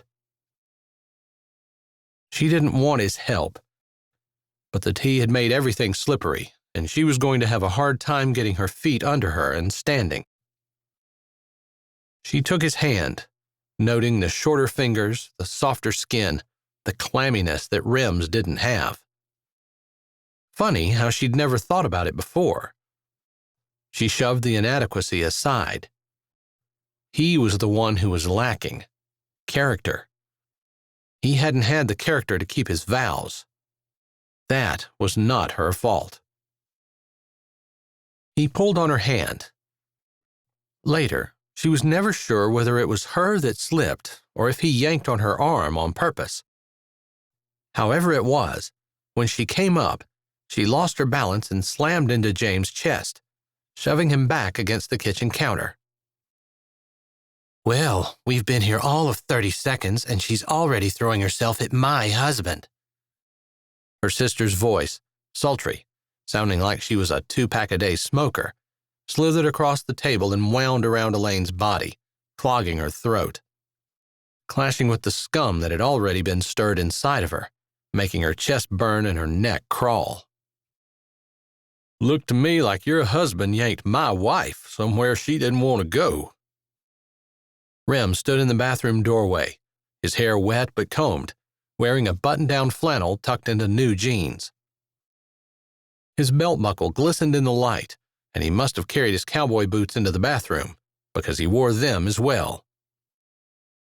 The adults in the room silenced immediately. Elaine's children noticed something wasn't quite right and quieted. Some of the hotness seeped out of Elaine's chest. Maybe, if Rem were beside her, she could get through this.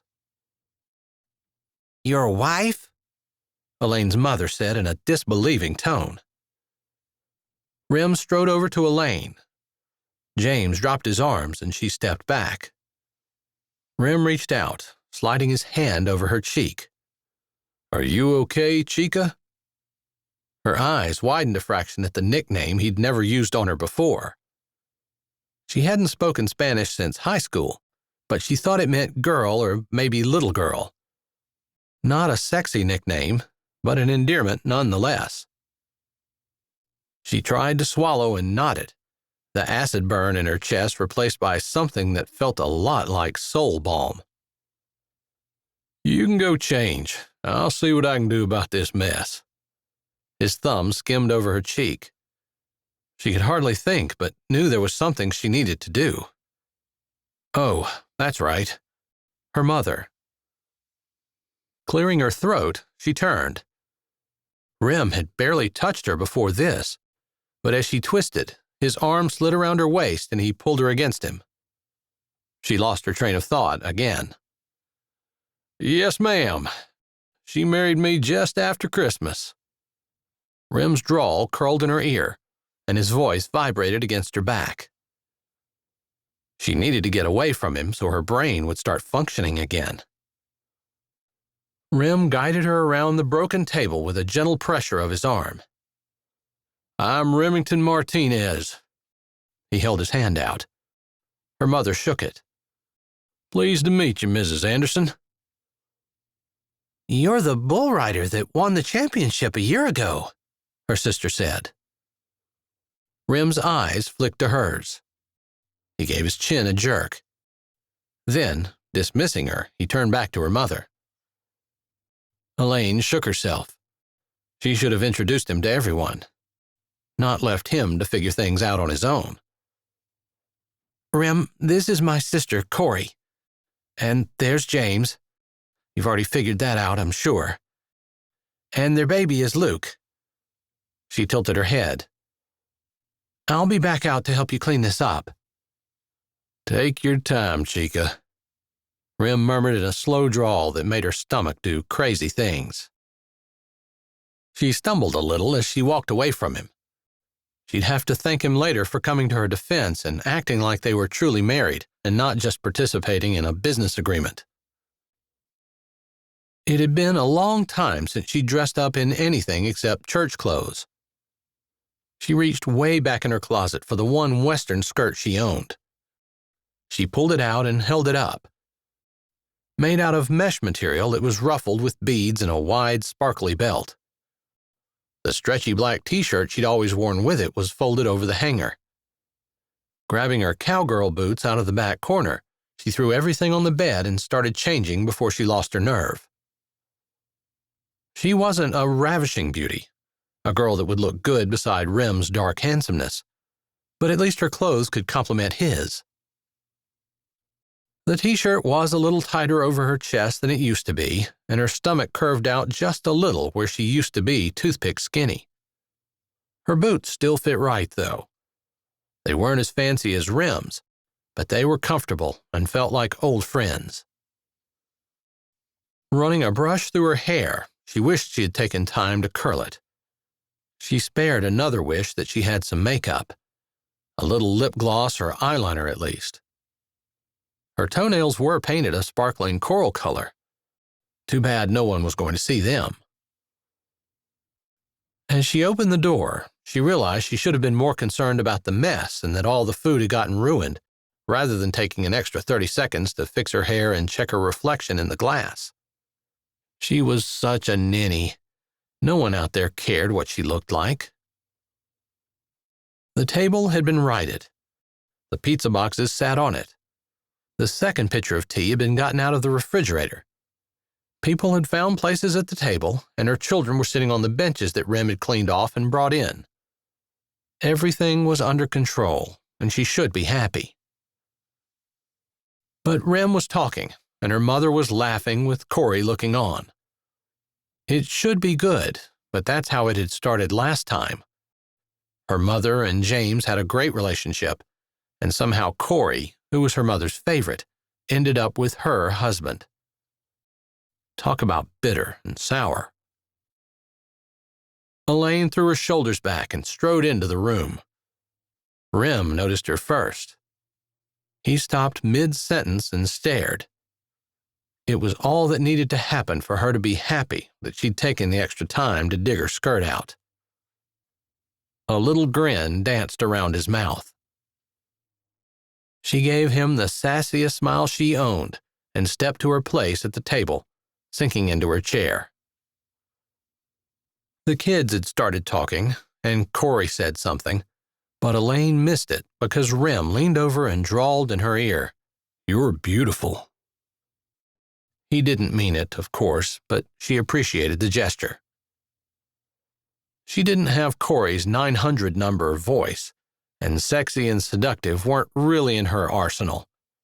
But she put her tongue on her lip and leaned closer to Rem before she said in the throatiest voice she could muster, "You are definitely doing a good job of representing Texas tonight." He cracked out a laugh. Well, so much for being a siren. That was her sister. She was just a good cook, and once upon a time, she had a sense of humor too.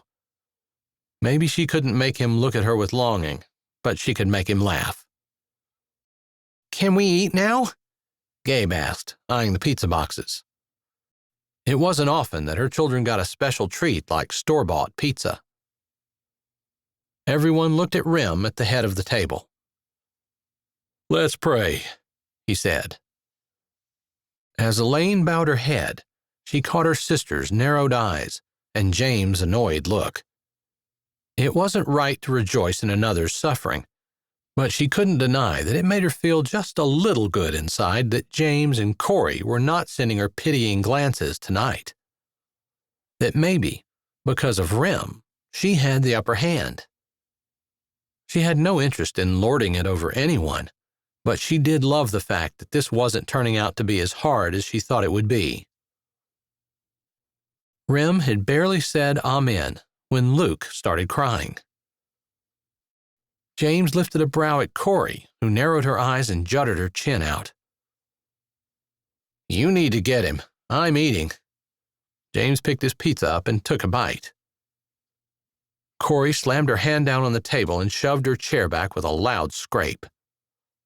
"I can get him, sweetie," their mother said, rising. "Great," Corey muttered, sitting back down. "He's your son, too," she said to James before turning her back on him. "So, Rem," she said in a much nicer tone, "I bet it's really hard to ride a bull." "Yep."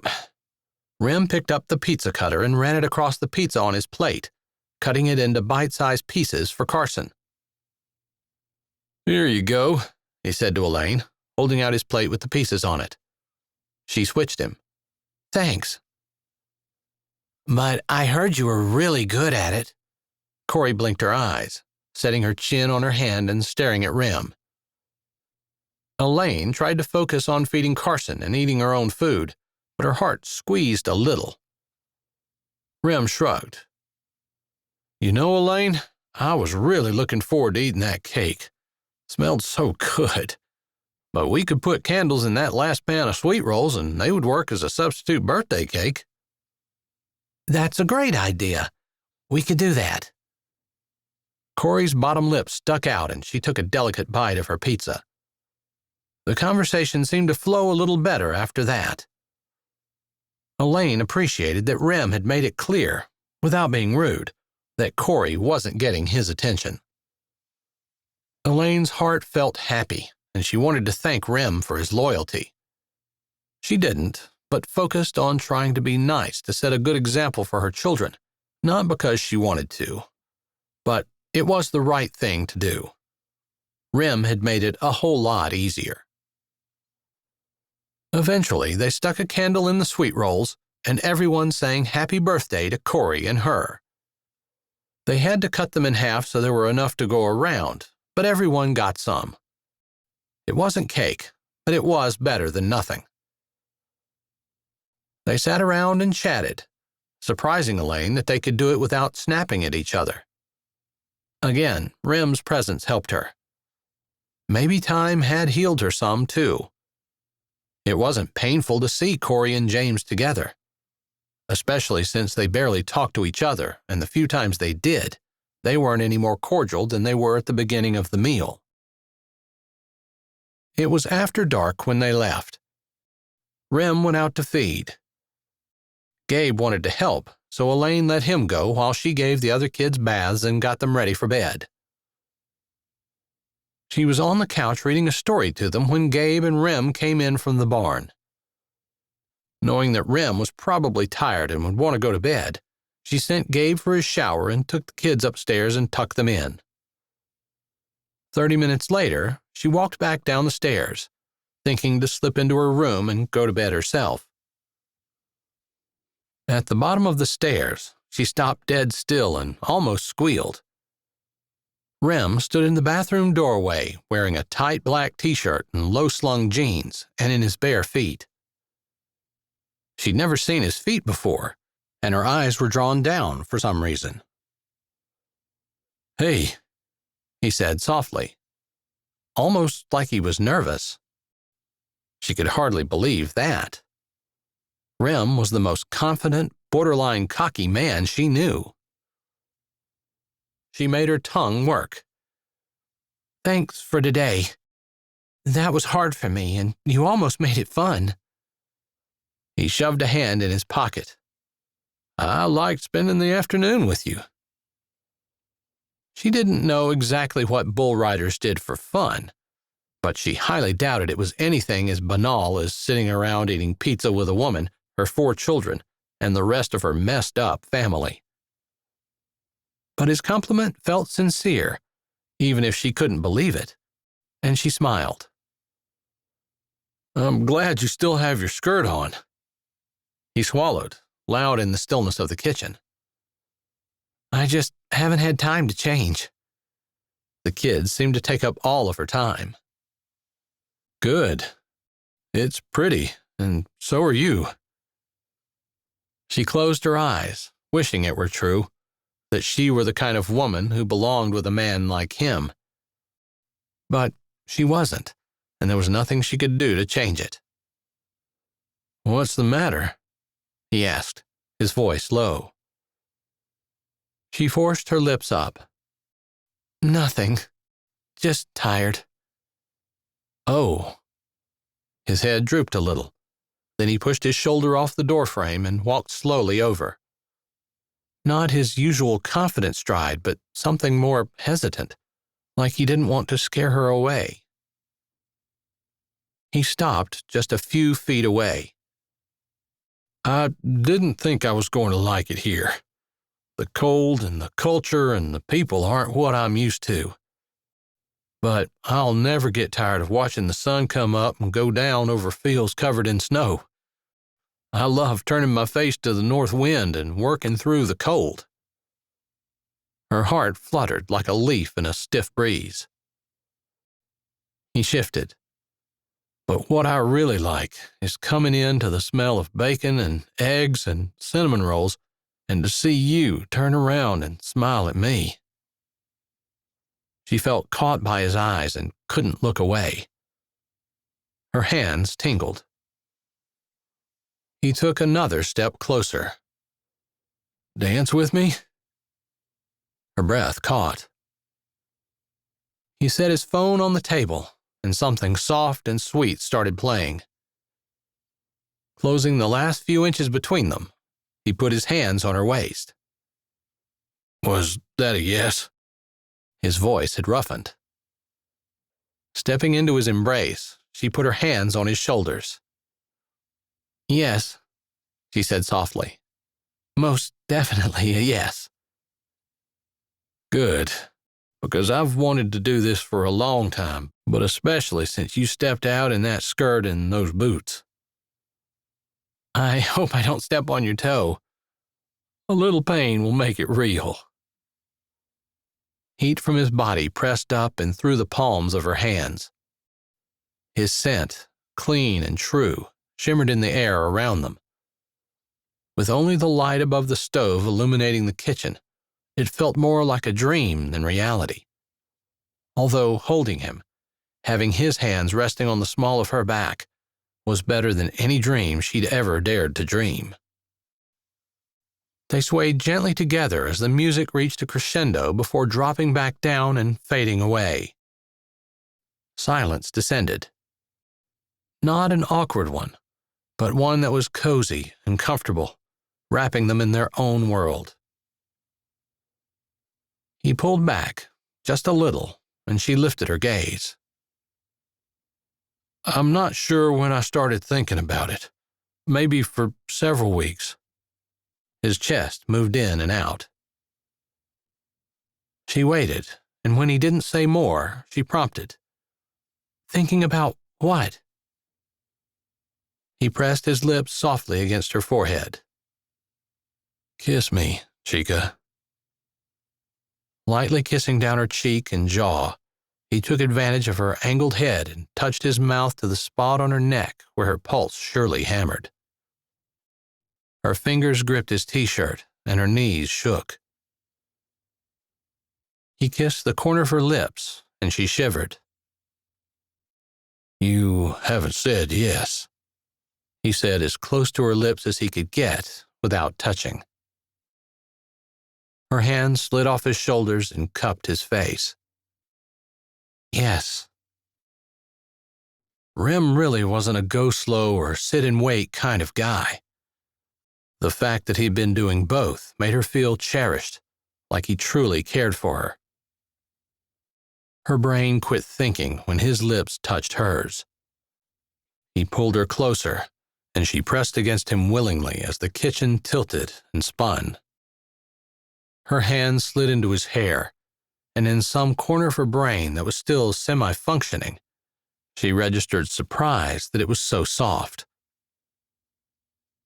He pulled away, laying his cheek on the top of her head, his chest pumping in and out. Her heart pounded, and she felt like she'd run a lap around the pasture in 2 feet of snow. His hands rubbed softly over her back, but he didn't loosen his hold on her. Finally, when her breath and heart rate had almost returned to normal, he said, "I have something for you." A little shock went through her. "I didn't expect you to get me anything." "It's not much. I did it a few weeks ago when I went into Rockerton to pick up groceries and get bands." Again, he wasn't his normal, confident self, like he wasn't sure what her reaction was going to be. "What is it?" He pulled back, and she regretted the lost contact. Reaching into his pocket, he brought out a small box. "Oh!" Excitement thrummed through her. "A ring?" He chuckled. "Open it." She took it from him, their fingers brushing. She glanced up at him. His eyes were hot and settled on her. Opening the box, she drew a breath in. "I was right. A wedding ring. But there's another ring, too." It had some type of blue stone inset in the band with diamonds on either side. "I saw that blue, and it reminded me of your eyes. Eyes that look like Texas sky. I don't know much about this stuff, but had the thought it would be like an engagement ring." He shifted, and again she got the impression he was maybe a little nervous. "They're beautiful. I'm kind of afraid to touch them. I don't think I've ever owned anything that nice." She put one finger out and touched the blue stone on the engagement ring. "So pretty." "Let's see if they fit." He took the engagement ring out. "This goes on first?" "I guess that makes sense. I don't know." She didn't want to ruin their moment by bringing up James, but he hadn't given her an engagement ring. They'd been too young and too poor to afford it. It stuck on her knuckle, then slid over and on. "Perfect," she said. "Did you get a ring for yourself?" His lips kicked up, and she was glad his cocky smile was back. "Yeah. I guess I wanted everyone to know that I was taken." "You're not wearing it," she said as he slipped the wedding band on. It fit just as well. "I have it in my pocket. I wasn't sure how you were going to feel about this." "I love it. Why wouldn't I?" "I don't know. I mean, I know it all started as a business arrangement, but I feel like maybe that's not what I want anymore. I know it's not been very long, just a month, and if you don't want to be more, that's fine. But I was thinking I'd like to do a little courting. We did things backwards, with the wedding first." Elaine's heart had swelled so big it took up her throat and clogged her voice. "I know money's tight, but I don't think we're so hard against it that I can't take my wife out for a nice dinner like I should have done the day we got married." He ran a finger down her cheek. "Will you go out with me, Elaine?" For a day that she had thought would be so terrible, and had been pretty awful for a while, it had, in the last 30 minutes, become one of the best days of her life. "I'd really like that," she said. "We'll go Monday, then, after the kids get on the bus." His voice once again contained the confidence she was used to. "Maybe we can get Nell to watch the little ones. Would that be a hardship, to be alone with me for a day?" "I can't think of too many things I'd rather do," she said honestly. His head lowered, and he brushed his lips over hers. She felt the tingle clear to her toes. Is it going to bother you if I kiss you in front of the kids? She shook her head lightly. She wasn't sure if she had ever wanted anything more in her life than for him to kiss her. That's good.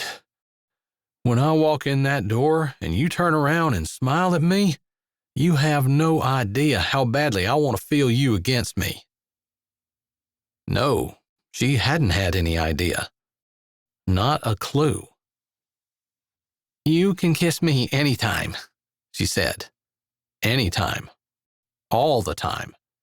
Kissing Rem was a new and very pleasurable experience. One she wouldn't mind repeating as much as he wanted. He was good at it. She didn't want to think about all the girls he'd kissed to have developed the ability to make her think that she was the only one. To make her forget she had 4 kids and a husband who'd left her. That he'd only come to North Dakota for her ranch and money. That she was plain and boring and tired and nothing that would truly interest a man like Rem. His lips nuzzled just below her ear. Soft and warm, they made her stomach tighten as he kept his arms around her, swaying a little like the music was still playing. She figured she knew what he wanted. It wasn't like she was a young girl who hadn't been down this road before. It kind of surprised her that she wanted it too. She drew back a little. His head lifted. She looked at her bedroom door, then turned her head back to Rem, staring at his chin, raising her brows, putting the question in her eyes, offering the only thing she had left that he hadn't taken when they got married. The swaying stopped. He straightened. Her hands fell to his chest where his heart beat hard and irregular. I'm not going to lie to you, Elaine. That's what I want. But it's not all I want. She bit her lip and looked down. He'd said no. It was a nice no, but still a rejection. Elaine? He waited until she raised her head and looked at him. What I have with you, I'm planning on having for the rest of my life. His breath huffed out on a short laugh. Heck, an hour ago, my hands were sweating and my knees were knocking together, wondering if you'd even let me kiss you. You've been sleeping on the couch all this time. You don't need to. I'm not moving into your bedroom because you feel bad for me or because you think you owe me. That's not how I want it to play out. His hands tightened on her waist, and he lowered his head once more. Don't ask me again. A man can only be noble so long. She was pretty sure it was disappointment that backed up in her throat. You don't need another invitation. This one stands. He groaned before he kissed her again. Longer and more passionately. She thought maybe he'd changed his mind, and if he came in, she wouldn't be the one doing anyone any favors. But he lifted his head and set her away. Happy birthday, chica. He dropped his hands and stepped back, shoving them in his pockets. Go to bed, lady. Chapter 15. A snowstorm hit Sunday night. Rem had come to realize that North Dakota was like that. He could still make it to Rockerton. It might take a little longer, but he wasn't scared. He hadn't grown up driving in the snow, but it hadn't taken him long to realize that it was like most other things in life. He had just needed the guts to try, a little common sense, and enough perseverance to see it through to the end. But the kids were off school, and while he didn't mind driving in the snow, he didn't think Elaine probably wanted to white-knuckle it for 4 hours.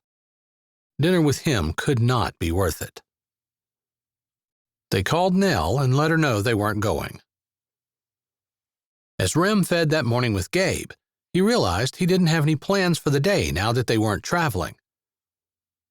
A list of things that could be done always percolated in the back of his head, and he didn't have any problem figuring out how he could spend his time. Except he'd been looking forward to spending the day with Elaine. He'd never been this infatuated with anyone. He liked watching her move, loved hearing her voice.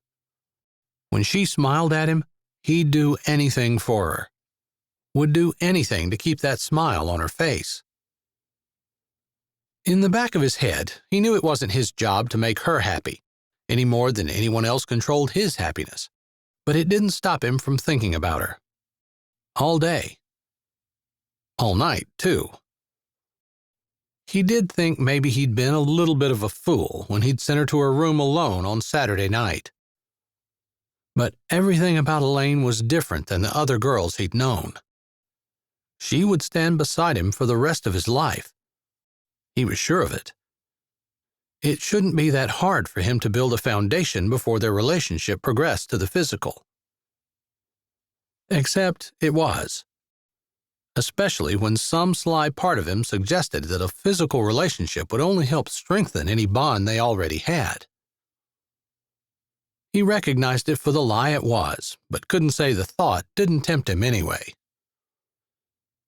"We doing the horse stalls before breakfast?" Gabe asked, sounding a lot older than his 8 years and jerking Rem out of his musings. "My stomach's telling me it's time to go in." Gabe grinned. "Mine too." Rem threw one last forkful of hay out the hay-hole, then set his fork aside. He stood for a minute looking out at the eastern sky that had exploded into shades of orange, red, and pink. It reflected off the fresh foot of snow they'd gotten overnight, and the whole world seemed to shimmer in the sub-zero air. That's a sight you don't see in Texas. Rem didn't even realize he was thinking that until the words were out of his mouth.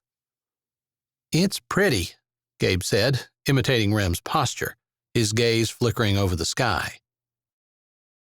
Rem had noticed that the boy imitated him a lot. He didn't mind, but he hadn't considered the responsibility that lay on his shoulders until that second. Gabe would pick up what he laid down. He wanted it to be good things. He could tell him all day long what he should do. But Gabe, like most kids, would probably ignore most of the things Rem told him and simply do what he did. Shoving those thoughts away for another day, Rem turned and ruffled the boy's hair. "What do you say we see if we can't get your mother outside to play in the snow with us for a while after breakfast?" Gabe's eyes lit up, but then he shook his head. "She'll never do it. She always says she has too much to do. Then that someone needs to have the food ready and put the baby to bed." Gabe's voice trailed off. "Okay, that's good to know. Let's make a plan where we take care of all her excuses before she says them." Gabe's brows knitted together. "Huh?" Rem allowed his cocky smile to lift up the corners of his mouth. "Like this." They had a deal in place by the time they walked into the house 10 minutes later. Elaine, with Carson on her hip, turned toward him with a smile on her face. He breathed deep the scent of bacon, eggs, and cinnamon and didn't even try to stop himself from returning her smile.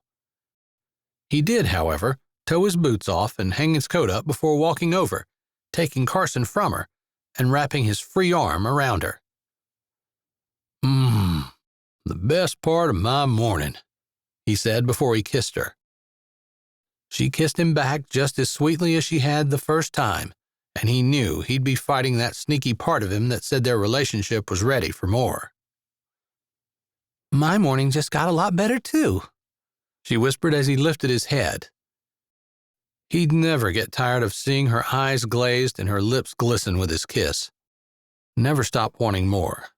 Never want less than forever. But he stepped back. His eyes met Gabe's dancing blue ones across the table. He cleared his throat, adjusting Carson so that the little guy's hands could reach around his neck. I guess you don't have anything planned for today, since we were supposed to be going to Rockerton and all. Elaine was flipping the eggs carefully so she didn't break the yolks and didn't look up. I always have things I could be doing. I'm sure you know what I mean. Gabe's face fell, but it still held out hope that Rem would prevail. I don't suppose you have a package of hot dogs in the fridge? Rem affected his best innocent air as he bounced Carson up and down before flying him into his high chair. I do. She looked up. Why? Do we have marshmallows? He answered her question with one of his own. I think I have a bag in the cupboard. What about graham crackers? Understanding crept across her face. She looked over her shoulder and laughed outright, shaking her spatula at Rem. You've got the innocent act down, but your partner in crime looks as guilty as a bank robber holding a bucket of cash. Rem gave her his best good old boy smile. So that was a yes to the graham cracker question? She laughed again, shaking her head and turning back to the stove. I do have graham crackers, actually, and... She carefully lifted the eggs out and flipped them over onto a plate. I also have 4 chocolate bars. I bought them for the kids for Valentine's Day the last time we were in town. So can I borrow them? Borrow? She lifted a brow, stopping with the plate in her hand. Sure. Next time we go into town, I'll replace them. Maybe they'll multiply. Chocolate bars do not reproduce. He took the plate from her. I didn't say reproduce. I said multiply. You're talking science. I'm talking math. No wonder they say men are from Mars and women are from somewhere a lot weirder and farther away. If you want my chocolate bars, you better be nice to me. She put a hand on her hip. How about I feed your cows for you? Oh, wait, I already did that. My cows? They're my cows? Sure. When they're hungry, they're yours. Oh, she grunted. I suppose they're your cows when we're loading them on the trailer and taking them to the slaughterhouse. Tell you what, you can keep them until they're unloaded. Then they're mine, he said smugly. She rolled her eyes. Wow, you're so generous. Mr. Rem? Gabe pulled his face into a what are you doing look. So, Elaine.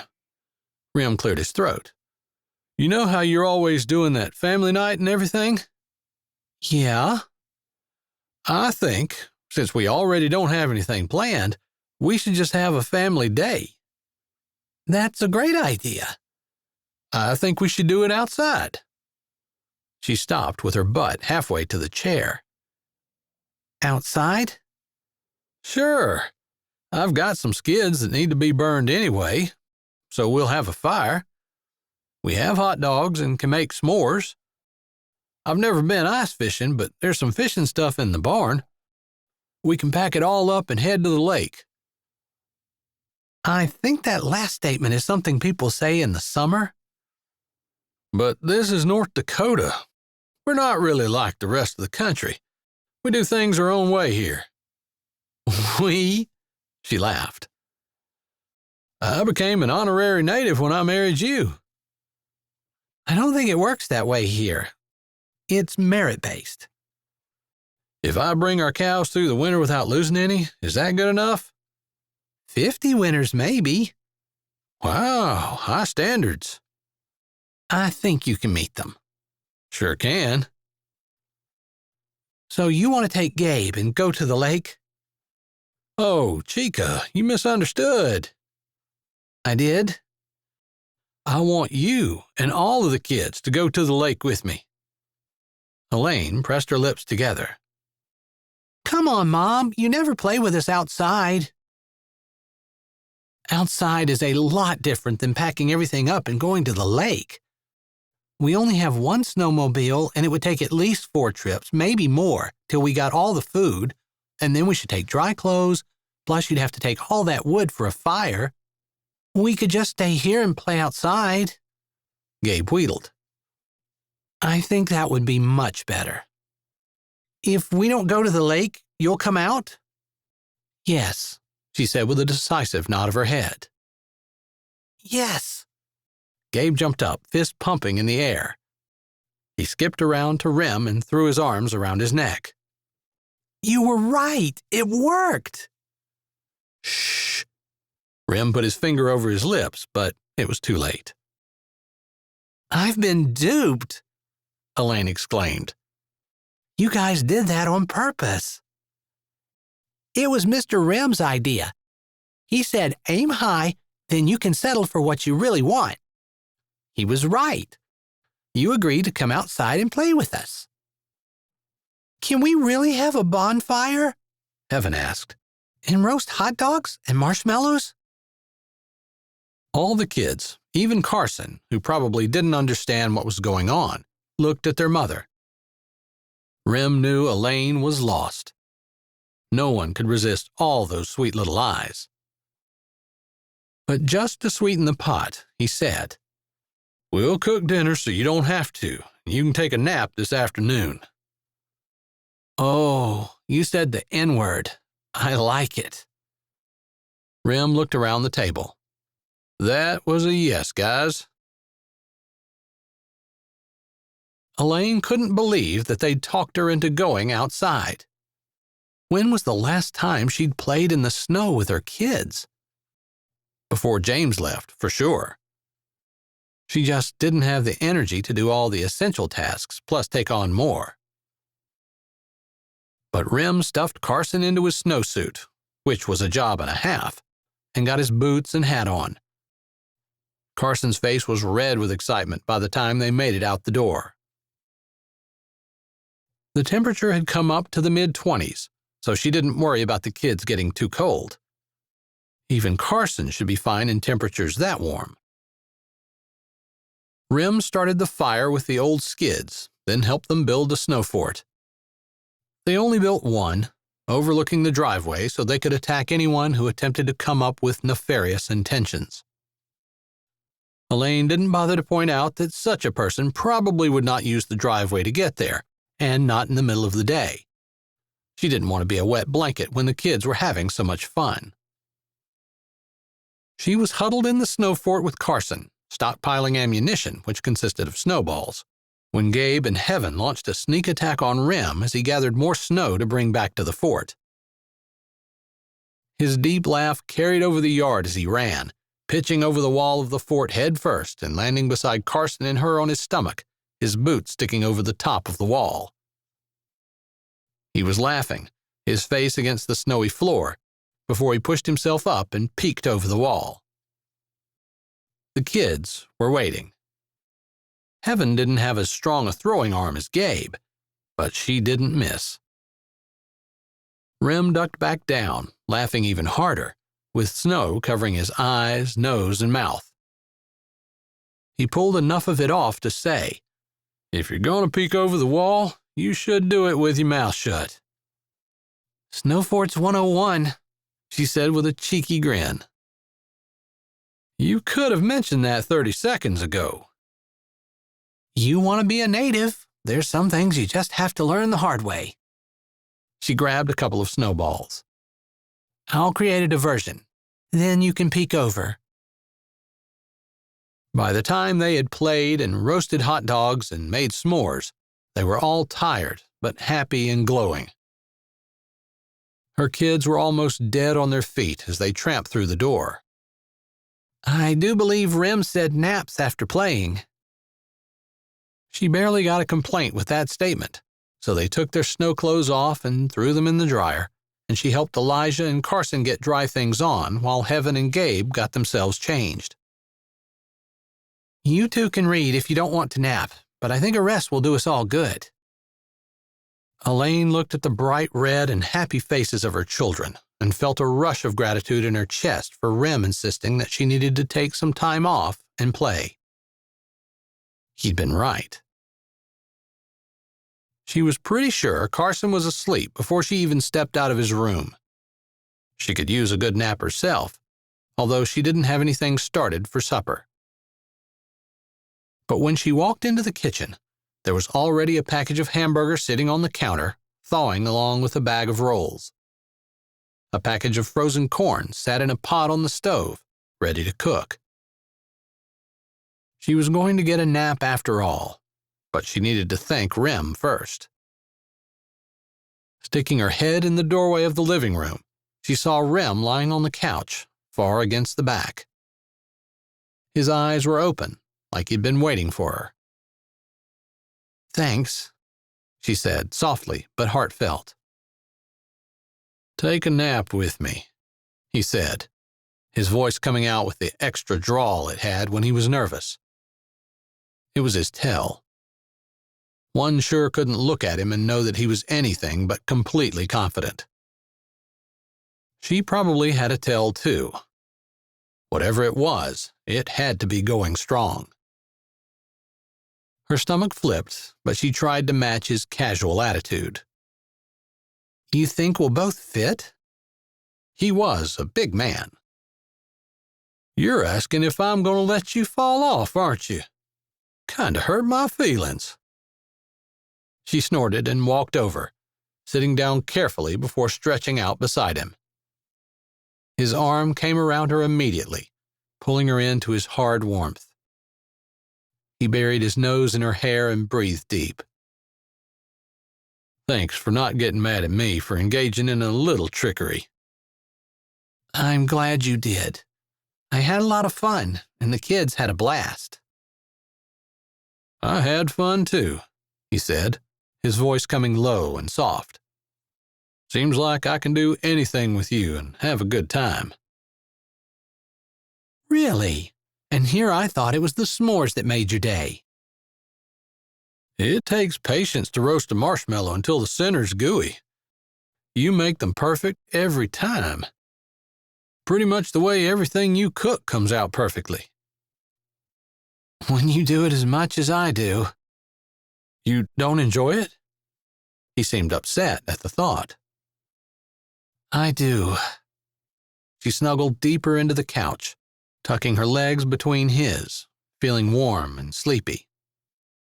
"It's fun to cook.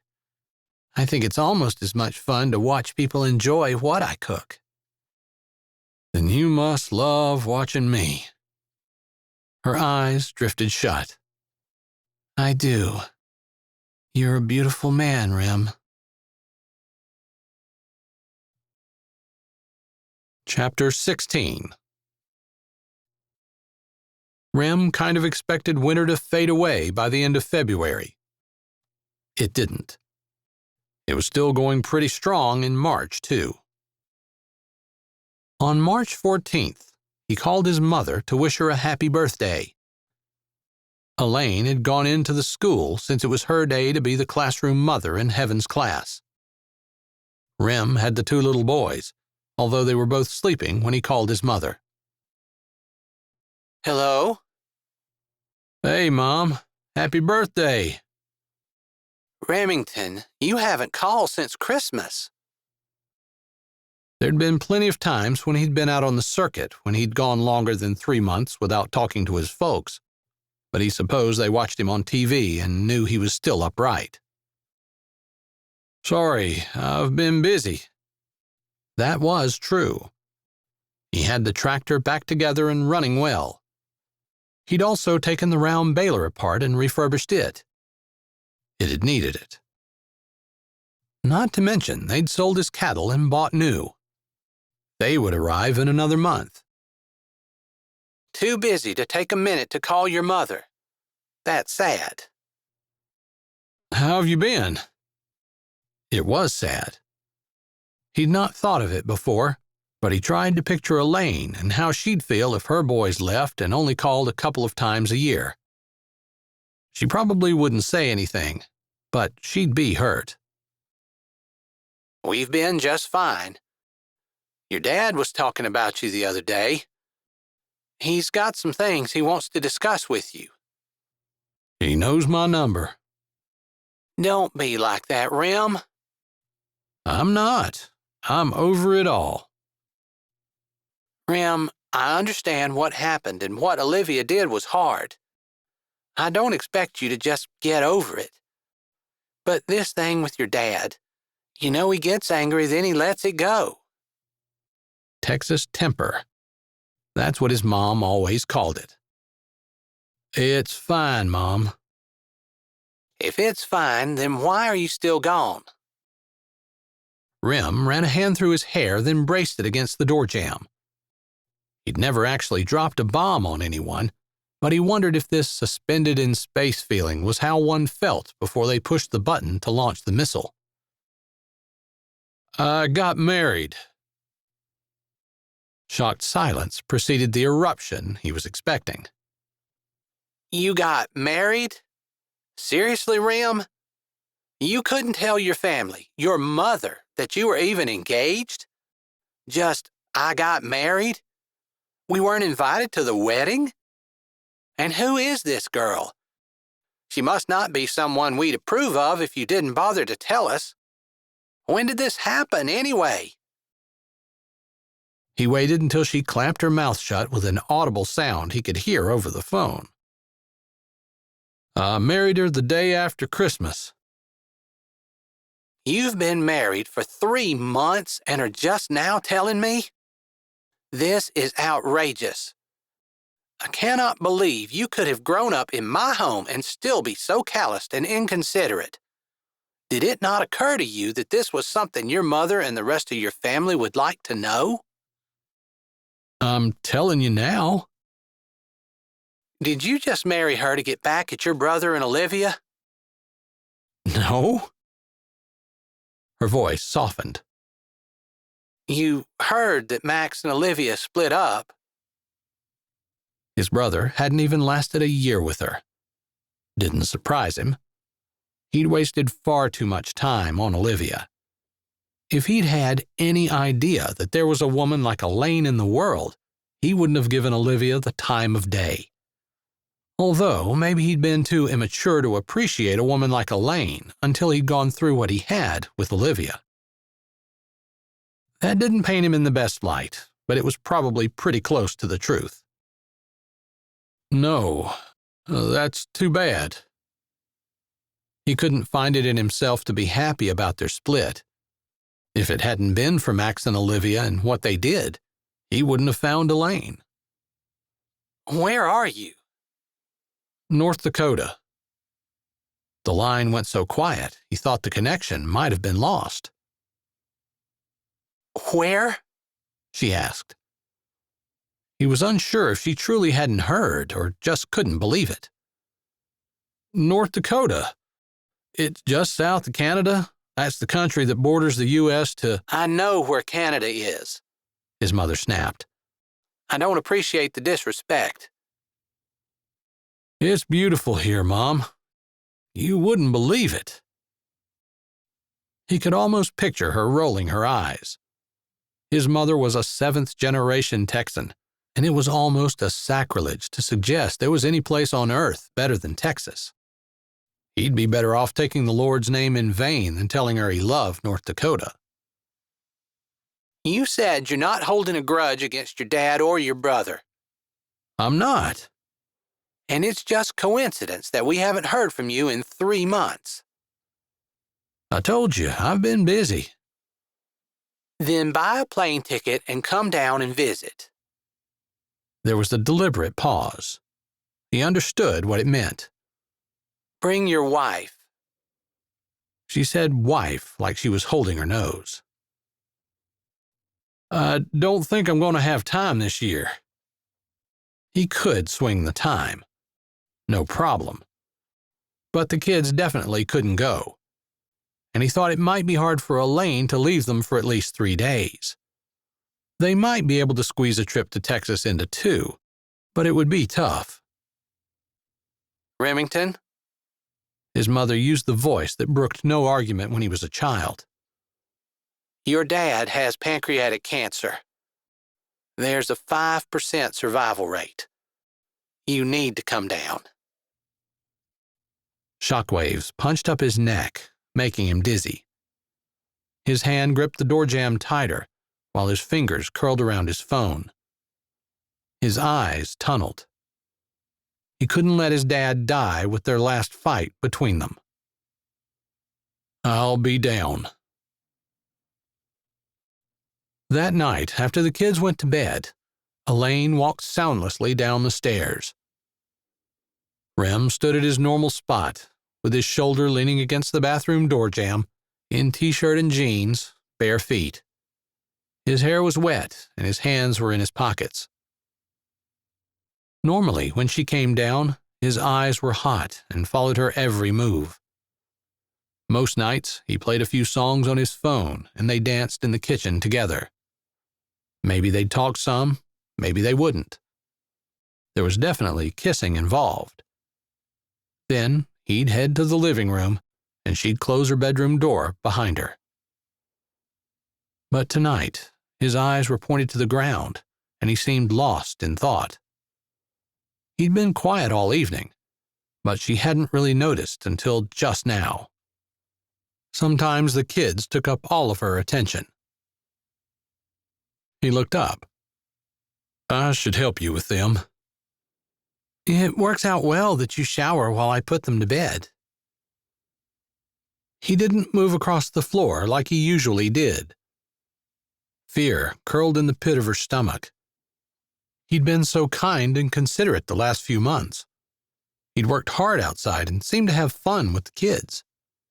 She thought he might actually like it here. But what if he didn't? She gave her head a shake, unwilling to allow herself to think like that.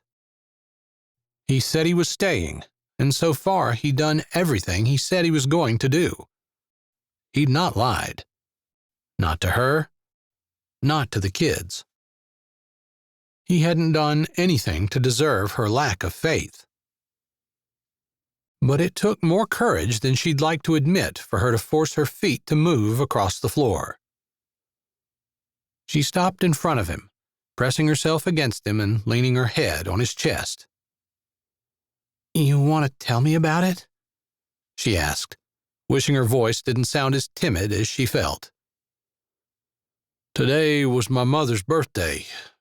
I called her. His hands came up and he pulled her even more tightly against him. My dad has cancer, and his chances of surviving it are not good. Ah, yes.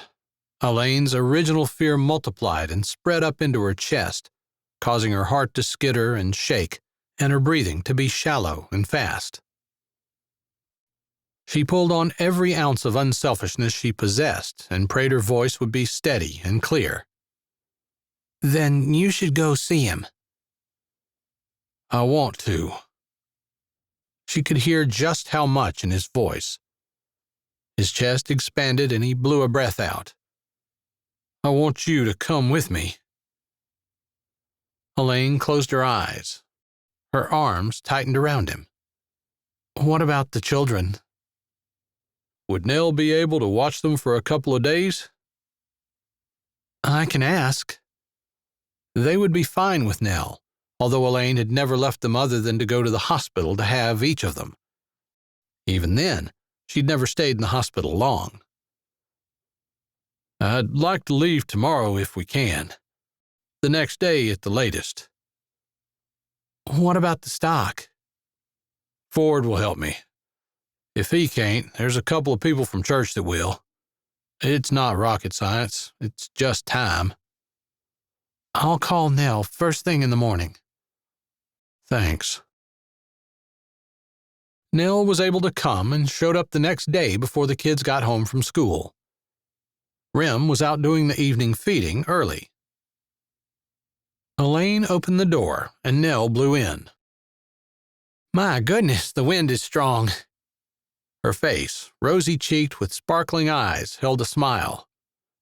I'm so glad you could do this on short notice. Not a problem, Nell said, although something in her eyes made Elaine wonder if maybe Nell actually did have a problem getting out of her house. Her mother had died before Christmas. Elaine thought that might be the only thing keeping her living at home with her stepfather and two stepsisters, but it had been over 3 months, and Nell was still there. Were the roads okay? With the strong wind, there were bound to be some drifts. Normally, Nell walked across the fields to their house. It was only about 3 miles, but as deep as the snow was right now, it would be a hard walk. My stepdad let me use his old Ford. She took her hat off, and her short blonde hair stuck up all over the place from the static. But I had a flat tire on the way here. Oh no, that's awful. With this wind, I bet changing it was tough. It probably was. She tilted her head. I've never had this happen before, but as I stopped, this sports car, it was probably one of those expensive things because it wasn't a brand I recognized, pulled up beside me. We're on the interstate, you know. It wasn't terribly busy, but there were still trucks whizzing by and everything. She noticed the pan of potatoes on the counter that Elaine hadn't pared yet and walked over, grabbing a knife and starting to pare them. Anyway, this guy in a fancy suit gets out. I don't know what an expensive suit looks like, but this isn't anything you can get at Walmart. Elaine tilted her head, her brow furrowed. Walmart doesn't have suits. If they did, they wouldn't look like this. I bet that thing cost $1,000 or more. Nell grunted. And shoes. Man, his shoes. I've never seen shoes like that. Shiny and just rich. Like really rich. Doesn't sound to me like a man that would stop, let alone be able to help. That's the really strange thing.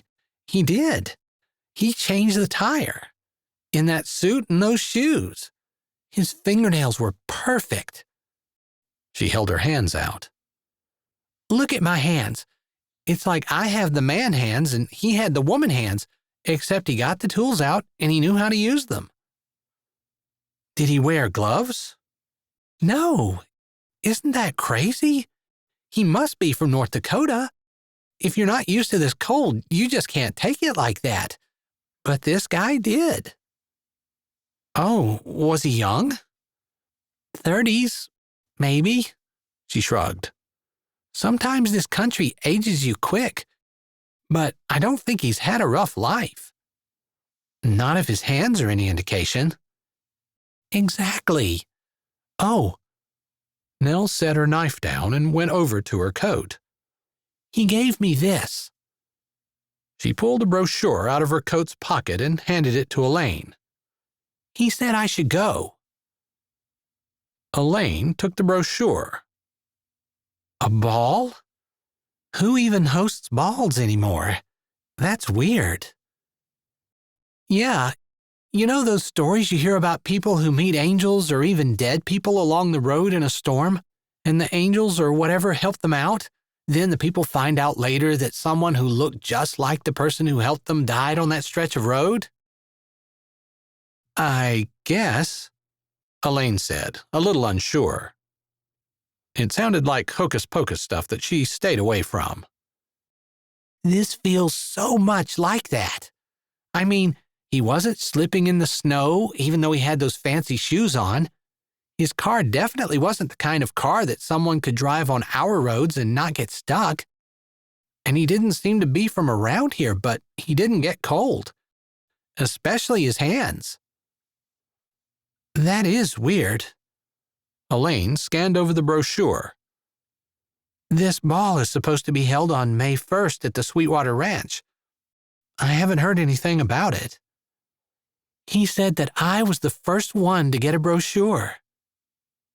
Nell's eyes were a little dreamy, and Elaine suspected there were a few things she wasn't being told.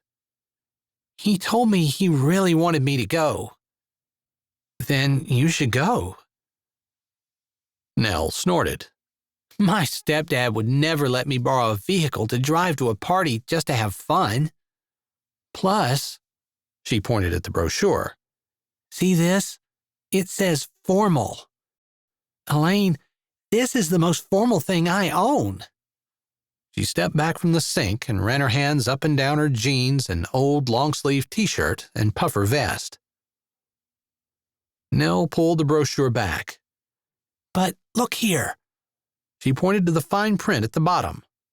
It says, "Maids and servers will be needed. Apply online. Pay will be $500 for the day." Nell's face practically glowed. "I could do that. I'm great at cleaning, and I can be very polite." Elaine laughed. "Those are the only qualifications?" "It doesn't say, but I'm going to apply. If you need a reference, you can put me down. I think sometimes my kids love you more than they love me. And I know my house is always cleaner when you leave."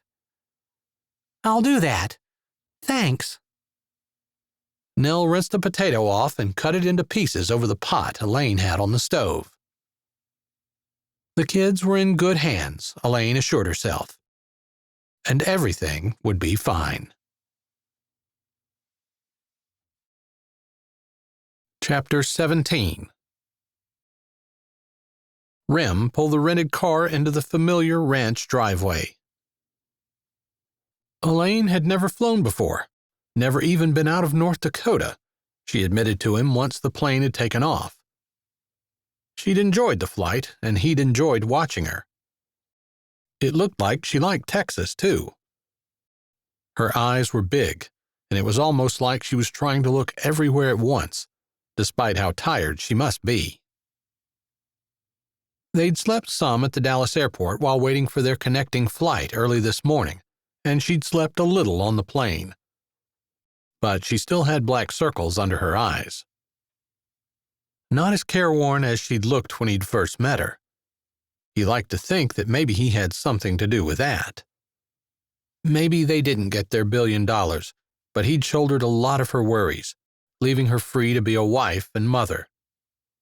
She was still involved in the ranch, of course, but the problems and work didn't weigh her down. "There's our house." He nodded at the brown one-story home. The green roof set it off, and the wide porch was screened in. The barn was not much farther on. He recognized the bull in the corral, one his brother had bought. Prince Charming. Rem wouldn't have wasted the money. Max had bought him, thinking to do what Rem had been doing, raising high-dollar bucking bulls. It was a risk, no doubt. Prince Charming was a high-dollar dud. But he was a pretty bull, bluish-gray over his back that dappled down to dusty white on his belly and legs. He'd never see the inside of a professional bull riding chute, but worst of all, he had a tendency to throw sons who were even more worthless than he was. Max had made a mistake. Unfortunately, it only seemed to make him resent Rem more. Maybe because Rem's bulls had been showing some promise before he sold them. It was a bit of a shock getting off the airplane and not seeing white snow everywhere. Now, seeing the brown and green Texas hill country landscape, it made him wonder what Elaine's and his ranch would look like when spring finally came to North Dakota. He parked at the rail just as his mother came out the screened porch, followed by 2 puffy white dogs. Salt and Sugar. He'd been out on tour when she'd gotten them and didn't know them that well, but they seemed nice. Definitely smaller and less energetic than Banjo. "It's beautiful." Elaine finally broke her silence. "Spring is the best time of year in Texas." She laughed. "It won't be spring until next week." "The next week, it's summer." He grinned over at her, glad she seemed okay. If his mother hadn't been striding toward them, he'd have made a joke about North Dakota and its seemingly endless winter, but he saved it for another time. "That's my mom. Come on, I'll introduce you." He got out, walking around to open Elaine's door. She was already out, so he just closed it and took her hand.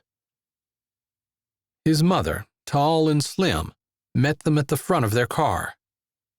"Rem," she exclaimed, holding out her arms and wrapping them around him. She smelled like sandalwood and some kind of expensive perfume. familiar, but not a scent he'd missed. He put his free arm around her, squeezing a little but keeping a hold of Elaine's hand. His mother could be a little overwhelming, and Elaine wasn't pushy enough to stand her ground. Finally, she pulled back, looking him up and down like she was making sure he hadn't grown a second head. "You're more pale than I've ever seen you.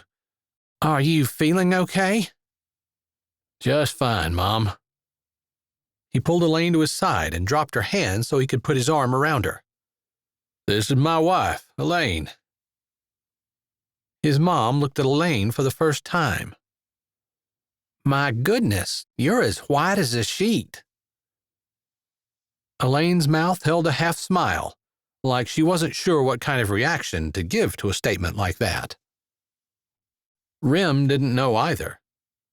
"It's winter in North Dakota. We're not out in the sun much this time of year." "We? Like you're a North Dakotan?" He didn't want to start an argument, so he bit his tongue rather than give the answer that wanted to slip out. "You have a beautiful place here, Mrs. Martinez."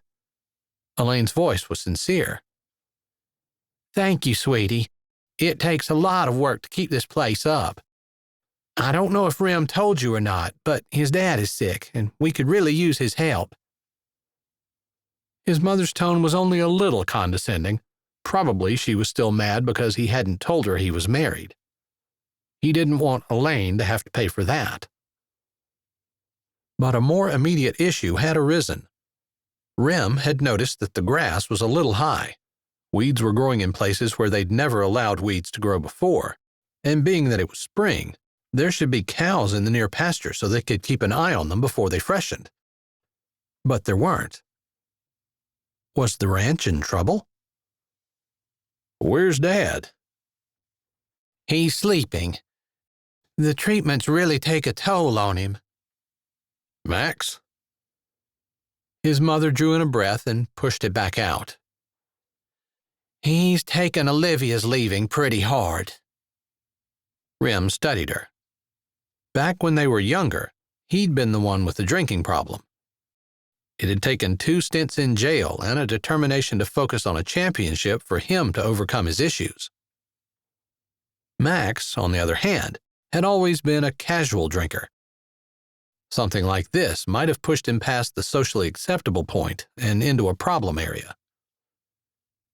"In what way?" he asked cautiously. "He's depressed, of course." Her mother tilted her head, tugging her shirt down before she said, "You remember Cord Wingate? His dad was the president of the First National Bank of Texas." "Yeah." "Well, she ran off with him." "You're kidding. They haven't even been married a year." She lifted a shoulder in a graceful shrug. "Cord bought the Triple D hunting camp that's about 45 minutes south of here. $6.2 million. I think that was looking a little better than this, with all the work there is to do here." "You need to hire some people." "You know how your dad is. He wants to do everything himself. Except now he can't, so he's pushing Max to do it all. Max can't take the pressure." Elaine's arm slipped around his waist, and he realized they were all still standing in the yard. His mother hadn't invited him in. "I assumed we'd stay here tonight?" "Oh, yes, of course." His mother put a hand on her head and gave it a little shake. Her auburn hair stayed firmly in place. "I'm sorry. Please come in. I have your old room ready. I assumed you'd want to see your dad and then maybe ride around the ranch some." He walked around and pulled their bags from the trunk. "I don't know. We've been up most of the night. I'm tired and Elaine probably is too." He looked down at her. She didn't have to tell him she was tired. He could see it in the tightness of her eyes and the drooping of her shoulders. She leaned against him as they walked. "Oh, really?" His mother's green eyes flashed to Elaine. Her mouth tightened like she disapproved. "You're not going to be here long. I thought for sure you'd want to see everything." "We're here because Dad's sick and I want to see him. You also said he wanted to talk to me." Rem opened the door for his mother. He met Elaine's eyes as she went through. Elaine wasn't getting the best of welcomes here, but she didn't seem upset. Not like he was. He knew his mother was angry that he married without her knowledge and without her knowing his bride, but it was wrong of her to be punishing Elaine. The house was cool as they stepped in and removed their shoes. The tile floor was even cooler through his socks. He marveled at the differences. In Texas, everything was about keeping them cool and comfortable. In North Dakota, they were always trying to stay warm. Compared to the house they lived in, his old home felt like a mansion, with high ceilings and large rooms all decorated in earthy colors. It was wide and spacious. He'd forgotten how much he loved this house. "You know where your room is," his mother broke into his thoughts. "If you want to ride around the ranch, you know you're welcome. I have a nice meal planned for tonight with a few old friends. I told people to come around 7. Reva is getting the back barbecue pit area ready, and our chef has a brisket in the smoker." "Will you text me when Dad wakes up?" "I will. I know he wants to see you." "Thanks." He pulled on Elaine's hand and led her past the large kitchen with the big bar that seated 10 people, through the living room with comfortable couches and greenery and artwork placed in strategic locations, and down the hallway to his old room on the right. They stepped into the oversized room. The comforter on the large wooden bed was new, but the bed itself, along with the 2 matching dressers, was the same he'd grown up with. The door was open to the master bath where there was a whirlpool tub and a stand-up shower. The shades were open. His windows overlooked the hill country to the south. It was a view he'd loved all his life. Walking into his room felt like coming home in a way his mother's arms had not. He turned to Elaine. "How are you holding up?"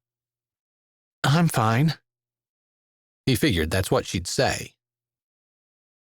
He tried a different tact. "You want to ride and see the ranch, or do you want to rest?" She swallowed and looked at the bed. He hadn't considered that they'd be sharing one tonight. Although she seemed comfortable with him and they had a solid friendship, he'd not suggested moving into her room, and she hadn't made the offer again. It was going to happen eventually, sooner rather than later, probably, but he didn't want her to have any regrets. Going too fast might be a problem, but going too slow wouldn't hurt anything. "I can sleep on the floor if that makes you uncomfortable." Her eyes widened. "Oh, no." Her cheeks reddened. "I wasn't thinking about that. I was just considering. I'll be fine if we see the ranch, and I really want to." She stepped closer to him and ran her hands up his chest. Yeah, she was definitely comfortable with him. "This is where you grew up, and you love it. I want to love it too." His hand slid over her back and pulled her closer. "I love it, that's true. I guess I'd forgotten how much until we drove up today. But there's a ranch in North Dakota that has stolen my heart." She reached up and kissed the bottom of his jaw. "Show me your ranch, Rem." His eyes closed and his hands tightened on her back before he let her go. "Come on, you're gonna love it." Chapter 18. When Rem said ride, he'd meant horses. Elaine had never ridden a horse in her life. Because of James, they kept 3 for the children. Elaine could brush them, clean their stalls, and even clean their hooves, but she'd never been on their backs. She'd been terrified and trying to hide it, although she'd always heard a horse could tell. Either her horse was a little slow on the uptake, or she was a good faker. Whichever it was, she'd managed to ride beside Rem without falling off or having a panic attack. Rem had probably noticed her discomfort more than the horse. He constantly amazed her by how he seemed to know what she was thinking and feeling. In this case, he kept the horses to a walk. Maybe that was the normal speed at which they rode. Regardless, she'd been grateful, since she had no idea how to get her horse to go faster or, more importantly in her opinion, how to steer it or get it to stop. Thankfully, it was happy to plod along beside Rem's mount. Meanwhile, Rem never mentioned her inadequacy, and she had a great time, listening to Rem brag about his home and the state he loved. Still, she was pretty happy to get off the horse. She was also sore. Muscles that she hadn't even known she had twinged in painful chorus as she pulled the saddle off her horse. Rem's phone buzzed as they walked into the house. "Mom says Dad is awake. You mind getting a shower while I run in and talk to him quickly?" Rem asked, holding the door open for her. "Not at all," she answered, wondering if she might not even meet his dad. "Can you find your way to our room?" "Sure." The house was big, but not twisty, and she could easily find it. He pulled her close and kissed her hard and fast. "Thanks, Chica." She was a little dazed as he pulled away and strode in the opposite direction. She stood and blinked, a bemused smile on her face. That kiss could have lasted a little longer. "Hey, sister." Elaine jerked around, her eyes searching frantically around the kitchen, then the living room, for the source of the lazy drawl and the words that were slightly slurred. Finally, she saw the man slouched on the easy chair in the corner of the living room. She walked slowly closer, thinking this must be Max, as there were definitely similarities between him and Rem. Rem didn't hate him. He almost seemed sad when he talked about Max. "Hello," she said. "I'm Elaine." "I know who you are." The man didn't move, but his eyes, dark brown where Rem's were black, followed her. "Then you know I'm Rem's wife." The man snorted. "Rem always lands on his feet. Women or bulls, doesn't matter. Gets bucked off, lands on his feet." His hand came down, smacking on his lap as though to emphasize his point. "Has it occurred to you that perhaps Rem works hard and isn't afraid to go after what he wants, even if it involves sacrifices, and maybe that's why he's successful?" Elaine laid her hand on the back of the couch, staying a good 8 feet away from the man. For all that, he seemed to be sloshed but mostly harmless. "No," he said flatly. "It hasn't." Elaine snorted. "Then maybe it should. Because that's the truth. Hard work trumps talent any day of the week. Rem sees what he wants, then he works to get it." "He's got you brainwashed." "I'm just telling you what I've seen." "Pretty sure Rem didn't know any chicks in the Dakotas. You probably haven't even known him for a year. Half a year, maybe. I'm his brother. I grew up with him." The man got a sly look on his face. "You know, last year this time, Rem's fiancée was pregnant." As much as she didn't want the man to get a reaction from her, Elaine gasped. "You can finish that story, Max." Rem arrived at her side on stocking feet. She hadn't heard him come. "I'll let you tell it, bro. I'm sure your version is better than mine." "I had a drinking problem at one time, Max, as you well know. If you want to talk about it, I'm here." Rem took Elaine's hand. The slide of his calloused fingers through hers soothed her like it always did. "You mind coming? My dad wants to meet you." "Of course," she said as she followed him, hoping she'd hear the rest of the fiancé story. That hadn't been in the report she'd read. Did Rem have a baby somewhere? He'd not mentioned it at all. She put a hand over her stomach. The idea of Rem having a child was shocking, but she could handle it. It was more the thought that he'd kept the information from her that really upset her. "What a great son you are, Rem. You know he's going to give you the ranch. You don't have to suck up anymore."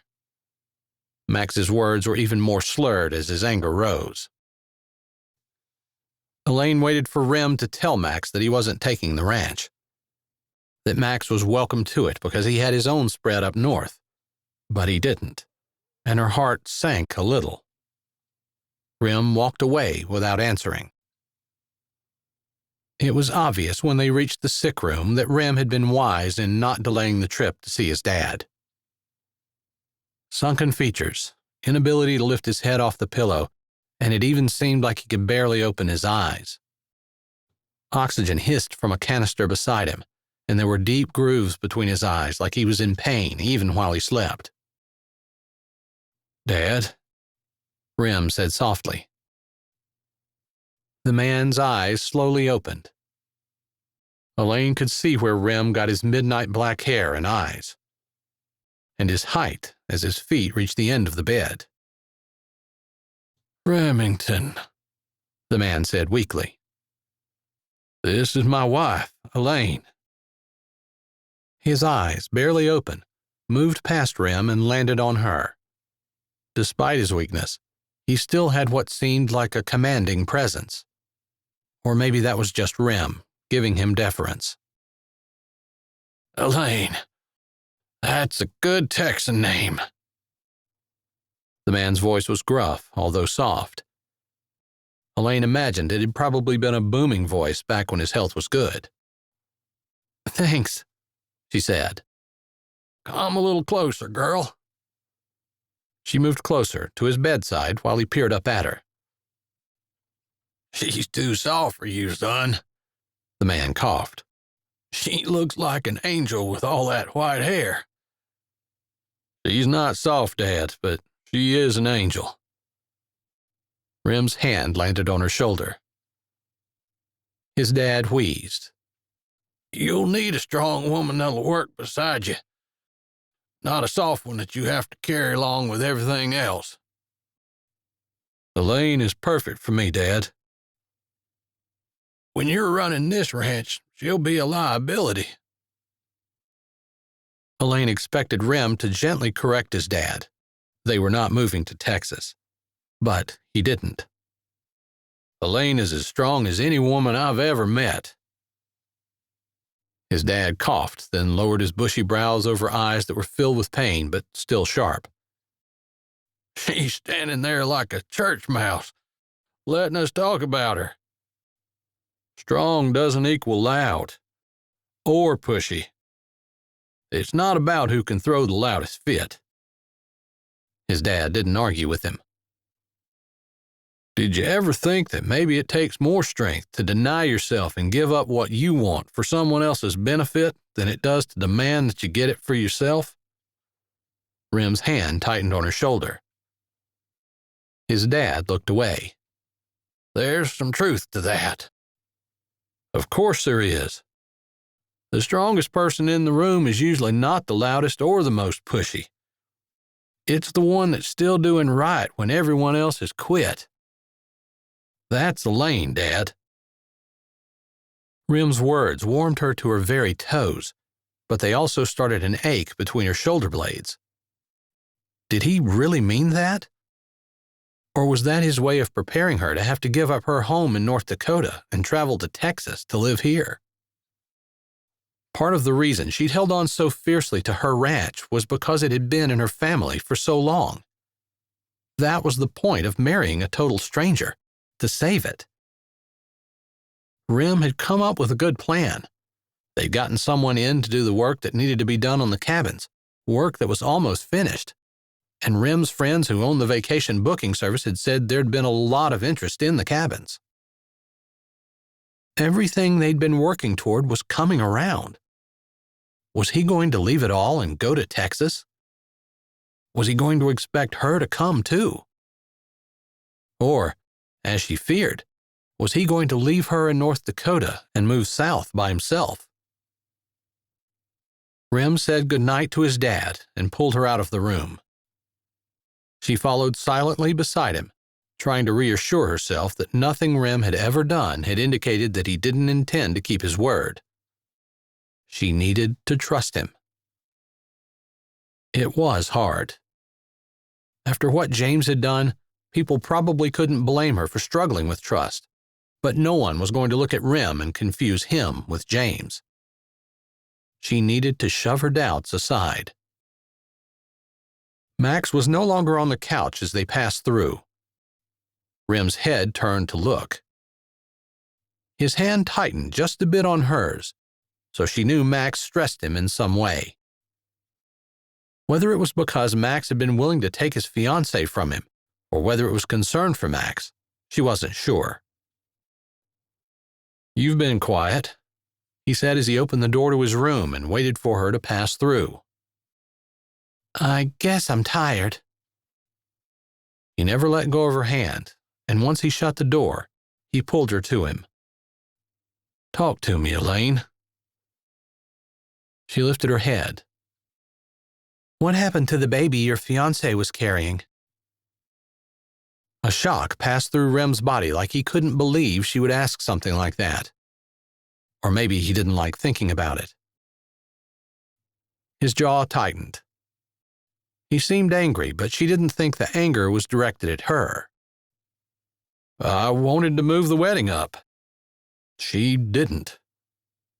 He lifted a shoulder, but Elaine wasn't fooled into thinking it didn't matter to him. "She had an abortion. She paid for it with my money."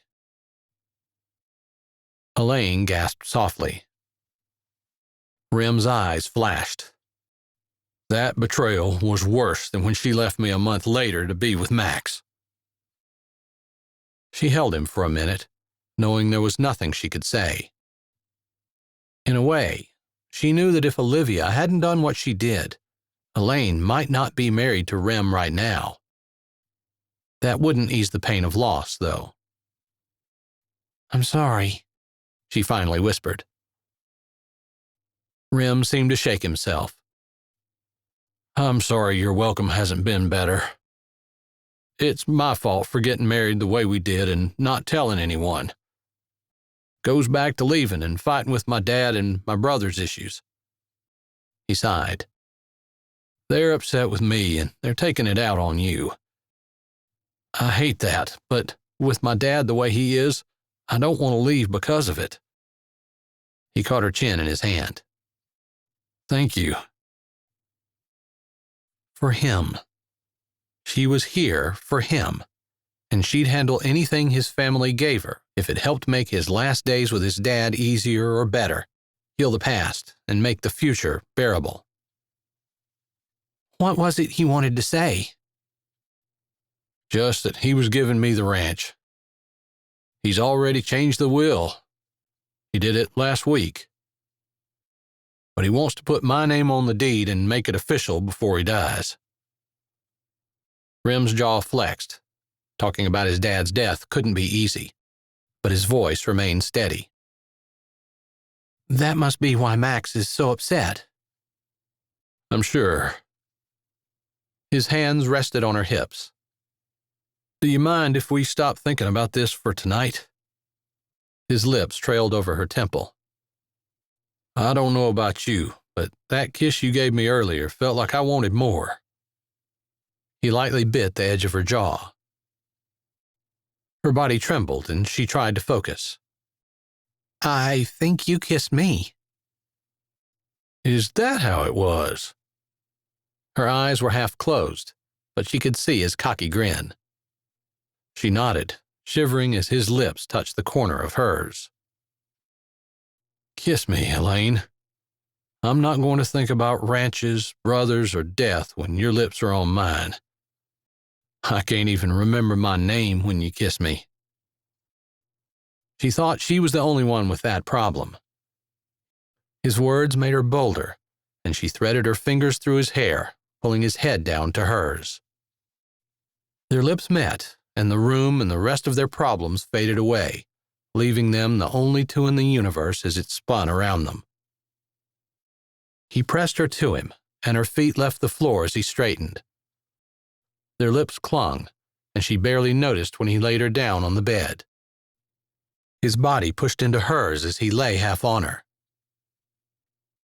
She wasn't sure how many times his phone had buzzed before she noticed it at the same time he did. His head lifted, and he looked at her like he wasn't quite sure how they'd gotten in the position they were in. Then he grinned, his hand stroking her hair that was splayed out over his dark comforter. "You look good in my bed." His drawl was deep and thick, and his words sent heat down her spine. He sighed and kissed her quickly once more before he stood, holding his hand out for her and pulling her up. "I'm guessing that was my mother texting that it is time for us to show our faces at her dinner, and we haven't even showered yet." Elaine squeezed him with her arm, laying her head on his chest before letting go and moving away. "I'll shower quickly while you answer her." Typical of his mother, a few friends had turned into 20 people. Elaine held out well, though. He supposed spending 2 years basically alone, running a ranch by herself while taking care of 4 young children, had given her the grit to at least make it through his mother's barbecue. He knew everyone, and unlike in North Dakota, everyone here knew what he was and what he'd accomplished as a professional bull rider. They respected that, and him. He hadn't realized how much he enjoyed just getting some credit for what he'd accomplished, rather than being looked on with suspicion for being an outsider who may or may not have married Elaine for her ranch. But his heart wasn't in the socializing. His dad and his declining health were forefront in his mind. It was hard to laugh and pretend everything was okay. He caught himself longing to be back in his room with Elaine's arms around him and her body pressed to his, her soft words in his ear and her quiet strength giving him balance and courage. He held his drink in his hand and watched her smiling and talking to a young mother who lived on the next ranch over. It scared him a little, to be honest, that he drew from her, almost depended on her, like she wasn't a separate person but was a part of himself. A part he needed. He hadn't wanted to need anyone. Definitely hadn't wanted to depend on anyone. He thought he remembered the preacher saying 2 became 1 or something along those lines, and he didn't have any trouble believing it.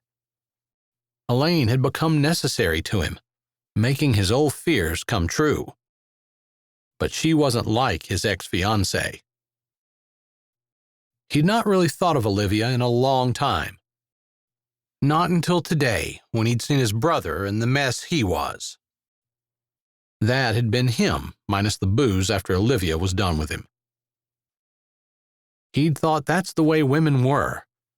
But after spending the last few months with Elaine, he thought, was pretty sure, she was different, that he could trust her not to be looking for the next best thing and chasing after it. That she was loyal and would stand beside him no matter what. Someone came up to him and asked him a question.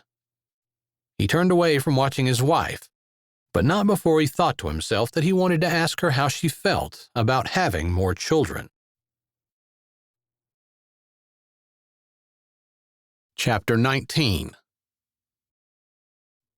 Rem ended up deep in discussion about bulls and semen, bull riders and the future of bull riding as a sport, and whether bull riding in general had passed its heyday. He hadn't realized how late it was until he looked around and everyone except the people in his group were gone. He looked again and saw that Elaine was helping the hired help clean up. She carried a big stack of plates and cups through the back door, following a woman with black pants and a white shirt. Knowing Elaine had to be tired, he'd not planned on staying so long. Plus, he'd been looking forward to sharing a bed with her tonight. It was that thought that made him stand abruptly. I didn't realize it was so late. You guys didn't have to stay on my account. It's always great to see you, Rem. The men took his cue and slowly moved to their feet. They couldn't leave fast enough for Rem. But when he was finally seeing the last straggler to their car, his mother texted him. Your dad is awake and asking about you. Would you sit with him through the night? He looked up just as Elaine came out the back door. She wore a knee-length jean skirt with flip-flops and a plain pink top. Her only jewelry were the rings that he'd given her. He hadn't realized until just now, but she was probably underdressed for the party. He wondered if she noticed or cared. Somehow he doubted it. In all the time he'd been with Elaine, she'd never bought a thing for herself. He hadn't realized. It made him want to take her shopping. Except they needed every cent of their money to pull their ranch out of the unprofitable pit it was in and get it running in the black. But if they moved here, like his dad wanted him to do, they'd be stepping into an already profitable operation. There would be a lot of hard work, yes. They wouldn't be pulling in enough money to be considered rich, but it would be enough for him to take his wife to buy a few clothes so his mother wouldn't be looking down her nose at her. He texted his mom back, then walked over to tell his wife where he was going. Their flight home landed in Fargo before lunch. It was a sunny day, and 30 degrees would have felt warm if they hadn't just come from Texas.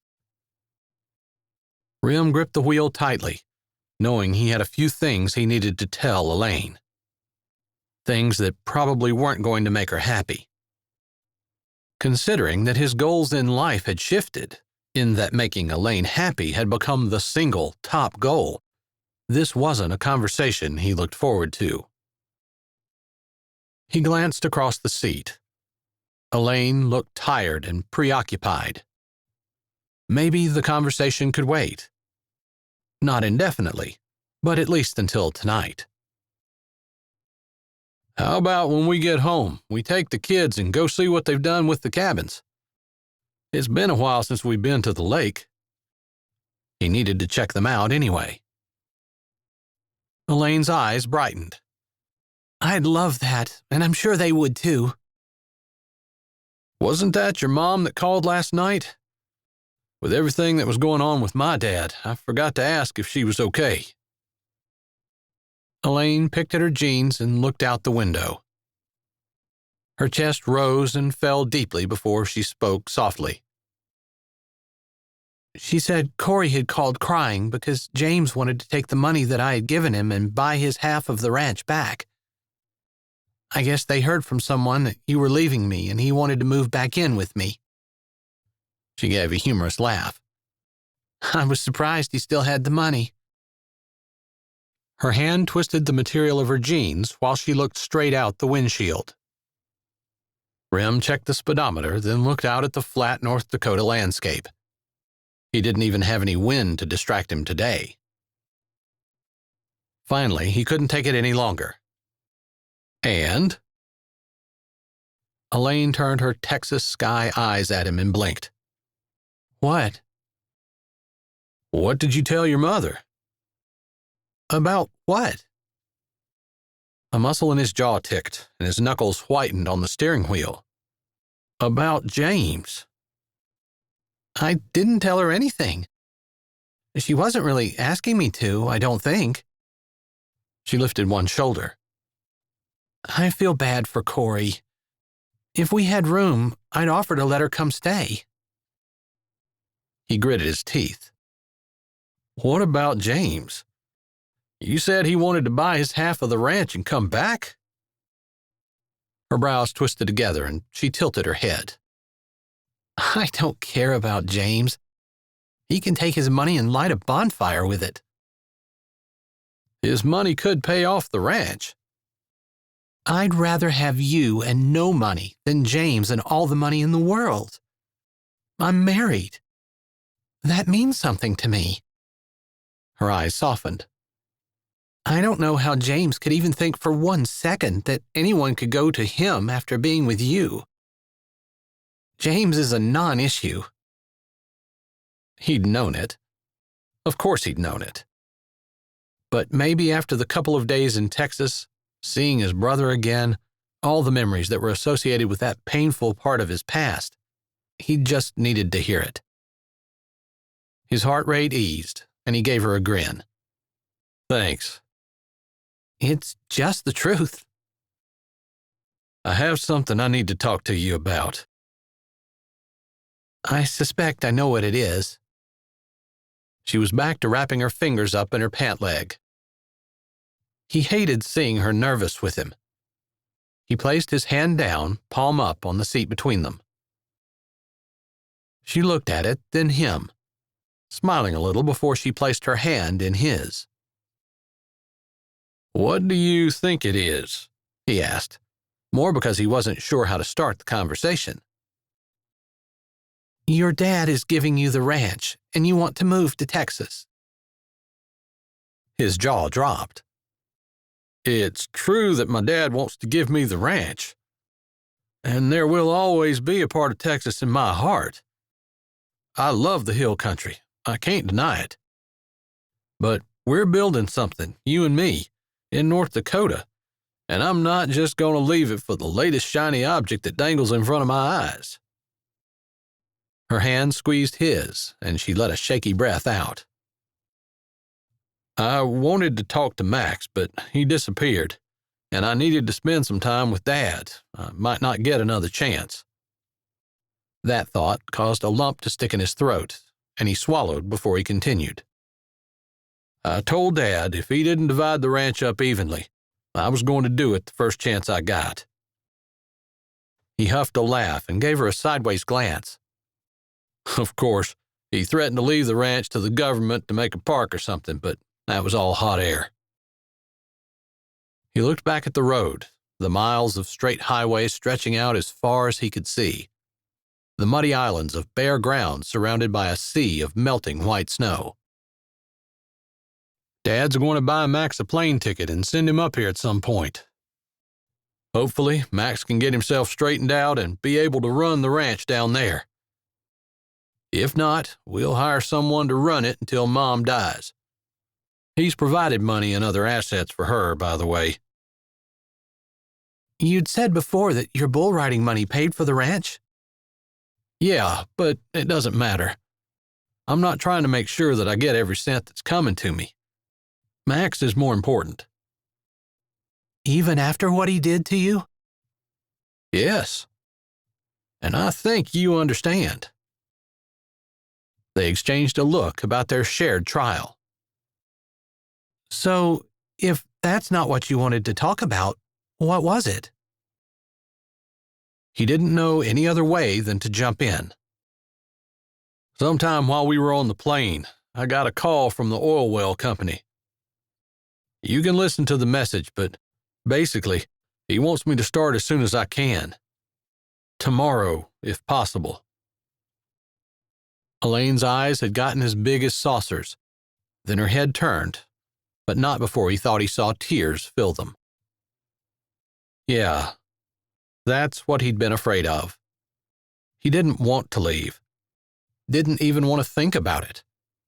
And while there was something nice about the fact that Elaine didn't want him to go, he knew one of her biggest hurts was that James hadn't loved her enough to stay. He didn't want this to become a shadow of that for her. But he didn't know what to do to stop it, because he had no choice. If they were going to save the ranch, he had to work the oil wells this summer. By the time they'd gotten home, Elaine had pretty much resigned herself to the idea that Rem was leaving in the morning, probably early. She'd handled 4 kids and a ranch before. She could do it again. And it wasn't like he was staying gone all summer. He'd have time off when he'd be home. Part of her whispered, if he came back. But it was Rem. He was coming back. She didn't know how long he'd stay, and if they were so desperate for guys that they'd call asking him to come the next day, he might not get the time off that he'd been promised. So she put on her happy face and determined that his last memories of her would not be ones where she was sad or pouting that he was leaving. The kids came running out on the porch when they pulled up. They'd had a warm spell, plus the sun was getting stronger, and a lot of the snow was melting, which meant that it was mud season. Elaine didn't care. She was just happy to see her children, and maybe she was a little emotional too, since Rem was leaving. They thanked Nell, who left shortly after, driving away in her pickup. Rem held Carson in one arm, and Elijah had hold of his other hand. "How would you guys like to go on a picnic?" he asked, looking over their heads at Elaine. "Yay!" they shouted. Even Gabe couldn't stop from jumping up and down in excitement. Banjo wagged his tail so hard his whole butt shook from side to side. The porch listed more than usual, and Elaine just hoped it could hold up to all the action. "Let your mother and me get in and catch our breath. I'll run out and check everything in the barn, then we'll get packed and go to the lake." Elaine gave Heaven a hug, then Heaven helped her carry the few bags of picnic supplies they'd brought. Gabe and Elijah went out to help Rem, while Elaine packed the food with Heaven and Carson. They chatted about what had happened while she'd been gone, and she told them how big and beautiful Texas was. She didn't mention how nice and warm it was there, since there was no point in wanting what one couldn't have. The rumble of a motor brought them all to the doorway. Make that 2 motors. Rem came around the barn on a 4-wheeler. Gabe followed him on a second one. Elaine walked out onto the porch and stood with her hand on her heart. She knew Rem had been working all winter on fixing various pieces of equipment, but she hadn't realized those old ATVs could even be salvaged.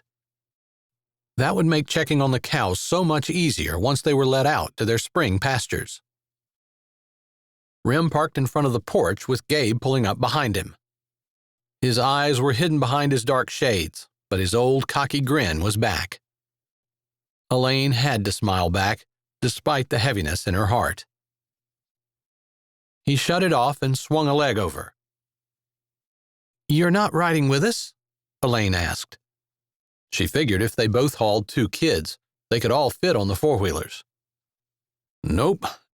It's about time those hay burners in our barn get out and earn some of their keep."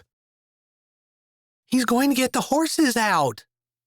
Heaven squealed and jumped off the porch, taking 2 steps across the walk before launching herself into Rem's arms. "You are, aren't you?" she yelled, grabbing his face between her little girl hands and peering into his eyes. "I'm not getting him out." Her head tilted and her smile slipped. "Figuring you can do it." Elaine might never be a horsewoman, but her kids had loved riding. Carson ran in circles around the porch, stopping occasionally to grab Banjo and jump up and down. He might not understand exactly what they were doing, but he was excited about it nonetheless. Rem waited until some of the commotion had died down. "I assumed that you and I would ride these with Elijah and Carson. I'm only getting 2 horses out." "That's perfect." Elaine's heart swelled with love and happiness as she watched Rem bantering with her children and the kids buzzing with excitement. How was it possible that $10 worth of food, 2 20-year-old machines, and a couple of worn-out horses could make her whole family so happy? It wasn't hard, but it took more energy than she had before Rem came. He'd made children and family something that was fun for her again, rather than a bunch of chores she had to get through. And tomorrow, he'd be gone. She tried not to think about it. She didn't want to spoil today by borrowing tomorrow's worries. But what was she going to do? How was she going to survive without Rem, who had become an integral part not just of her life, but of herself? She watched him saunter off, Heaven's hand in his, Gabe imitating everything about him from trying to match his long strides to the swinging arms and arrogant set of his shoulders and head. They were full of themselves and unafraid, but tender and compassionate too. Her eyes followed the slim hips, the broad shoulders, the jaunty set of his cowboy hat, and heat curled in her stomach. A little shot of nervousness twirled with it at the thought of tonight and what she might do. Tell Rem she loved him, for one.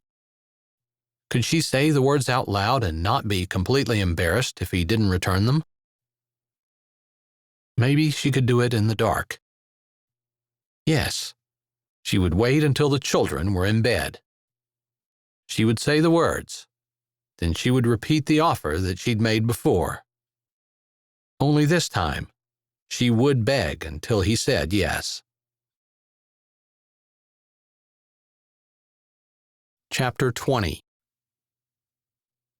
Rem lay on his side on the blanket that Elaine had packed with his head propped in his hand. Their kids, worn out from running around for the last 3 hours, sat or lay scattered around on the blanket. Even Banjo seemed all played out and lay stretched out on his side next to Carson.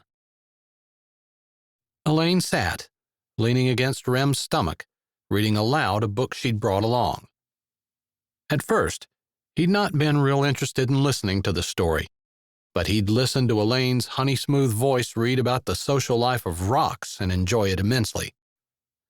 But he'd been drawn into the story and now listened as raptly as the children. Well, maybe almost. He had his hand on Elaine's waist and could feel her move every time she took a breath. It was distracting, to say the least. He'd played with the kids. One of them had found about 6 old kites in a box in the barn, and they'd had 3 in the air at one point, despite Banjo thinking he needed to chase the kites, kids, and tails while they were trying to get them in the air. No one in the family could be considered an expert kite flyer. They'd lost one in the lake when a strong wind took it down. Carson had let go of another one. Rem and Banjo had both chased that one. In vain. One of the old strings was dry-rotted and broke. That kite was gone as well. It'd probably land in some Ohioan's yard tomorrow afternoon or so. Too bad they hadn't thought to put a message on it. But they'd had success with the other 3. Short-term success, since once he'd gotten them in the air and had all 3 of the kids holding them, he'd been more interested in trying to kiss Elaine than watching the kites.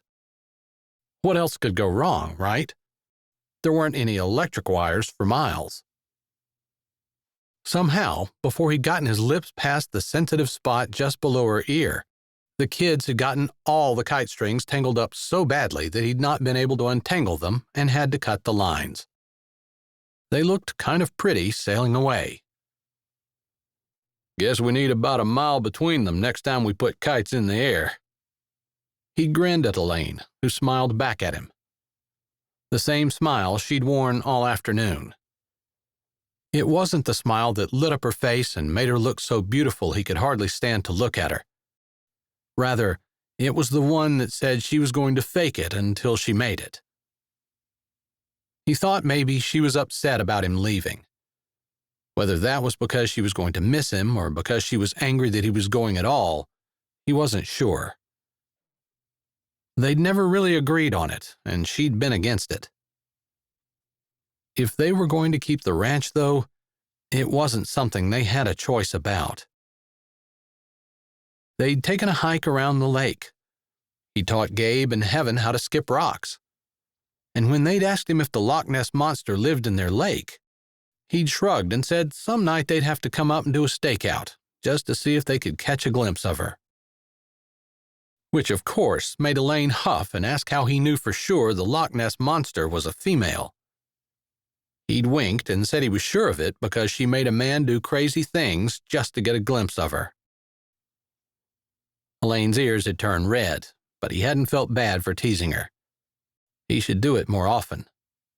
Money was scarce, and there was an unending amount of work that needed to be done, but they'd be wasting their lives if they didn't walk through the fire with a smile. Plus, her smile helped to give him the strength to do what needed to be done. As much as he didn't want to, he'd feed the stock in the morning, then get in his pickup and drive northwest to the oil fields. But now, with her fluid voice caressing his ear like velvet and her lithe body warm and alive under his hand, he didn't want to think about the morning and how hard it was going to be to leave, and especially about how Elaine might be comparing him to James in some way and wondering if he was coming back. He didn't think she would, but it had to do something to her to see him go. She'd been expecting her life to get a little easier once she got married, but she was back to where she started, alone with 4 children and a ranch to run by herself. Only now, she might have guests in these cabins to cook for, too, plus the cleaning to do. His hand tightened around her, and he forced it to relax when her voice stumbled. He hated the thought of her working even harder, hated thinking about her being here with strangers he didn't know. It wasn't that he didn't think she could handle herself.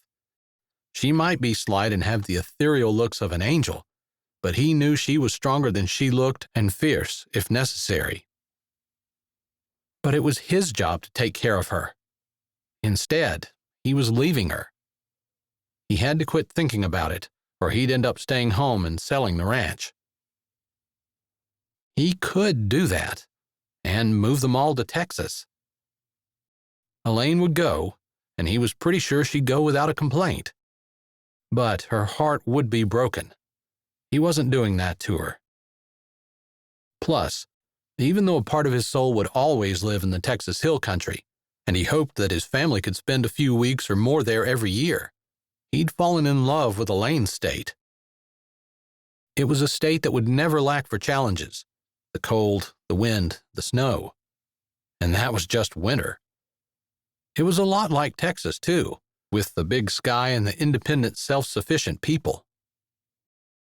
Maybe they'd always consider him an outsider, but he felt like he fit in and belonged here. The sun had sunk below the mountains, and a shiver passed through Elaine. He shifted, moving until he sat with her between his legs, her back pressed to his front, thinking to keep her warm that way. When the chapter was over, she closed the book and slowly set it down on the blanket. The kids groaned. "Just one more chapter, Mom?" Gabe asked. "Mr. Rem and I have something we need to tell you," she said, low and soft, like she really didn't want to talk at all. "Is he going to be our new dad?" Heaven asked. Because of their position together, he felt a small shock go through Elaine. Or maybe it was him. He hadn't even been thinking of that. But it warmed his heart that Heaven would suggest it. What would Elaine say?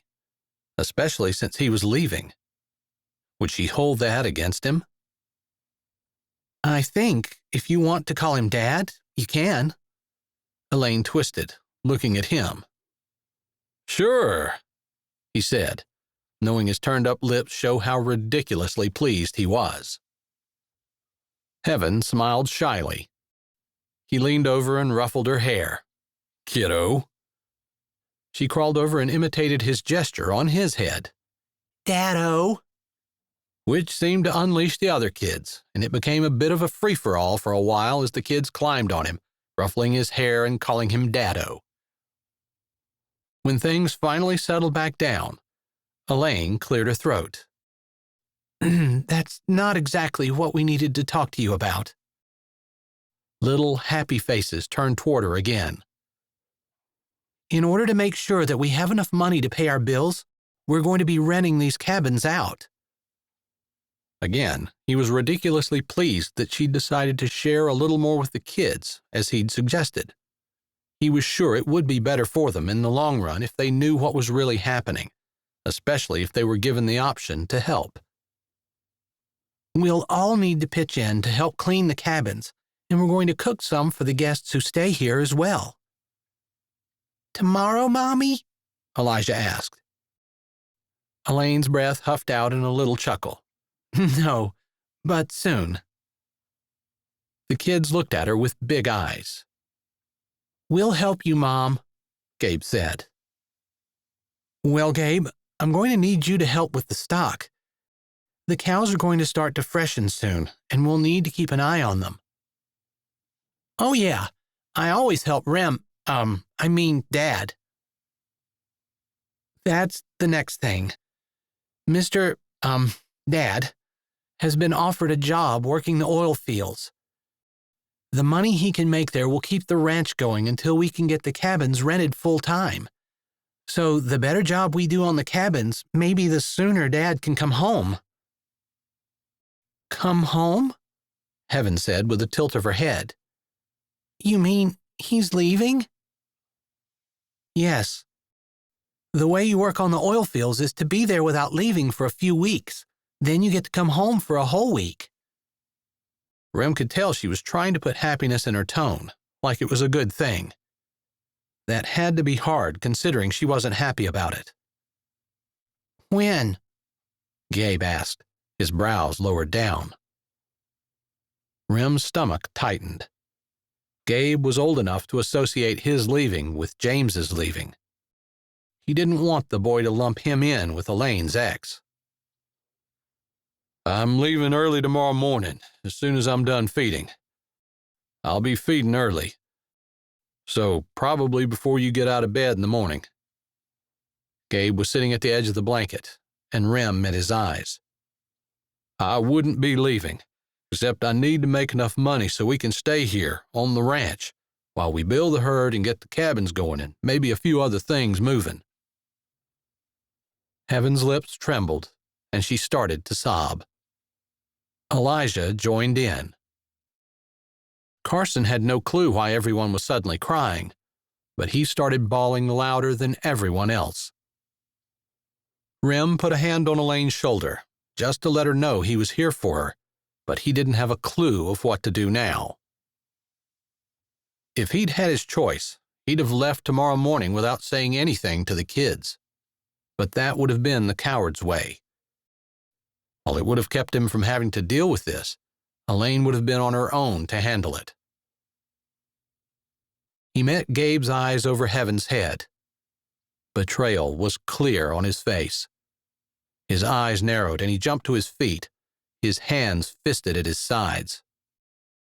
"You're leaving just like our last dad did," he shouted. "I'm coming back."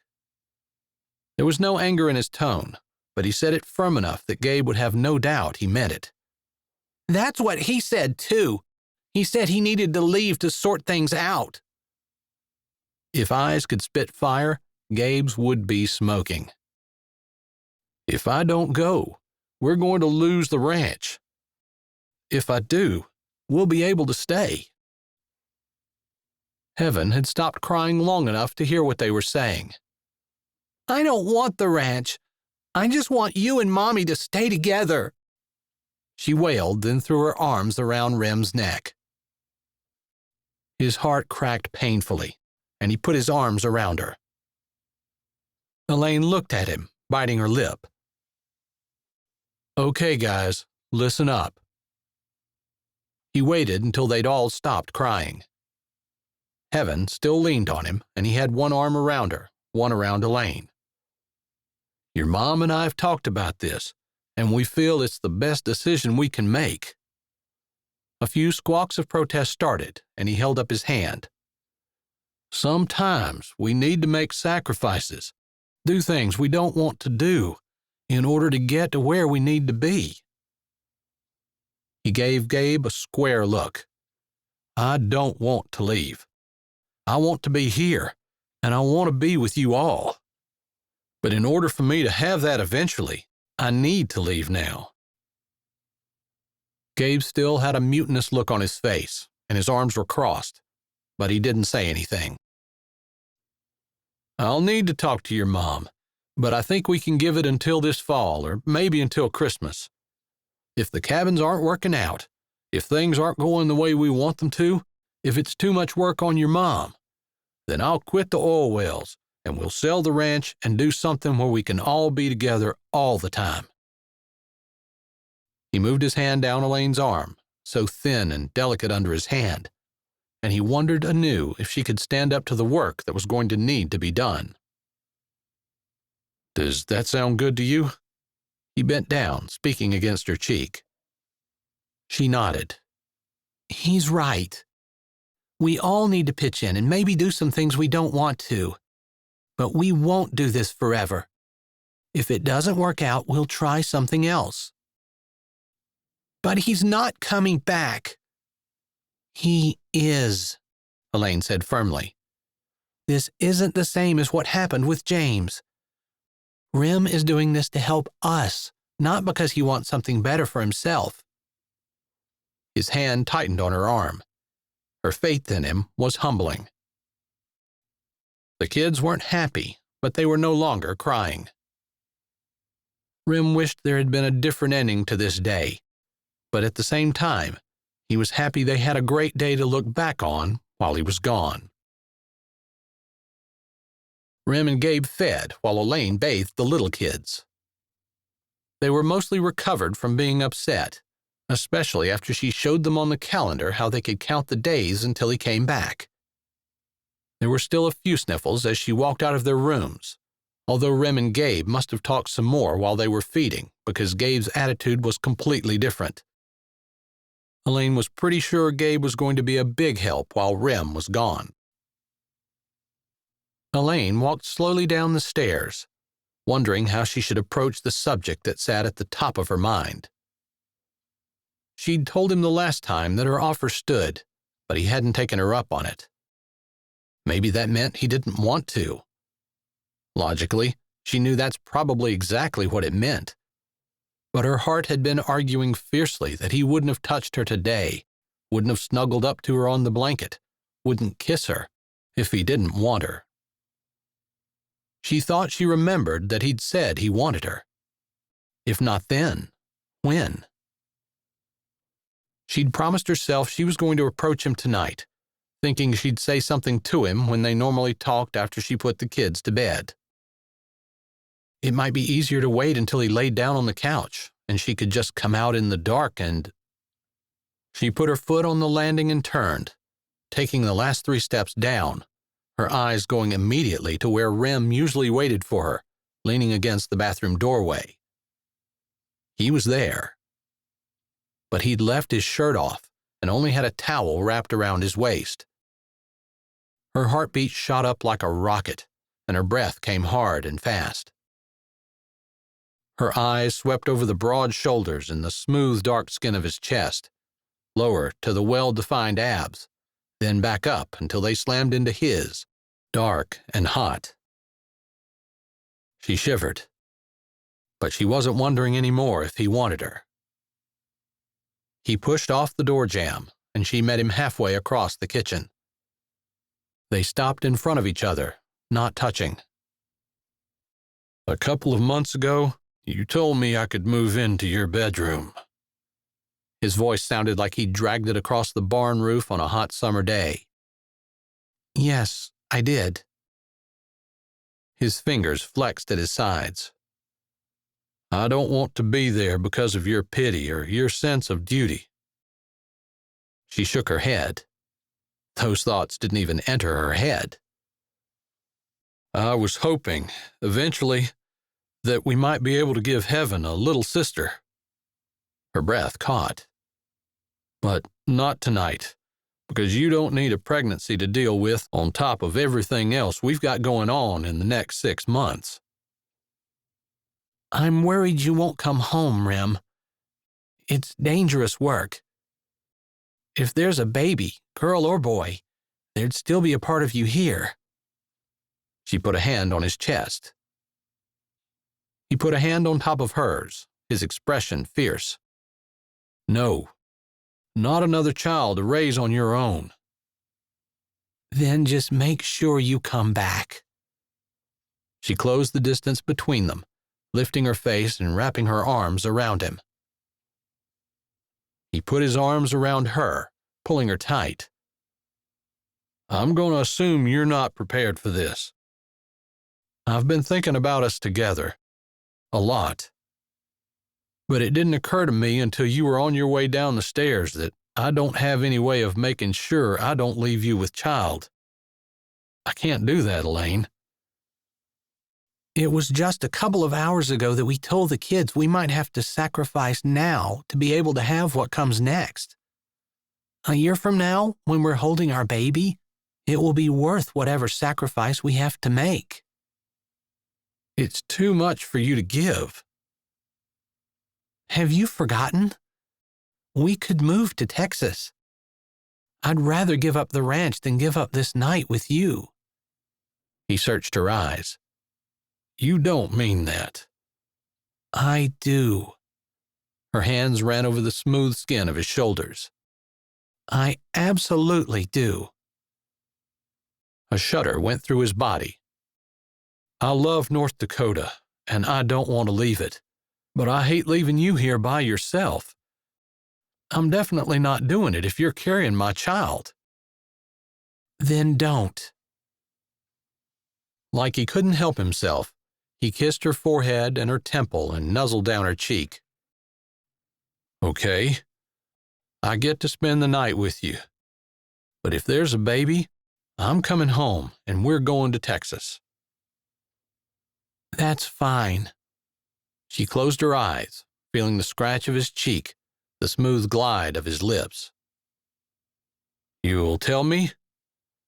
I'll call you as soon as I know. Their lips finally touched. Rem lay beside Elaine, their legs tangled together.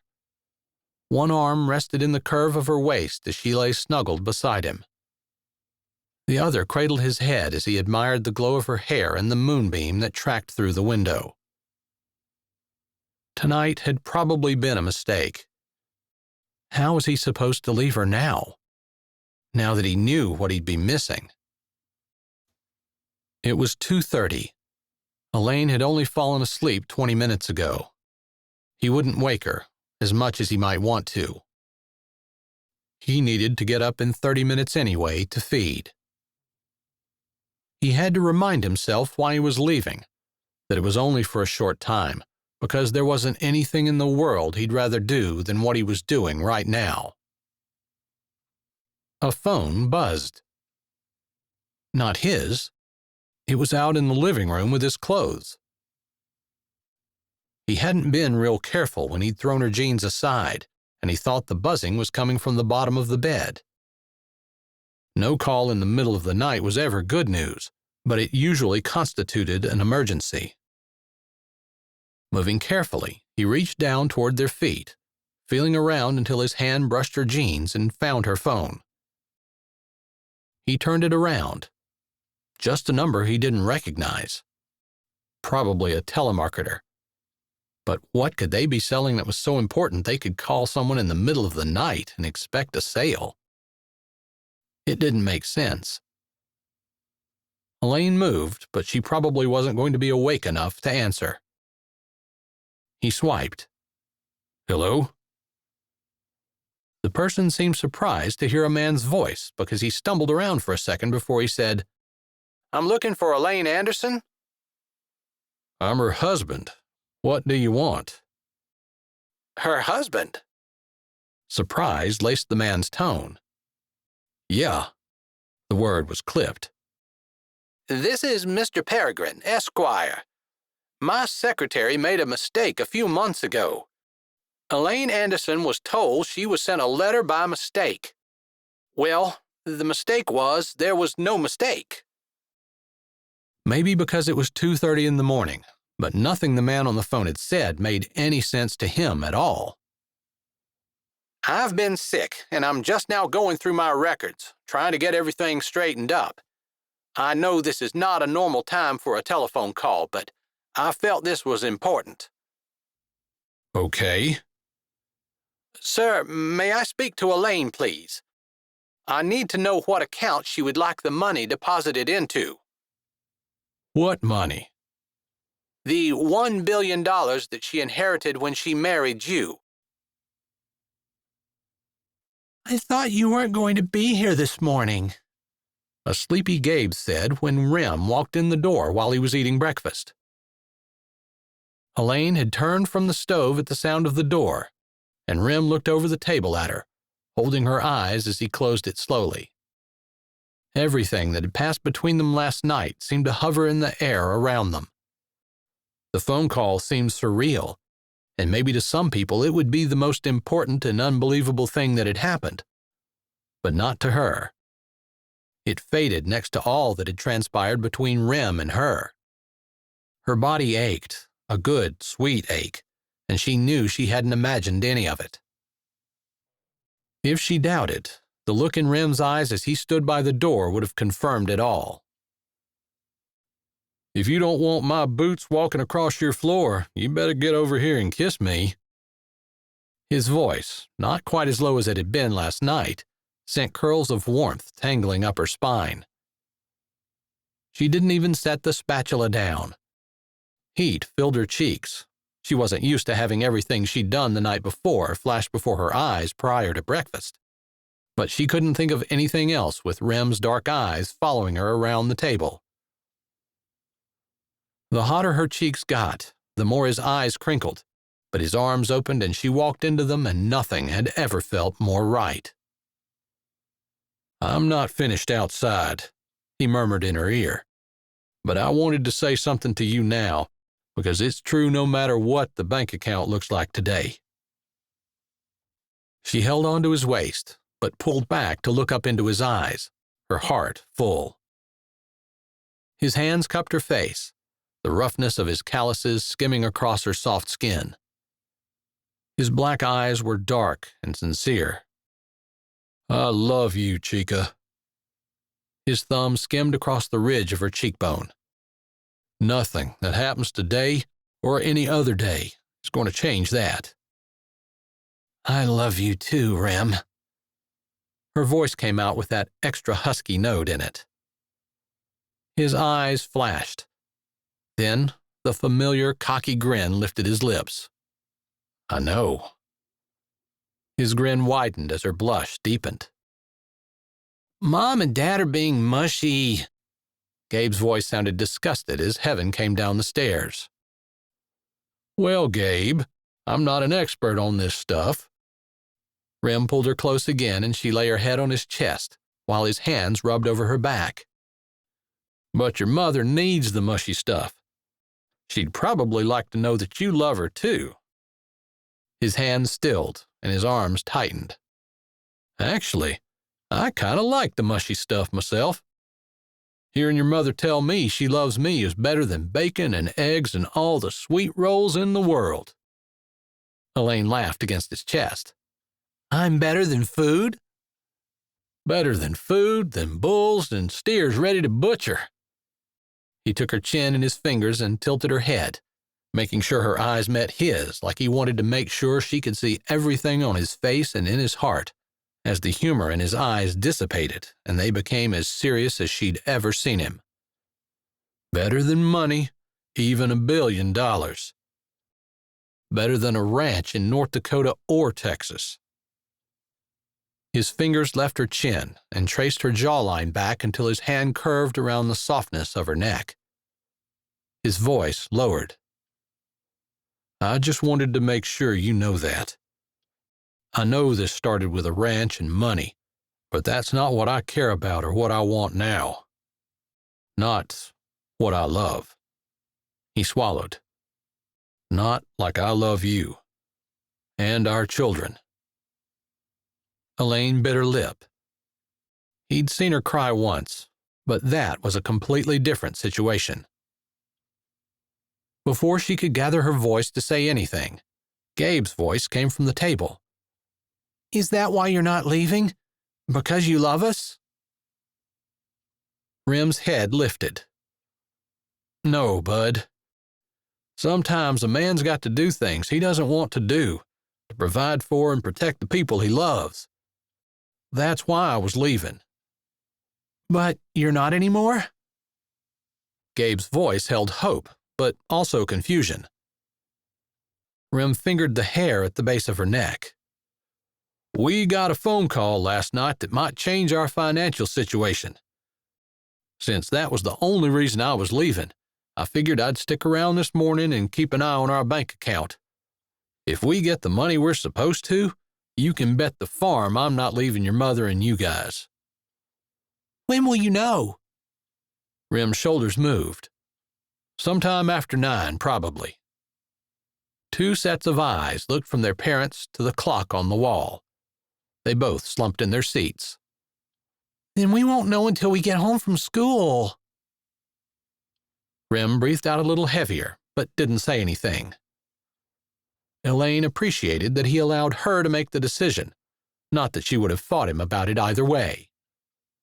"I think today might be a good day to stay home." She'd barely gotten the words out of her mouth when Gabe and Heaven yelled and shot up from the table. They ran over to where Rem and Elaine stood by the door, their arms going around them both. Rem's hands loosened from around her and moved to encompass their kids, too. Late that night, as she lay in her husband's arms, Elaine snuggled deeper into his embrace before kissing his bare shoulder and speaking softly. "I wanted to tell you this morning before the money came, but I think you know it didn't matter to me anymore." "What?" Rem's chest vibrated under her hand and his legs shifted between hers. "I married you to save the ranch and get the money, but somewhere along the way, I lost that pushing desire to save the ranch no matter what, and all I really care about now is being a family with you and the kids." "You'd move to Texas?" he asked, a small note of disbelief in his voice. She didn't need to think about it. "Wherever you are, that's where I want to be." "Guess we could sell the ranch and buy an island in the Caribbean." Now he was teasing her. She moved her hand lightly over his chest. "You'd be bored." "No way. I'd make a spear and become one of those native deep-sea fishermen." "The ones that hold their breath for 15 minutes at a time?" "Yep." "I can see you doing that, too. I think it'd be easier on my heart if we just stay here." "More work." "I'm not afraid of work." "That's one of the first things I loved about you." His fingers trailed over her arm and she shuddered. He shifted. "I forgot to tell you, but Max called tonight while I was out at the barn. Dad's been in a coma all day." Elaine moved her head, but couldn't see his expression in the dark. "You don't want to go down immediately?" "We'll have to, soon. But I'm at peace with our relationship. I think Max is going to step up, too." "That probably eases your mind." "It does. There will be some things to deal with, and we'll need to spend a little time there. But now that the money, that neither of us cared about anymore, is in our accounts, I want to get moving forward to the renovations to the house and barn, building a herd and forging ahead with the cabins and a ton of other things to make this ranch prosperous again." "I'm with you." That's what makes it all worthwhile. Epilogue. Nell Eastler had never been in a fancy dress shop. All the pretty confections looked soft and inviting, and her fingers twitched at her sides as she followed Elaine down the aisle. "I think these will be your size." Elaine stopped in front of a group of dresses. Nell could see the big black 3 above them. "That's what size my jeans are." "We'll try a few of these first." Nell put one finger out and touched a sparkly pink sequin before she forced her dry mouth to open. "I can't." She'd never owned anything even half this nice. She'd feel like an imposter at the ball dressed in something this fine. "Will you at least try it on?" Elaine asked. Nell nodded and they picked out 3 dresses to take to the dressing room. Nell had been watching Elaine and Rem's children while they shopped. Now Rem had taken the kids down the street to get ice cream because Elaine insisted she wanted to buy Nell a dress for the ball in payment for all the times Nell had watched her children and not been paid. Nell didn't tell her that she'd put an application in to be hired help during the big night at Sweetwater Ranch. A part of her really wanted to go to the ball. Not just because she'd never been to anything that fancy, but because a bigger part of her wanted to see the mysterious man who'd changed her tire again. She stepped out of the dressing room and stepped in front of the mirror. She snorted. Her farmer's tan made the pink dress look hideous. "Guess I shouldn't have been out planting peas and weeding the onions." And feeding the cattle, fixing fence, and mowing hay. Disappointment speared through her, because the dress was full and sparkly and made her feel like a princess for the first time in her life. There weren't any dresses in the entire shop that would hide her arms, which were 3/4 brown, 1/4 white, thanks to her t-shirt sleeves. Then there was her brown neck. "Yeah, can't change it now." Elaine sighed through her smile. "The pink looks amazing with your hair and eyes, though." She snapped her fingers.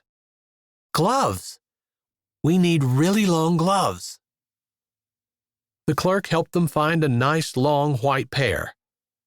Nell had to admit they took care of her arms problem, but her brown neck still clashed with the pink dress and the white of her upper arms. Elaine crossed her arms and tapped her finger on her lips. "You know, if you had long hair, you could arrange it so that it hid the different colors of your neck." At least Elaine was honest and wasn't trying to convince her that her farmer's tan looked good in the dress. If her whole body were that color, it wouldn't be bad. But because some of her skin was so white her veins showed blue, and some of it was as brown as a tabletop, she looked like a two-toned car from the 90s. The kind one only found in junkyards. "What about a scarf or head covering? This is for the ball at Sweetwater, right?" The store clerk stood beside Elaine, her bracelets clacking as she crossed her arms over her chest and peered up and down at Nell's dress. "It's a masked ball, so your scarf could be your mask, plus it could hide your red neck." Elaine liked the idea, and before Nell could protest, they had her head and shoulders wrapped up in a foamy pinkish-white thing that felt as soft as a day-old chick. Elaine and she had already had the argument about the cost of everything, with Elaine insisting that since Nell had been willing to help out when Elaine didn't have any money, now that she did, Nell should be willing to take what Elaine wanted to give. The cost of the gown and scarf was more than her grocery budget for the entire year. "Now for shoes." Nell took a quick breath. Elaine tilted her head. "What?" "I have shoes." "Something that will go with this?" Elaine asked skeptically. Nell nodded. Completely serious, but not wanting, for some reason, to explain where the shoes had come from. She didn't understand it herself. The handsome man who had changed her tire hadn't seemed to even want to give them to her, and they certainly didn't look like they'd fit her. But when she'd tried them on, they fit perfectly, comfortably, like they'd been custom-made for her feet. She couldn't describe their color, but they would go perfectly with this dress. The air around them stirred, like the shop door had opened and Elaine's head popped up. Her face melted into a love-struck smile. Nell didn't have to turn around to know that Rem had just walked in. Another second later, the kids called their mother's name, and soon they were surrounded by little blonde-haired bodies. Elaine gave them all side hugs, but she met Rem halfway across the store and hugged him full on. They smiled and whispered to each other for a few minutes, with the kids stirring around them. Nell stood in her finery and watched. She'd give up the dress and ball in a heartbeat to have a man who looked at her like Rem looked at Elaine. He didn't need to be a cowboy. His hands could be as soft as velvet, and he could drive a low-slung car rather than a work truck. As long as she could stay in North Dakota and putter around in a backyard garden with maybe a few animals on the side, she'd be way more than happy. But anything like that was highly unlikely with the way things were going with her stepdad. He didn't pay her for the work she did on the ranch, and it was hard to leave when she didn't have a vehicle. Still, she would have found a way, except for her twin stepsisters, Beth and Britt. Beth would be fine. She was outgoing and angling to get out of North Dakota, and she would, soon. But Britt was a little odd. Nell felt like Britt needed her. So she'd stayed. She loved North Dakota, and she loved ranch life. She could stand her stepfather, too. But she really wanted a husband and family of her own. A man who looked at her like Rem looked at Elaine, and hopefully one who would allow her to bring her stepsister along with her. The image of the man who changed her tire flashed through her mind again. Somehow, she didn't think he'd be staying in North Dakota. "You guys ready to head out? We need to get home and feed the stock." Rem's deep drawl cut through the noise of the children. "We also have our first guest coming to stay at the cabins tomorrow," Elaine reminded him with a pleased grin, which he returned. He pulled her into his side. "I think we've decided." Elaine gave Nell a questioning look. Nell nodded. She might not even be able to go to the ball as an attendee anyway. Her stepfather was unpredictable. He favored the twins as well. If there was any reason one of them couldn't go, it would be Nell staying home. Normally, she was fine with that. Social gatherings weren't her thing. She'd rather be out in her garden anyway. But, for some reason, the image of that man tugged at her, and going to this ball, even as a server, was something she really, really wanted to do. "Yes, if you're sure you want to pay this much, this dress is perfect." Nell nodded decisively. She might end up giving the dress to Beth to wear, but she was going to at least serve at the ball, just to see the man she dubbed Prince Charming one more time.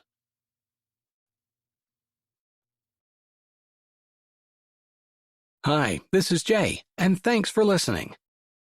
If you're ready for another great audiobook, here's one we think you might like.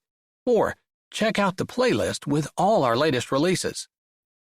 Don't forget to subscribe to Say with Jay, give this video a thumbs up, and tell us what you liked in the comments.